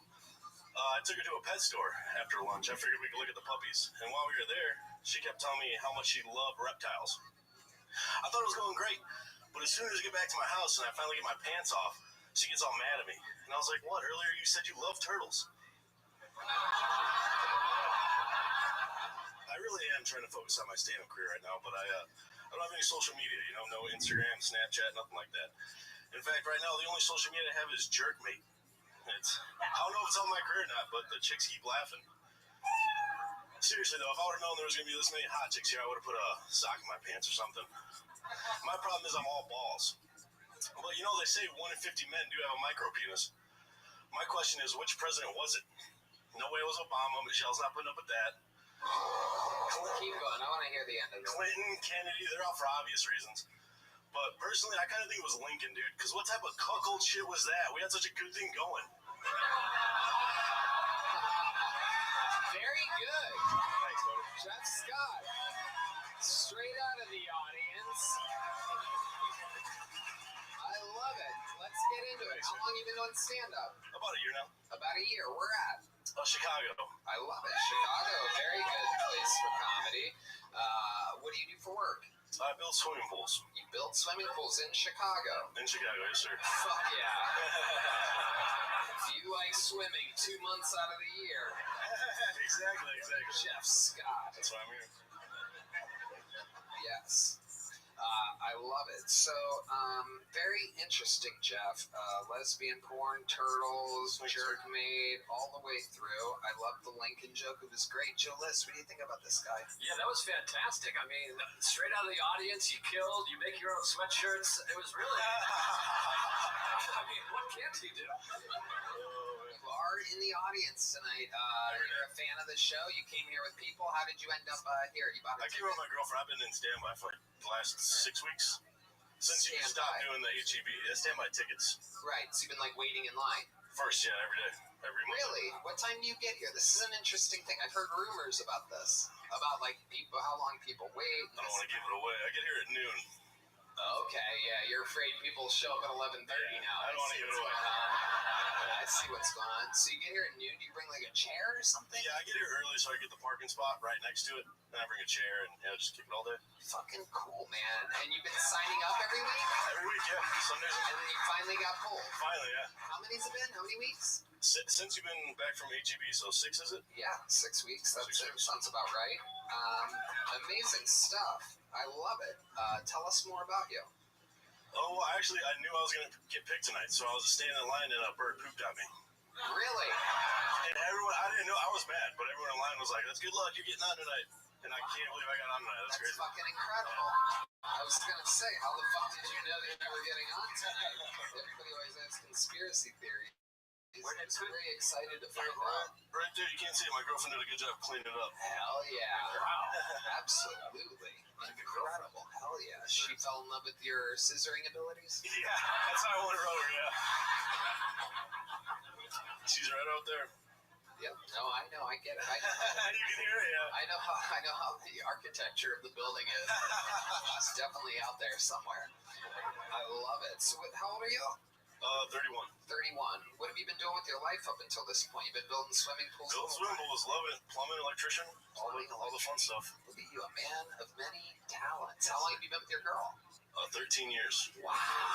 Incredible. My goodness. Look at that. She's done more for turtles than the elimination of plastic straws. That's incredible. I love it. Incredible stuff. What does she do? She's a wedding planner. Aw, adorable. And you guys aren't married? We're not married, no. 14 years? 13 years, yeah. We're not big into it. We're not big into it. You can't write better than this. You've been dating a wedding planner for 13 years? That's true. I hope you do that as a bit. I'll write it down. Yeah, that is a really good. You literally can't. The first 3 bucket pools definitely can't write anything like that. And here you are in the interview portion, just absolutely smashing with better premises than anybody came up with before you, other than, of course, the great Casey Rocket, who hit Terry Bradshaw right on the head multiple times. You can't beat that. You can't beat that. Can I ask you a question? Absolutely. Has there ever been a proposal on Kill Tony? Stop, Joe. There has. There was one in Sydney, Australia, and between a chubby white guy and an Asian girl, and then there was one on New Year's Eve. You'll never believe it. Chubby white guy and an Asian girl. She didn't prepare a minute though, right? No, she doesn't. No, she doesn't do stand up. Right? And you don't want to bring her up here, do you? We don't need her. If you want, she'll come up. She loves attention, so. Oh shit! Oh my god! Wow! I see why you've been dating for 13 years. Holy shit! I love that you know she loves attention, but still won't propose and give her a wedding. Is there a reason why you haven't proposed yet? I guess afraid to go in the deep end? We're not big into it. No kids, no marriage. Afraid to go to the deep end? Fucking swimming pool builder? Sons of bitches. What about the tax break? I guess, yeah, I guess. Does that make a lot of sense? Good question, Redman. What about the tax break? What's the longest set you've ever done? Jesus Christ. Like 10 minutes.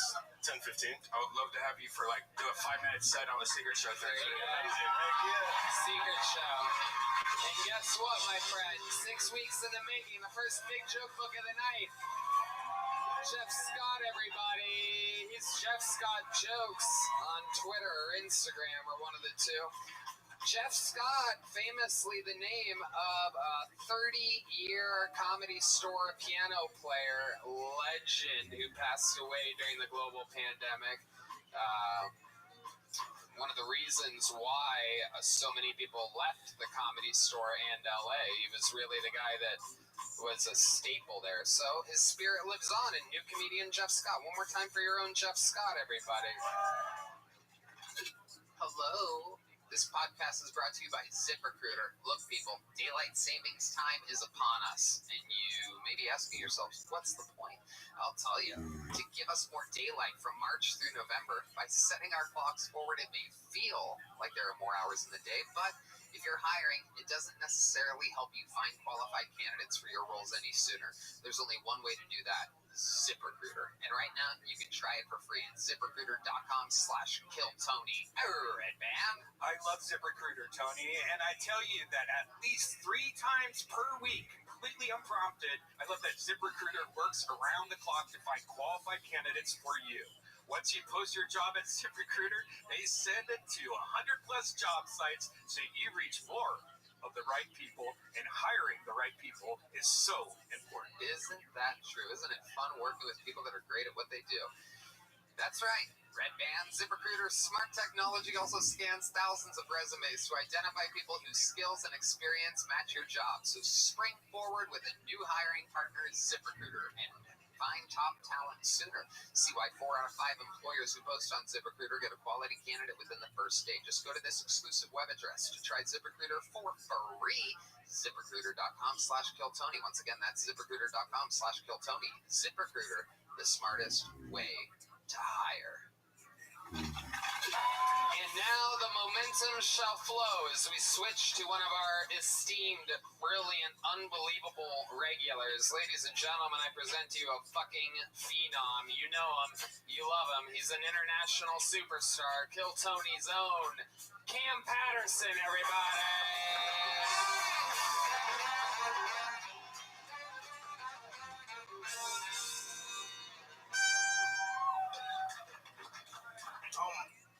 I'm talking to a white girl right now. Obviously. We in Austin, that's all we got. So I'm having a good time. But the weird thing about it is she was like kind of raised in the hood a little bit. So she say nigga a lot. And I like to say nigga a lot. That's my favorite word. But she said it more than me. You know what I'm saying? And usually when a white person said nigga to my face, I would be upset, but we fucking, so she get a pass. But I really want to bring around my parents, you know what I'm saying? I really wanted to meet my people, and I wanted to say nigga around my dad, because then he gonna have to fuck her too, you know what I'm saying? That's just the law. That's how that works. That's how that works. Imagine my granddad was there, he gotta fuck my girl too. And I want all white men to understand something. You can say nigga also. I'm not done. You can also say nigga. Would you like to say nigga, sir? If you want to say nigga, all you gotta do is get fucked in the ass by a big ass black gay man. And you earned it also. That wasn't a great ending. All good. I love it. Hey, I did that exact same ending, and little boy did the exact same thing. I still tried it. That's good. That's exactly what it's all about. Going for it. You have expendable minutes. You're allowed to do whatever the fuck you want. You're here every week. It's a fucking not an easy job whatsoever. And you're out here doing it. You disguise that punch about your dad having to fuck her too so good. I didn't see it coming, and I knew that you had something funny coming, and still, you got me. Thank you. Yeah, fantastic stuff as always. Joe, you like saying the N-word. What'd you think about his set? Yeah. No, I love it. We have the same favorite word. No, I'm a huge fan of Cat. I watched him in the Little Boy the other day. He blew the fucking room apart. I'm a fan. I don't know what else to add. Man. Thank you, man. Yeah, man. Hilarious. You really are a goddamn sensation. Where'd you meet this white girl at? She from the city. We're pretty cool. She's from Orlando and shit. Oh, from Orlando. Yeah. Okay. And what does she do? What kind of hair does she do for a living? Cornrows or braids or? Nah, she dance. She a dancer. Is she a stripper? No. No. She's a professional dancer on a pole sometimes. Yeah. Amazing. Sometimes there's a pole there. Are the strip clubs in Orlando, are they fully nude? Yeah, they get ass naked. Of course. It's Florida. It was coming out of my mouth. I'm like, it's Florida. They What get the fuck? bucket naked. Like, Bucket? bucket naked. Like, Bucket? super naked. Like, Damn, super naked. yeah. Wow, I can't even imagine how much more naked you could get than regular naked. I mean, what are they doing? Shaving their pubes up there or something? Yeah, it's I crazy. love it. I love it. Absolutely incredible. Joe? It's just funny. Normally when someone says, you know what I'm saying, you almost always do. But in that instance, I actually didn't know what you were saying. I was like, I have no idea what you're saying. Do you say bucket naked? Bucket naked, like super naked. Like bucket. Yeah, like bucket naked. You get what I'm saying, right, ball nigga? I feel like you're adding a... You understand it? You under the ball nigga get it? Yeah. He understands. His head is bucket naked. The audience can't see, but this is handsome Ari Shafir. You look like a very attractive Ari. It really is. Yeah. It's incredible. Likeable. You Jewish? You got what do you think this is? World War II, bro? Come on. Everyone thinks I'm Jewish, but I'm not. Not even everyone thinks I'm Jewish. Everyone says I'm Jewish. Yeah. Like, people are like, "You're a Jew." Goddamn Jew. What are you? You went to Catholic school? Yeah, a lot of people went to Catholic school, you fucking Jew. Anyway, Catholic school. What does that matter? I love it. Oh, look at that. Look at that. Little Ash Wednesday for you, Catholic school boy. Got a little mark on his forehead now. We gotta get Cam some hand lotion ASAP. Please, Yoni. We have any fucking Vaseline? We got a thumbs up from Yoni. Hey man, you gave Casey a gift card. I be going to Walgreens all the time. Like, oh shit. I'm always at Walgreens stealing a whole bunch of shit. Yeah, you're looting, dude. You don't need a gift card to loot. You're just allowed to do whatever you want as long as it's not behind the plastic cases. You know how it works. I love it. So you met the stripper in Orlando or out here? Yeah, in the city. Okay, Yeah. in the city of Orlando. Yeah. I love it. Next city nowhere. Was it this last time or you knew her from before? Yeah, before. Okay, so Yeah. you've known her a while. Yeah. Does she have a good stripper name? Nah, I don't know it. You don't know her stripper I name? don't like to ask about her job life. Her job life. When you come home, baby, enjoy yourself. You know what I'm saying? That's right. You only know her by her real name. Yeah, I don't even know that, but I love her. You are hilarious. You are? What's your most favorite thing about her? Does she do something special in She the got a bedroom? fat ass. Oh, shit. Love Hey, but that. real happy. Come on, now talk to Love me. that. What's your favorite thing to do? What's your favorite thing to do with a woman with a fat ass? Do you like to hit it from behind? Or Yeah. from You ever put your thumb in the bitch booty? You ever did that? You put it. Oh, you just pointed to the girl. Look at that. That is incredible. I do believe she likes that. That thumb in that booty, he get it. And that nigga shoot deer. That nigga understand. Oh, yeah. For sure. For sure. He get it. He puts the buck in bucket naked. You know, a true hunter right here. A slayer of deer. I love it. Cam, you did it again. I mean, absolutely unbelievable. You're a fucking absolute specimen of what should go on here with appearances, energy, charisma, writing, execution. One more time for the great and powerful Cam Patterson, everybody. The best, the man, the myth. He's on tour with me all over the country right now. We're finishing it up. It's going to be done in May. Some fun, a few more giant theaters to go. Big space for your next bucket pool. His name is Roy Mendoza, everybody. Roy or Ray Mendoza. Here we go. Yo, Austin, Texas. How the fuck are we doing out here tonight, man? Y'all looking beautiful. I'm a local, by the way, just so y'all know. So give me a little extra love. Come on, give me a little extra love. No, by the way, me and Cam have a lot in common. He loves saying the N-word a lot. I actually say the N-word for my breakfast. I have my bacon and eggs, say the N-word 5 times, then brush my teeth.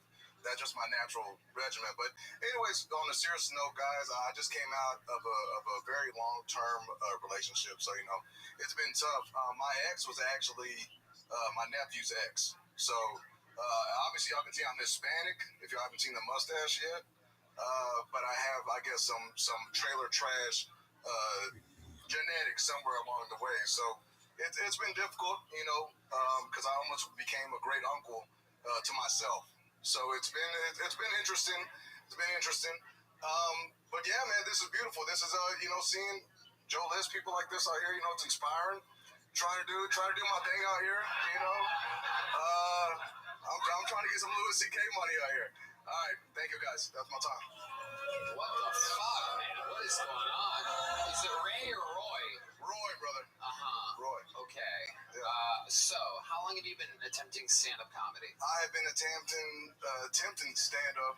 This is my second open mic. My first time I did an open mic was at the original Cap City back in like 2018. So what made you come back here tonight? What made you have this grand return comparing Just yourself? being a huge fan and nutting up because I'm a local from here, and I said, you know what? Y'all been here for so long, I need to nut up, come out here and at least do it. You know, get that out of my system. And How do you think it went? not great. I felt like it went better at Cap City. Yeah. There was like 14 people, and I made like 2 of them laugh, so it felt a little bit better. Yep. Yeah, man. Yep, that ratio is a lot better than what you did here. Exactly. So much to say. I mean, it seems like maybe you're a fan of mine, so I thought you were fantastic. Awesome. Everybody go see 4th of July. It's a great movie. This is the best comedian from the show. He knows what he's doing. You know, if he needs extras and Mexicans, maybe you can. There you go. Shut up, Mendoza. No, shut up, Mendoza. At first, you came out like you looked like a guy that does a lot of comedy, but there was a lot of wasted time, I think. Yep. And it's but you look like a comic. Like you're standing. It's and the glasses, I got a generic Mexican ass vibe looking, so I can pass for Frank Castillo, a lot of other Mexicans out there that are doing the same thing. So. Yeah. No, you jokes. The jokes. They're doing jokes. Yeah, that's the thing you're missing. Yeah. Trying to make that Louis C.K. money with 0 punchlines whatsoever. I hear you. So, before I let you go, tell us something interesting about your life. You good at something? You ever do anything? Yeah, man. So, I was trying to refrain from saying this, but I've been a drummer since I was a kid. Really? Since I was 3 years Since old. you were a kid? How old are you? What? How old am I? Yeah. I am 32. 32. And how old were you when you started playing the drums? I was 3 years old. Okay. You're god awful at comedy. If you lose this, will you never do stand up again? The drum off? Yeah. Yeah. Okay. I just need So to get it's a up here. special retirement version, ladies and gentlemen. This is a Mexican drum off. I'll definitely do a drum off, but I think it'd be a lot better if we could perform some type of song. Like some, no? You don't make the rules. All right, let's go. Yeah, you're insane. Let's go.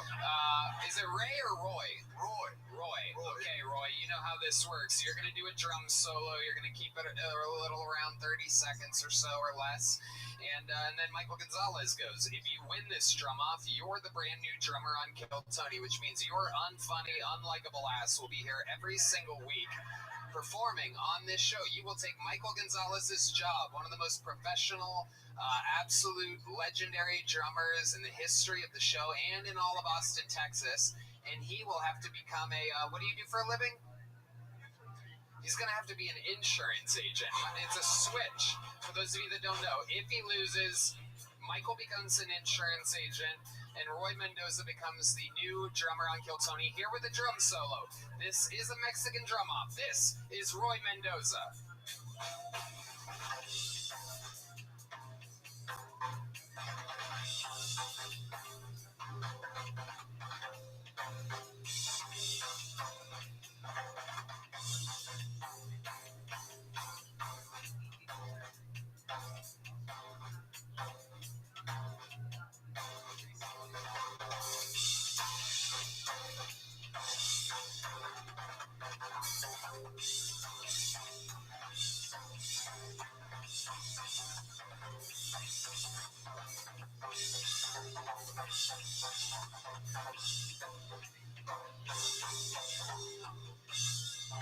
Alright, Roy Mendoza with an attempt.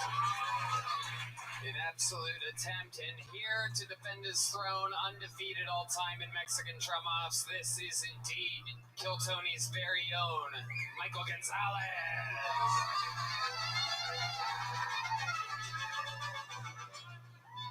Here he is, repping the ladies soccer team of Austin, Texas, and clearly representing a little bit of Genghis Khan on his head, everyone. This is Michael Gonzalez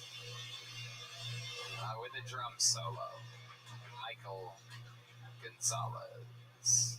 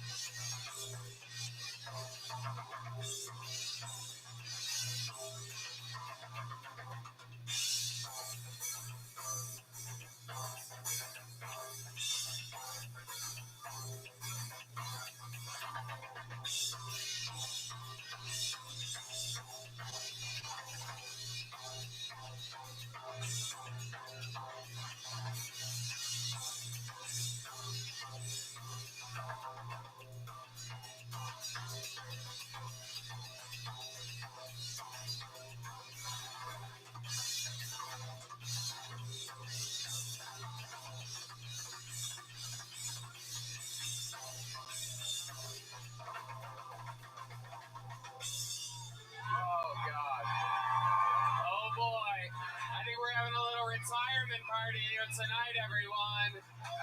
How many of you have Roy Mendoza winning that?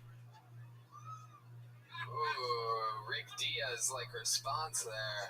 How many of you have Michael Gonzalez winning? People on the internet, believe it or not, I swear to God, there are people that will say that Roy Mendoza won that. It's very funny. I swear to God, this was facing me backwards, the backside of this little joke book, with a hanging little man on a noose. It says, "No bueno," on the back of this little joke book, and I'm giving you this as a retirement present. You understand you're no longer allowed to do stand-up comedy. Do you understand? Deal? You want to shake on it? You're retired. Roy Mendoza, everybody. There he goes. Holy shit, the first ever retirement edition of a Mexican drum off. We having fun tonight. Anything can happen. Let's keep it moving. Your next bucket pool, 60 seconds uninterrupted, going to Deshaun Johnson, everybody. 1, 2, 3, 4. Hey, music.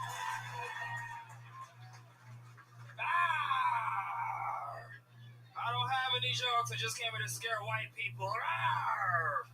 What's going on?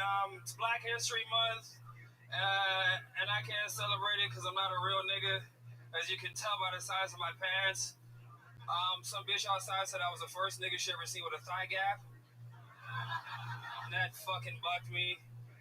I can't celebrate Black History Month because I'm also a nigga that went through an emo phase. You know that shit. My mom's a cunt, and my dad hates. No? Okay, fair enough. Yeah, I don't have any jokes. I just came here to find a white girl with a fat ass and a good credit score. I'm trying to make waffle-colored niggas. Can we make waffle-colored niggas, please? I'm trying to fuck my way into a cottage. Does anyone have a cottage?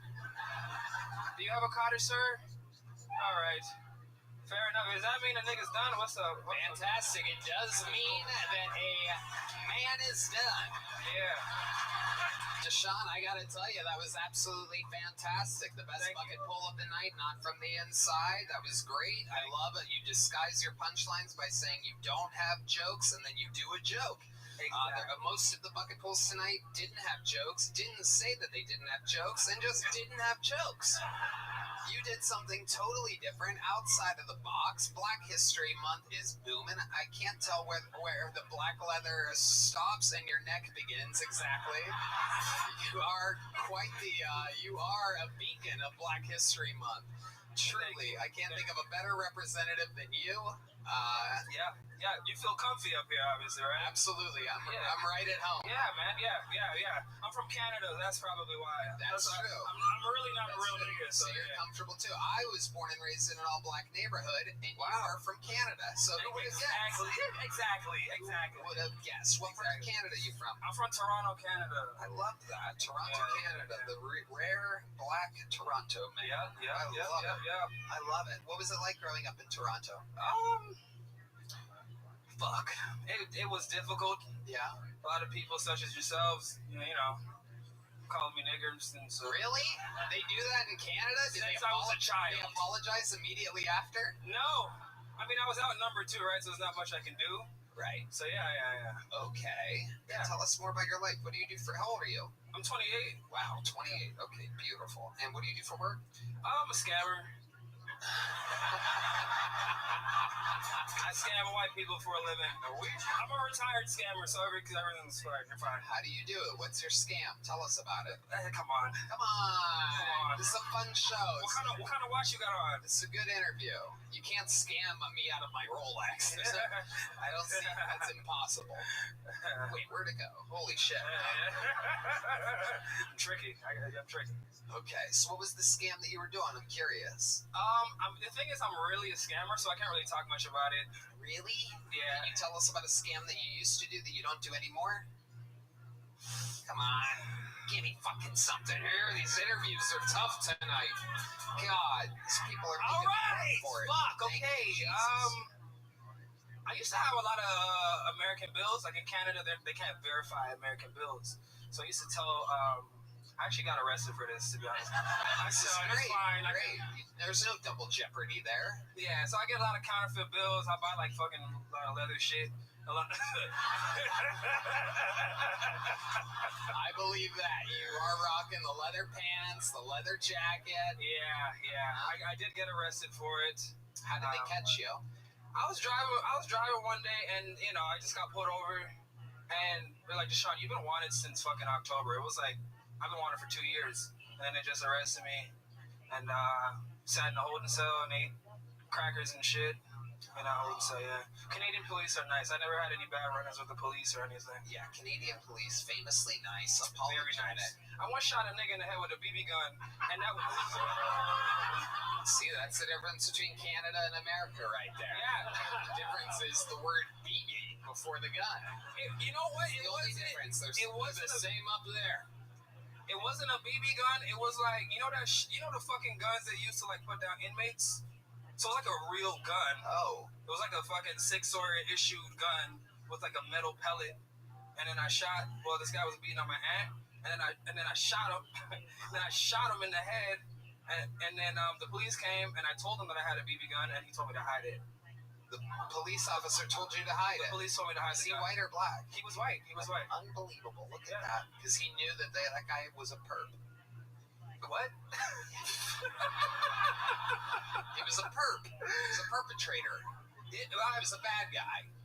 The nigga that beat on my aunt, or who was a perpetrator? Yeah, yes. No, he was not a perpetrator at the time. He was bleeding and everything, so it was like, it's pretty fucked.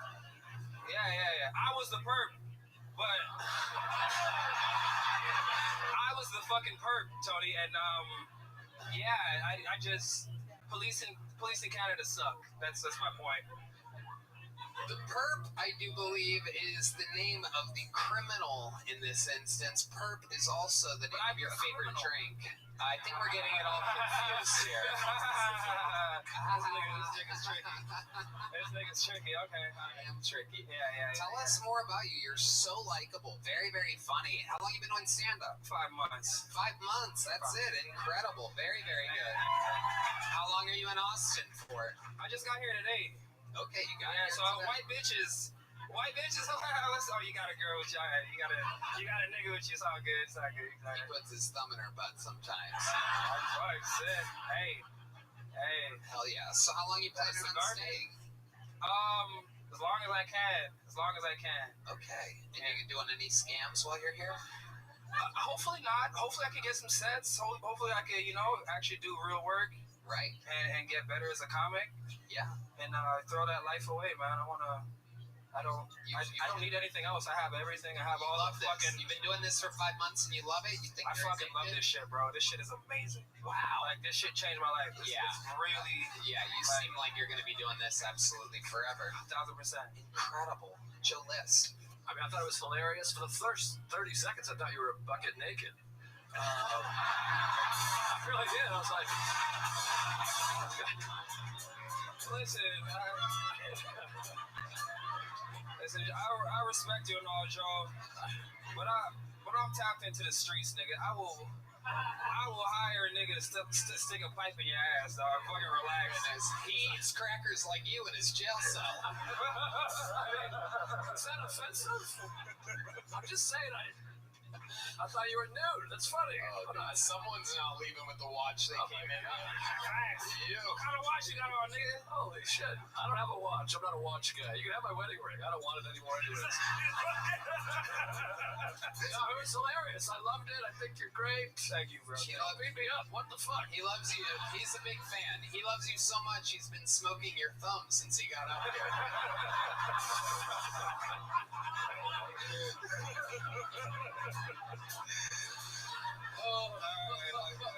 Okay. Deshaun Johnson. My boy. What do your black parents do up in Toronto? How did they end up there? Jamaican.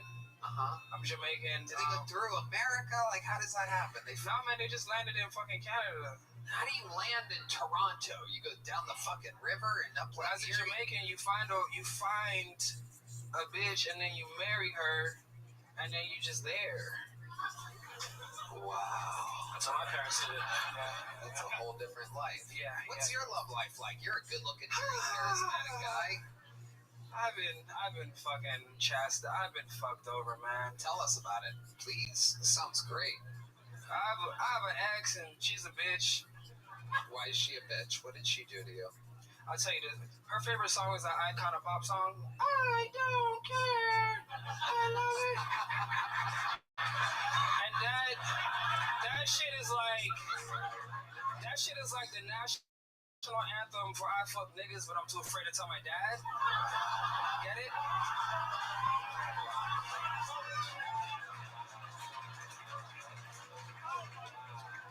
I was trying to fuck my way into a white dad for years because they have time for their kids and shit. Boats. Wow. Last time I talked to him, he said he was 5 minutes away, and that was 30 years ago. Wow, you are very, very funny. How did your relationship end? Did she break up with you? You break up with her? She fucked a nigga named Chuck. Oh, no. Hi, Megan. Megan can see this. Fuck you, bitch. Yeah. And you know what? I'm just gonna say it because I'm with you. Fuck you, Chuck. Yeah, nigga. Fuck Chuck. Bitch. You son of a bitch. And he did this at her place, or were you guys living together at the time?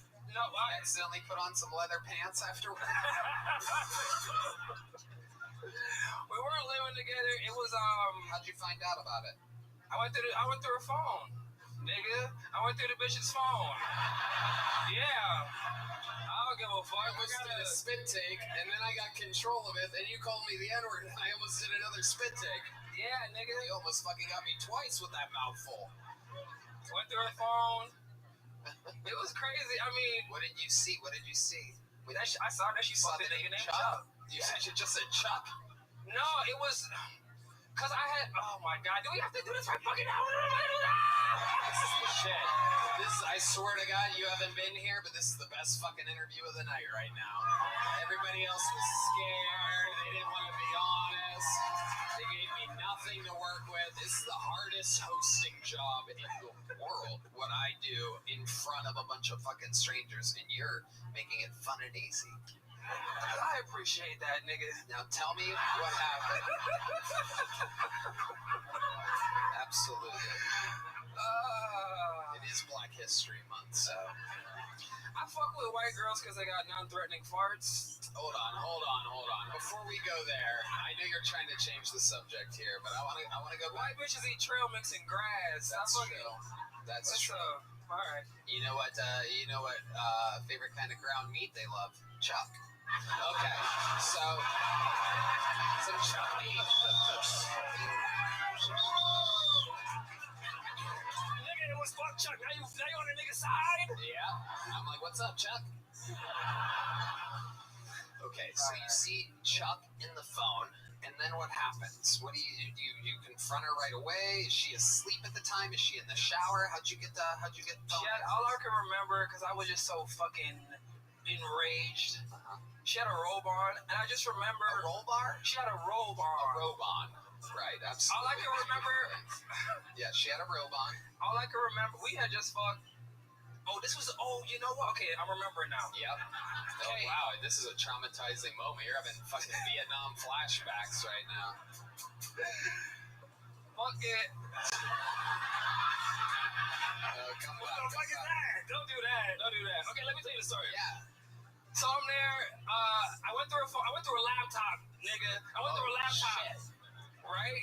And then I seen, come over and at like a specific time. Yeah. Right? And previously she had told me she had just kissed Chuck. You know, and I just kind of let it, right? Because at this point in time, dude, I was fucking sad. I was traveling all the way back and forth. It was a long distance relationship. Yeah. So I was traveling all the way back. Montreal. She was in this shitty town called Brantford, Ontario. Yeah. Go ahead. So, I had went through her iPad while she was in class because it was university at the time, and then what kind of hair does she do? She was at cosmetic school. She's white. She's a teacher now. Oh, I forgot she was white. That makes sense. A good old teacher. She's a teacher now. Teacher of things. Go ahead.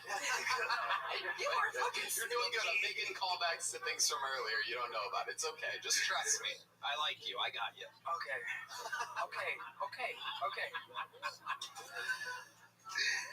So, I had my car. Yeah. Nigga, what? Okay, go ahead. Whoa. I was going back to her with the rope, but now you're going to a car. You got your car. I have my car, right? You're going And she's like, "Oh, could you pick me up from from class?" Yeah, you're swerving all around the road. Yeah, go ahead. I pick her up, and like I know that she had fucked Chuck.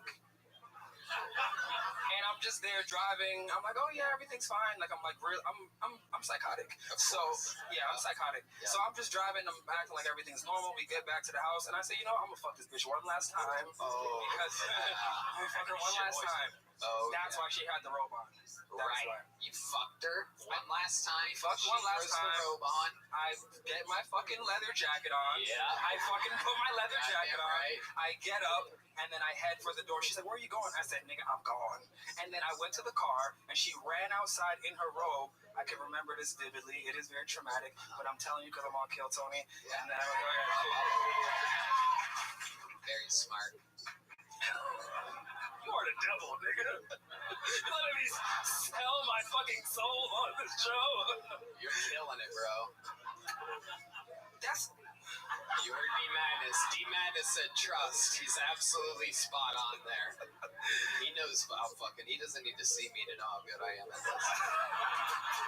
He can feel it. There's an energy. D Madness Day, by the way, is Valentine's Day. This Wednesday is playing at the Skylark Lounge, 6 to 8. Go ahead.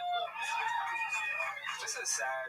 I mean, that's not the first vicious phone I went through. I also, Hold on. my ex. Hold on. We I got really so get to much. finish the story. She comes out in the robe, and then you say what? Fuck you, bitch. I'm gone. You And didn't she tell her chased- why? No. She figured out after, but I didn't tell her. I went and drove You all the way talked back to her home. afterwards? Yeah, we still And talk you're to like, this I day. know you fucked Chuck. And she's like, you know, I don't care. I love it. Okay. It was all set up for that. Devil. You're the devil. I was just trying to get there the whole time. I love you react to my jokes how black people react to magic tricks. Like, you're the fucking devil. This guy's got demon powers. How did he get to that joke? How the fuck? You'd run away right now if you knew which direction you could go. If I wasn't on Kill Tony, I would have ran out. Yes, I Hell would have yeah. Yeah. I also went through another bitch's phone. Yeah. I'm gonna talk to you all fucking night. I drove. Yeah. We went all the way to Mexico. It was her birthday, right? What is right, white lady? So You went to Mexico for went her to birthday? Mexico. Everything was fine. Everything was great. You know, I'm that nigga. So yeah. So Me too. That's how I feel on the I inside. feel the energy. You do Yeah. kind of feel you niggledy, not full, Yeah. but I feel you. Yeah. I feel you. Yeah. I got 2 black organs. My heart. No, nothing. Mexico, Yeah. right? Fucking, we're in Mexico having a great time, going zip lining, doing all these white activities I've never done, like swimming and shit. So we're fucking in Mexico. I go through the bitch's phone. You know who she's texting? This is a great time. Usher. No, not Usher, nigga. No, man. She is texting the most randomest person in the world. She's texting Marlon Wayne's son. Oh my God. Sean Wayne's. Yeah. And this nigga, this is a little nigga. He's like 17. Yeah. And she's, you know what she said to him? He's like, what are you doing? He's like, what are you doing in Mexico? And she's like, oh, I'm on a girls' trip. Oh my God. Fuck you, Natalie. Oh my God. She's like, I'm on a girls' trip. Look at all these leather pants, I swear. Deshaun Johnson. Anything for Deshaun? Are you crazy? I mean, this is the booking you should be doing. No, I'm just saying, because of ExpressVPN, I will allow you to come to the club. If you could do a 5-minute set Thursday, 1,000%. I'm here. There you go. 5 minutes. You're booked. And the double gun, Boneside, Big Joke Book. Welcome to the fam.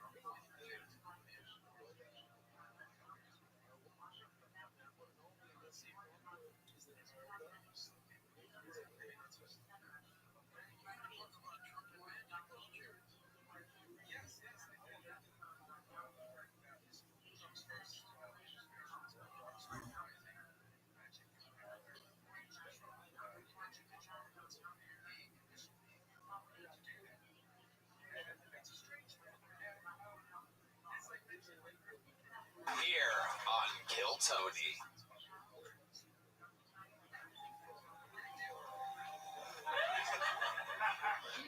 One of my first jokes was comparing myself with Stephen Hawking, but in light of the recent controversy, I want to clarify, I don't like children.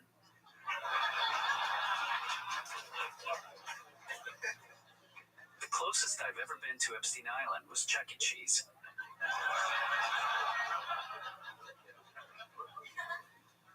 I was just trying to steal pizza, and one kid came up to me, and he's like, this animatronic thing is broken. Fuck you, kid. This is why I don't like you guys. I could never keep up with all the kids running around. Hawking must have had turbo on his fuck chair.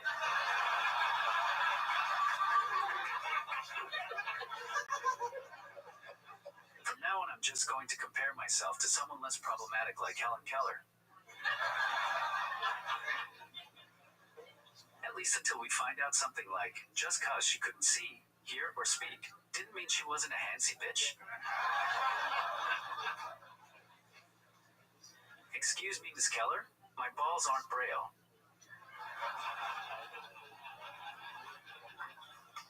The great Aaron Belial, ladies and gentlemen. Right down the barrel. His own position, his own perspective, material that only he can do. Another absolutely fantastic set, Aaron. How we feeling tonight? How's it going? What's shaking? Other than your left hand. Oh shit. Oh my god. Oh my god. What is happening? That's gross! Oh my god. Oh shit. That So this week is actually my 1-year Kill Tony anniversary. Oh. I want to try something different here. Can I be real for a sec? Hold on. Repeat that again. You don't have to type it all the way out, do you? Oh, you do. I want to be real for a sec. Yeah. Growing up in my situation was really shitty. I wanted to be understood, and nobody wanted to listen, and it made me depressed for 25 years. Then I started therapy and comedy and got on Kill Tony, and now I'm making a living having fun. People care what I have to say, and it's partly because I work 80 hours a week like I have 8 arms. But it all started here. You're always doing what you can to help, and I really appreciate that. Damn. Don't touch me, ever. For the rest of the history of the show. Don't touch me. Wow. Thank you, Aaron. That's very, very sweet of you. I mean, absolutely unbelievable. The type of love that I feel from you, I really can only describe by typing it through a phone and having a robot voice speak back to you. I'm speaking the language of comedy, which turns out to be my real voice, from a guy who has always wanted to be heard. Thank you. You're like the Jesus of the special needs community. Please don't die. If you die, we are all fucked. It is true, except I actually exist, unlike Jesus. But I do. I text with you quite often. You are one of the nicest human beings, a true Canadian, not like that last guy that was up here. Have you ever seen him do stand-up? Deshaun Johnson? He's from Toronto. Funny guy. You don't remember him? The one black guy in Toronto? You were too busy crossing the other side of the street when you saw him?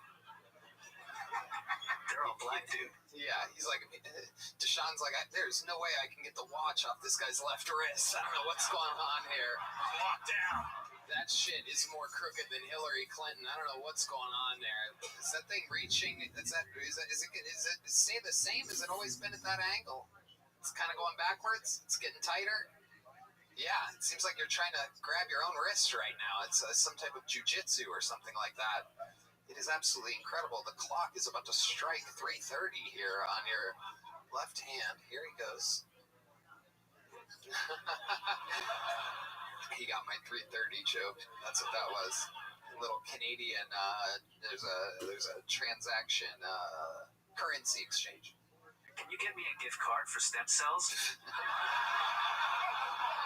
We might be able to actually do something. Yeah. We are friends with the great Brigham over at Ways to Well, which actually famously injects stem cells into people and heals them rapidly and does miraculous stuff. The reason why Aaron Rodgers was ready for the playoffs had the Jets not completely blown it is because of Austin's own Ways to Well. I would be interested to see what would happen if we injected your wrist with stem cells. It seems like it couldn't fucking hurt, that's for sure. I'm pretty sure it's not going to get any worse. Is that something you'd actually want to do? Yeah, okay. Let's fucking try it. That'll be a fun episode. Just keep some Narcan on deck and fucking Do a GIF animation, like, hey. holy shit, the fucking, hold on, Deshaun Johnson's inside is to get back to his seat real quick. Look at this fucking white guy. Oh boy, it's a long walk.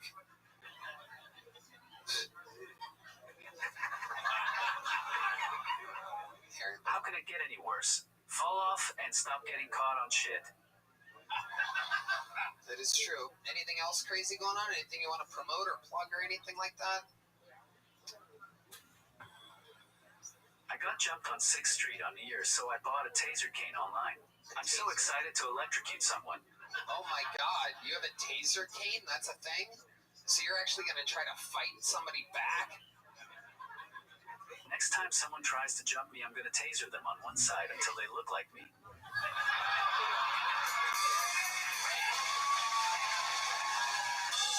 Unbelievable. Pretty soon all of 6th Street is going to look like a scene from a zombie movie. Everybody just fucking... Hell yeah. D loves it. Aaron, you're a freak. What else? On the way here, a crackhead comes up to me, and this is not a joke. He says, "Oh my God, do you have the polio?" "No, but I have the thunder." What? I don't get that one. Oh, the electric cane. Okay. Polio. Well, I thought I was addicted to my phone.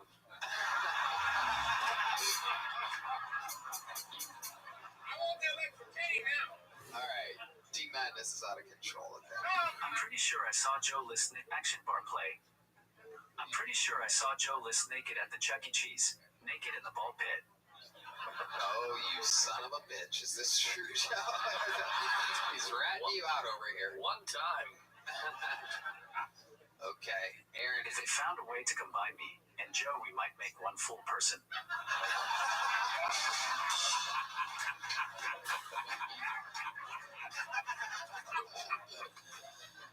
holy shit. Anything else, Aaron? You're fucking killing. You're fantastic. You look like Caillou if he recovered from brain cancer. Oh my god, you're just roasting Joe? How dare you? I put you out in front of these great comedians and you just come out and fucking burn bridges that you can barely walk across. This is absolutely incredible. He started it. Look, anytime you make fun of somebody, just remember there's 5 fingers pointing back at you.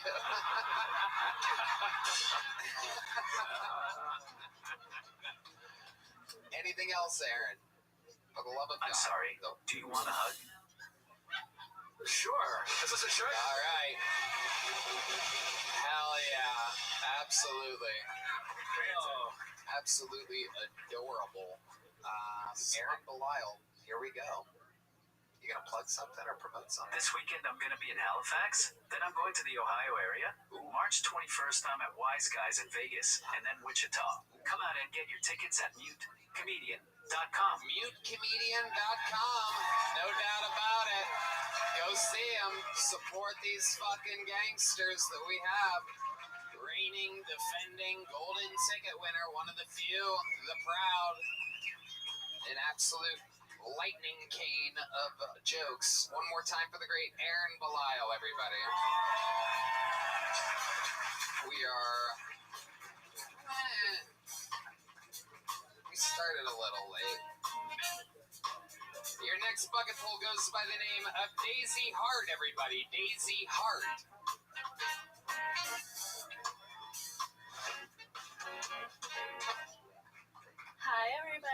am Daisy. The world's worst Asian. I'm allergic to shellfish, so no sushi dates for me. I also delivered my first baby at 18. I'm Asian. I already ruined that one. I was going to say I'm not actually a Mexican since I delivered at 18. It was an emergency delivery for one of my friends, and I made the horrible life decision of becoming a nurse that night because I delivered a super preemie baby. And, 10 years later, lots of trauma later, I learned through therapy that, I can try to make a joke about my life and hope that it comes out funny. But looking at your face, it's not coming out funny tonight. But also, I had some one-liners like, guys that do yoga, are you guys able to suck your own dicks? Because I'd really love to learn how to do that so I can increase my hyper independence, as my Uber driver told me it's called. But my doctor says it's really just a control freak issue. So that's why I like to do things where I'm in control, like making boys into sissies. So there we go. Okay, Daisy Hard, welcome. I love it. Treating this like a true therapy session up here. Yeah, free therapy for the week. I had to skip last week. Okay. Hi, Daisy. How long you been doing stand-up? I actually have only done like a burlesque comedy, like sexy story thing at Poor Choices one time, like last year. Okay. What made you want to come here where there's millions of viewers with no real practice? Well, I did actually practice and like totally forgot everything whenever I got out here, which is just kind of like my little 6th grade talent show where we came out with no microphones and tried to sing, so it's like reliving that trauma all over again. But no, it's totally fine. Okay, a lot of trauma. You have big crazy eyes, Daisy. Tell us more about you. I have very big eyes for Asian, just girl. Are you really Asian? Are you yeah, sure I'm about Asian. that? I'm a first-generation American. What kind of Asian are you? Filipino. So the Mexican of Asians. How Filipino are you? Half. And what's the other half? Portuguese, which I hear is the cause of slavery. So I learned that this year. A lot of sad fun facts. Sorry, yeah. Joe List, what do you think about Daisy here? Well, she forgot her act, and I wish I could also. I apologize. I really hoped that it would be better, but I came with a friend for both of our first times and didn't think that both of us would get on here. Like, I thought once he got on, like, I was, like, in the clear. Your friend also got on? Yeah. Who was your friend? Roy Mendoza. Oh, so, geez. was it bad? I told him to practice. Well, I'll tell you, you did exactly as good as he did. Exactly, but, like, did he tell you? Did you guys get to talk in between this? No. Oh, you don't know. He's retired for life. We're pretty good. Literally retired. We retired. Just the drummer at church forever for him. Is that what he was? That's how you know him? No, not through church. I know him through like an insurance sales job, which is even worse.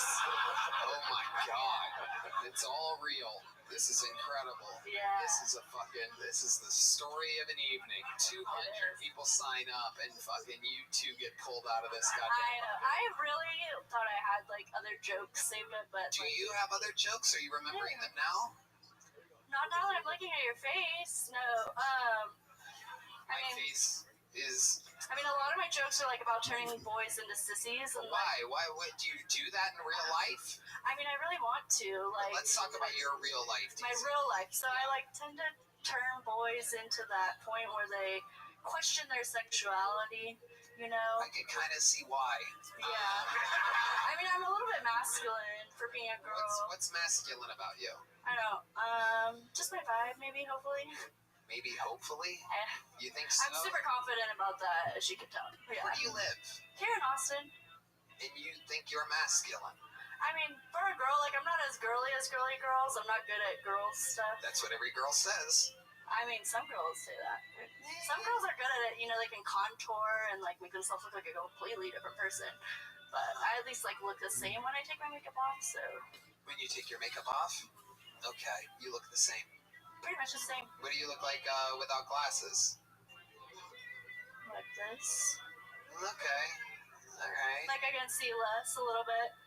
Okay. Yeah, you definitely don't look. You look better. No, I'm just kidding. You look great. That was a good one. You look You very almost tan. got a laugh there. You got a but it was close. At least it was some kind of a reaction. A little bit. That's That's good. You're getting closer to being compelling, Daisy. Oh. So you're allergic to shellfish. You had to help a chick have a baby when you were 18. Yeah. Okay. I didn't mean to say like I delivered it with a clothes hanger, but And you want to learn how to suck your own dick? I mean, if I had a dick, I would definitely want to learn how to suck it. I feel like it'd be very efficient that way. Seems like you want one. I do. I've tried a few on, you know, with the strap-on sets. You get to pick your own So size. you've been with a woman before? Yeah. You enjoy that more than being with a man? I'm 50-50. I'm very in the unicorn land of people. How old are you? How old do I look? 40. 40? I always tell people I'm 40. Do I really look 40? Yeah. It's Botox. It's your eyes. It's your eyes. Oh Yeah, my like, God. Really? Really? Eyes. You've seen a lot with those eyes. I have seen a lot. I was forced into like childhood nursing slavery at like 5. So Tell I've me, been what do you nursing forever. mean by that? Is that true? Or Yeah, my parents had a care home, so like I worked with old people like the whole beginning of my life, and then I've been a nurse the whole rest of my life since then. So I'm tired. Yeah. yeah, it I'm is. tired too. It is. Like I could take an eternal sleep. Whatever trauma that you've suffered is like airborne. You carry it with you. It's Sorry. contagious. I was really hoping that I had like healed enough to come out and make it funny, and then like have a good time with it. I think you're having a good time. She ruined my Asian fetish. Like I mean, it's a good thing you're getting married though. You found one, so There you go. you tricked her into it. Look, she knows her stuff. You are right. You tricked her into all it. that money. Daisy, anything interesting about your life before we let you go? I've done a lot of awake liposuction and tummy tucks, so that's really fun. What do you mean you've done that? I worked for a company that does, I worked in surgery before as a nurse, but I didn't realize when I did my interview that our company does the Isn't it weird when you're lipo doing shit. surgery and you're the one in the corner that just keeps cutting herself? I mean, I didn't really cut myself too much. I'm scared of my own blood, You're scared but of I'm your really own good at cutting people's tummies. Really? They would a let bit. you do that? I mean, they let you with a cauterizer. You do tummy tucks and get rid of all that extra skin that the girls get after they have all the babies. They would let you. Well, me and the doctor, so, the doctors that are like, the surgeons that are okay with you, doing more, they let you do a little bit more because they're training you. So, I mean, you're just cutting off skin that's going to go in the garbage anyways, so. Right. Okay, Daisy. Yeah. Well, very interesting. Here's Something a small more scary joke than book. gay Can you people. catch?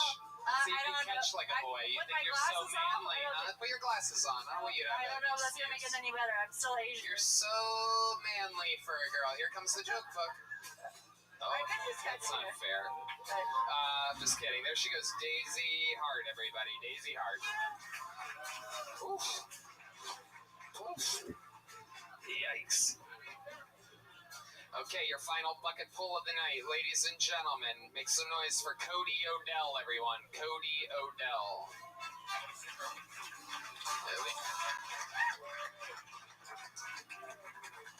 Here he is, Cody Odell. Hey, how's it going, guys?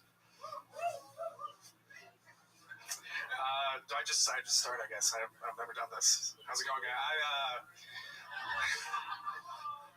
I was listening to this podcast, and this guy was like, these OnlyFans girls aren't traditional women. Right? I was like, this guy's clearly never heard of the oldest job in the world. Clearly, y'all have never heard of the oldest job in the world. Have you? Hey! OF girls are traditional. Right? All right. I've been looking for an apartment.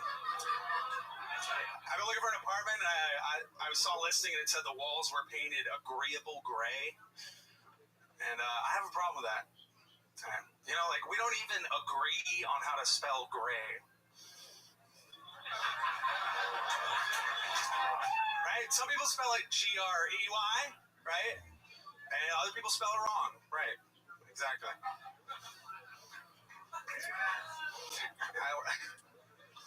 There it is, the absolute maximum amount of time for Cody Odell.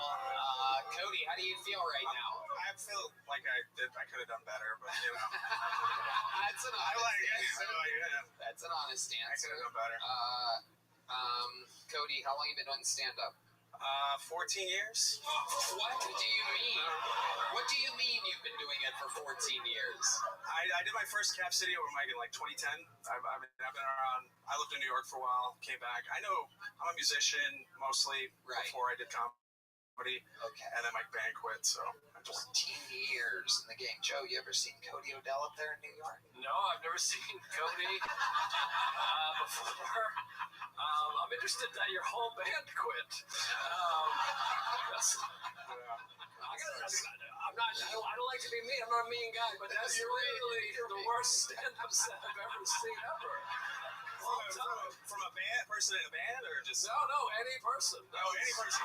That was tremendously bad. Damn. That was... I know. I don't know if I can try to be that bad and succeed. Joe's like, I'm not good at being mean, but watch this. That was really I wild. love that reaction. Joe, that might be one of my favorite reactions to anybody doing anything ever. Like, you're literally like, I've never seen it before. Like, you're cracking up. It's unbelievable. Cody, I think I've seen you around town playing music. What do you do musically? I'm a drummer and vocalist. You're a vocalist? Yeah. Okay, can we do like a song that you can do? A song that these guys can do? We can do what Stardew if you guys want to do. This is going to be one of those moments where you realize this guy should never try stand-up again. It's one of my favorite songs. I'm excited. Can we make a deal real quick before we do this? Because I can tell this is going to kill. I'm going to do the opposite because I am in full control and the creator of the show.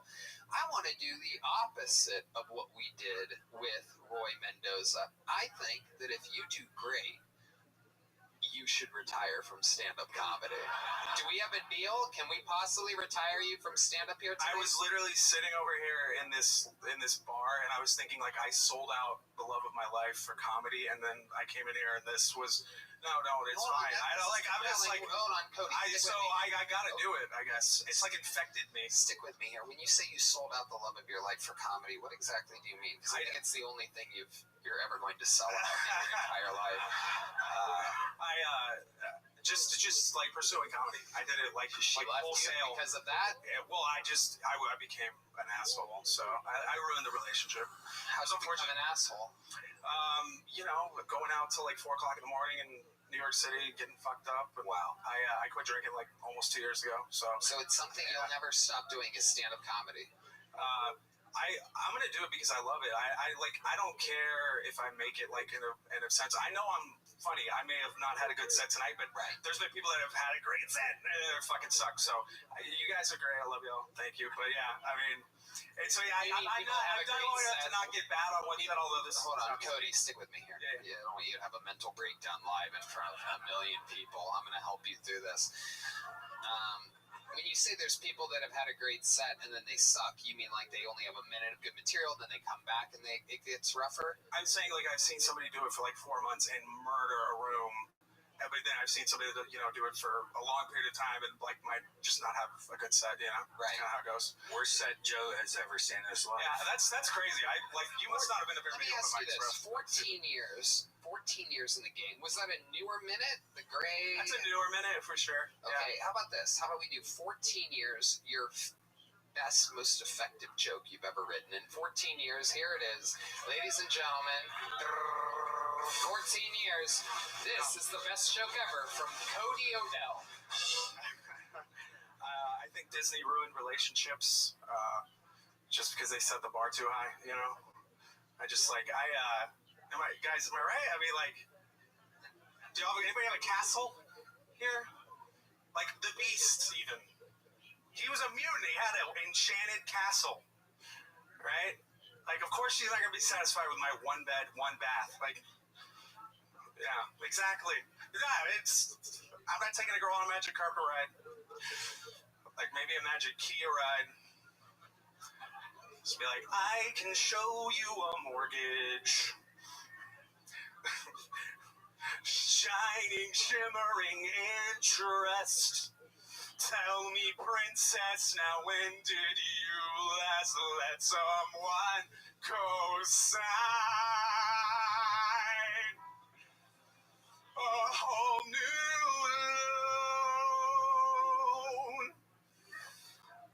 dazzling rates. You never knew. No one to tell us no. You need collateral. That's the end of this joke. All right. That's better than the first minute. Let's end it with a song. A 1, a 2, a 1, 2, 3, 4.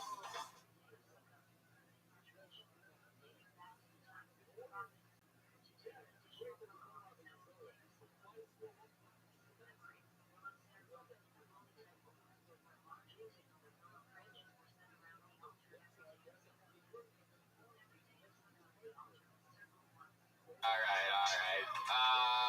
Okay, Cody Odell, honestly, before I thought you should retire from stand-up and be a musician. Now I think you should retire from both. But here you go with a little joke book. There he goes, Cody Odell, ladies and gentlemen. These musicians, something else.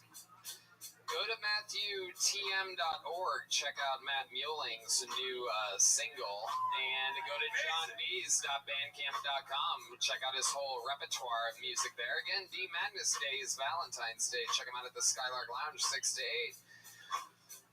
All right, Jesus Christ. The last 2 bucket pulls.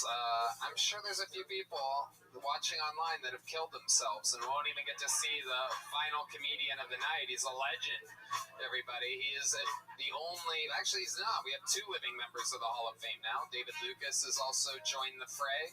But this man, record for most sets, most interviews, most everything. Some people call him the Sultan of San Antonio, the Duke of Davenport, the Islander of the British Isles, the Tijuana Tornado, the Des Moines Drowning. Dude, ladies and gentlemen, the Memphis Strangler, the Big Red Machine, the one and only William Montgomery, everybody.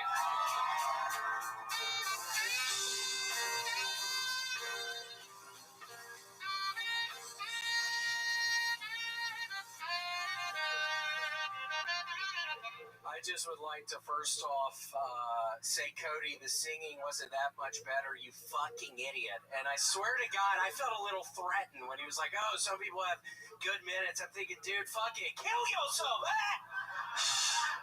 Okay, they recently found 3 Chiefs fans frozen to death in their buddy's backyard. Apparently, right before they died, one of them said, wouldn't it be cool if we watched the Super Bowl with Toby Keith? They're in hell. I'm insinuating they're in hell. Okay. Real quick housekeeping note. If anybody finds a Tamagotchi pet lying around, please return to Red Band. He was going to feed it, but he was too hungry and it fell out of his pocket. Knuckles from the Sonic universe is getting a standalone film. Not to be outdone, Kirby from the Nintendo universe is getting a standalone OnlyFans. Apparently, Kirby has a special talent that I had to see to believe in. Yeah, it's true. Kirby swallows that shit whole. Okay, that's my time. Thank you. I love it. 1 minute, 15 seconds from the legend. The man that's done it more than anyone ever has in the history of the show, The Big Red Machine, William Lights Out Montgomery. And yeah, I mean, I would honestly like to see that piece of shit Cody try to do this fucking week in and week out. Just by his stinky fucking attitude, Tony. I swear to God, right off the bat, it's like he thinks he could, dude, you could never do this shit, you piece of shit. I'm back there fucking getting way too high. I hear that fucking idiot come up on the stage. I'm literally worried about the Tamagotchi pet from Red Band. That's all I'm thinking about. Okay. He kind of did have a terrible attitude. That part did stand out to me where he goes, some people have a good set and then they suck. Like, it's like, well, yeah, but you want to have more good sets than bad sets. But yeah, it's like, do the math, you fucking dumbass. Like, seriously, it's these fucking delusional fucking weirdos in this fucking place. I love it. Oh, your mustache blew up just then. You can do It that. did. It almost blew off. That's incredible. I didn't know you could do that. That's a Well, it was actually a $400 surgery I got this past Thursday, Tony. What did they do exactly? They added more hair. They got hair from the back of my head, kind of back here. Where there's hair, yeah. And yeah, they did an implant. They started out, I'm thinking about implants on the top of my head, Tony. I was actually... Have you thought about perhaps taking some of your beard hairs and putting them on the top? Tony, I look like a black person. They're all frizzy. Move on. Aboard. No, but yeah, Tony, I don't think it could work. That mustache is flying every which direction tonight. It is amazing that we have done this publicly for so many years, and every week you find new things. This mustache thing is killing me. You don't think it's funny, you fucking idiot? I've been looking at you this whole fucking time. You seem like a real weirdo. I see your nasty looking Slotson right beside you now. You know who that is? That's the great actor Edward Norton right there. I don't know if you know that. He was the Incredible Hulk. Holy shit. Yeah, it's a star-studded audience. Great Matthew McConaughey's watching from the don't look, you idiot. This white trash retard. Matthew McConaughey got it. I didn't even know he was here. Fucking idiot. Shut up. It's a star-studded audience. A lot of people been getting into Kill Tony lately. Yeah, I actually got a letter. Tony brings that up because I got a letter from the founder of Vitamix. He's a really nice old man these days, but yeah, he wants me to be their new sponsor. Not to bring it up because of the sponsorship, but yeah, the Vitamix. I mean, it's like the dude. He's a fucking legend. I grew up. Tony, I did this weird thing. When I was in Salt Lake City, I started buying coins on an infomercial. Oh, God, no. I swear to God, no. I bought $500 worth of coins, and if I sell each one individually, they're going to make me $2,000. I got a couple of them. I spent $1,000. I have 4,000. How much did you spend on the $500 worth of coins? I don't know. I mean, I spent $1,500 at all. You spent $1,500 on $500 worth of coins? Yeah, if I sell... No, it's worth... I bought 2 packs. It was worth $4,000, so I'm looking at tripling my money. Wow. And you plan on doing this coin by coin, perhaps audience members? What's your plan of executing this exactly? I don't know.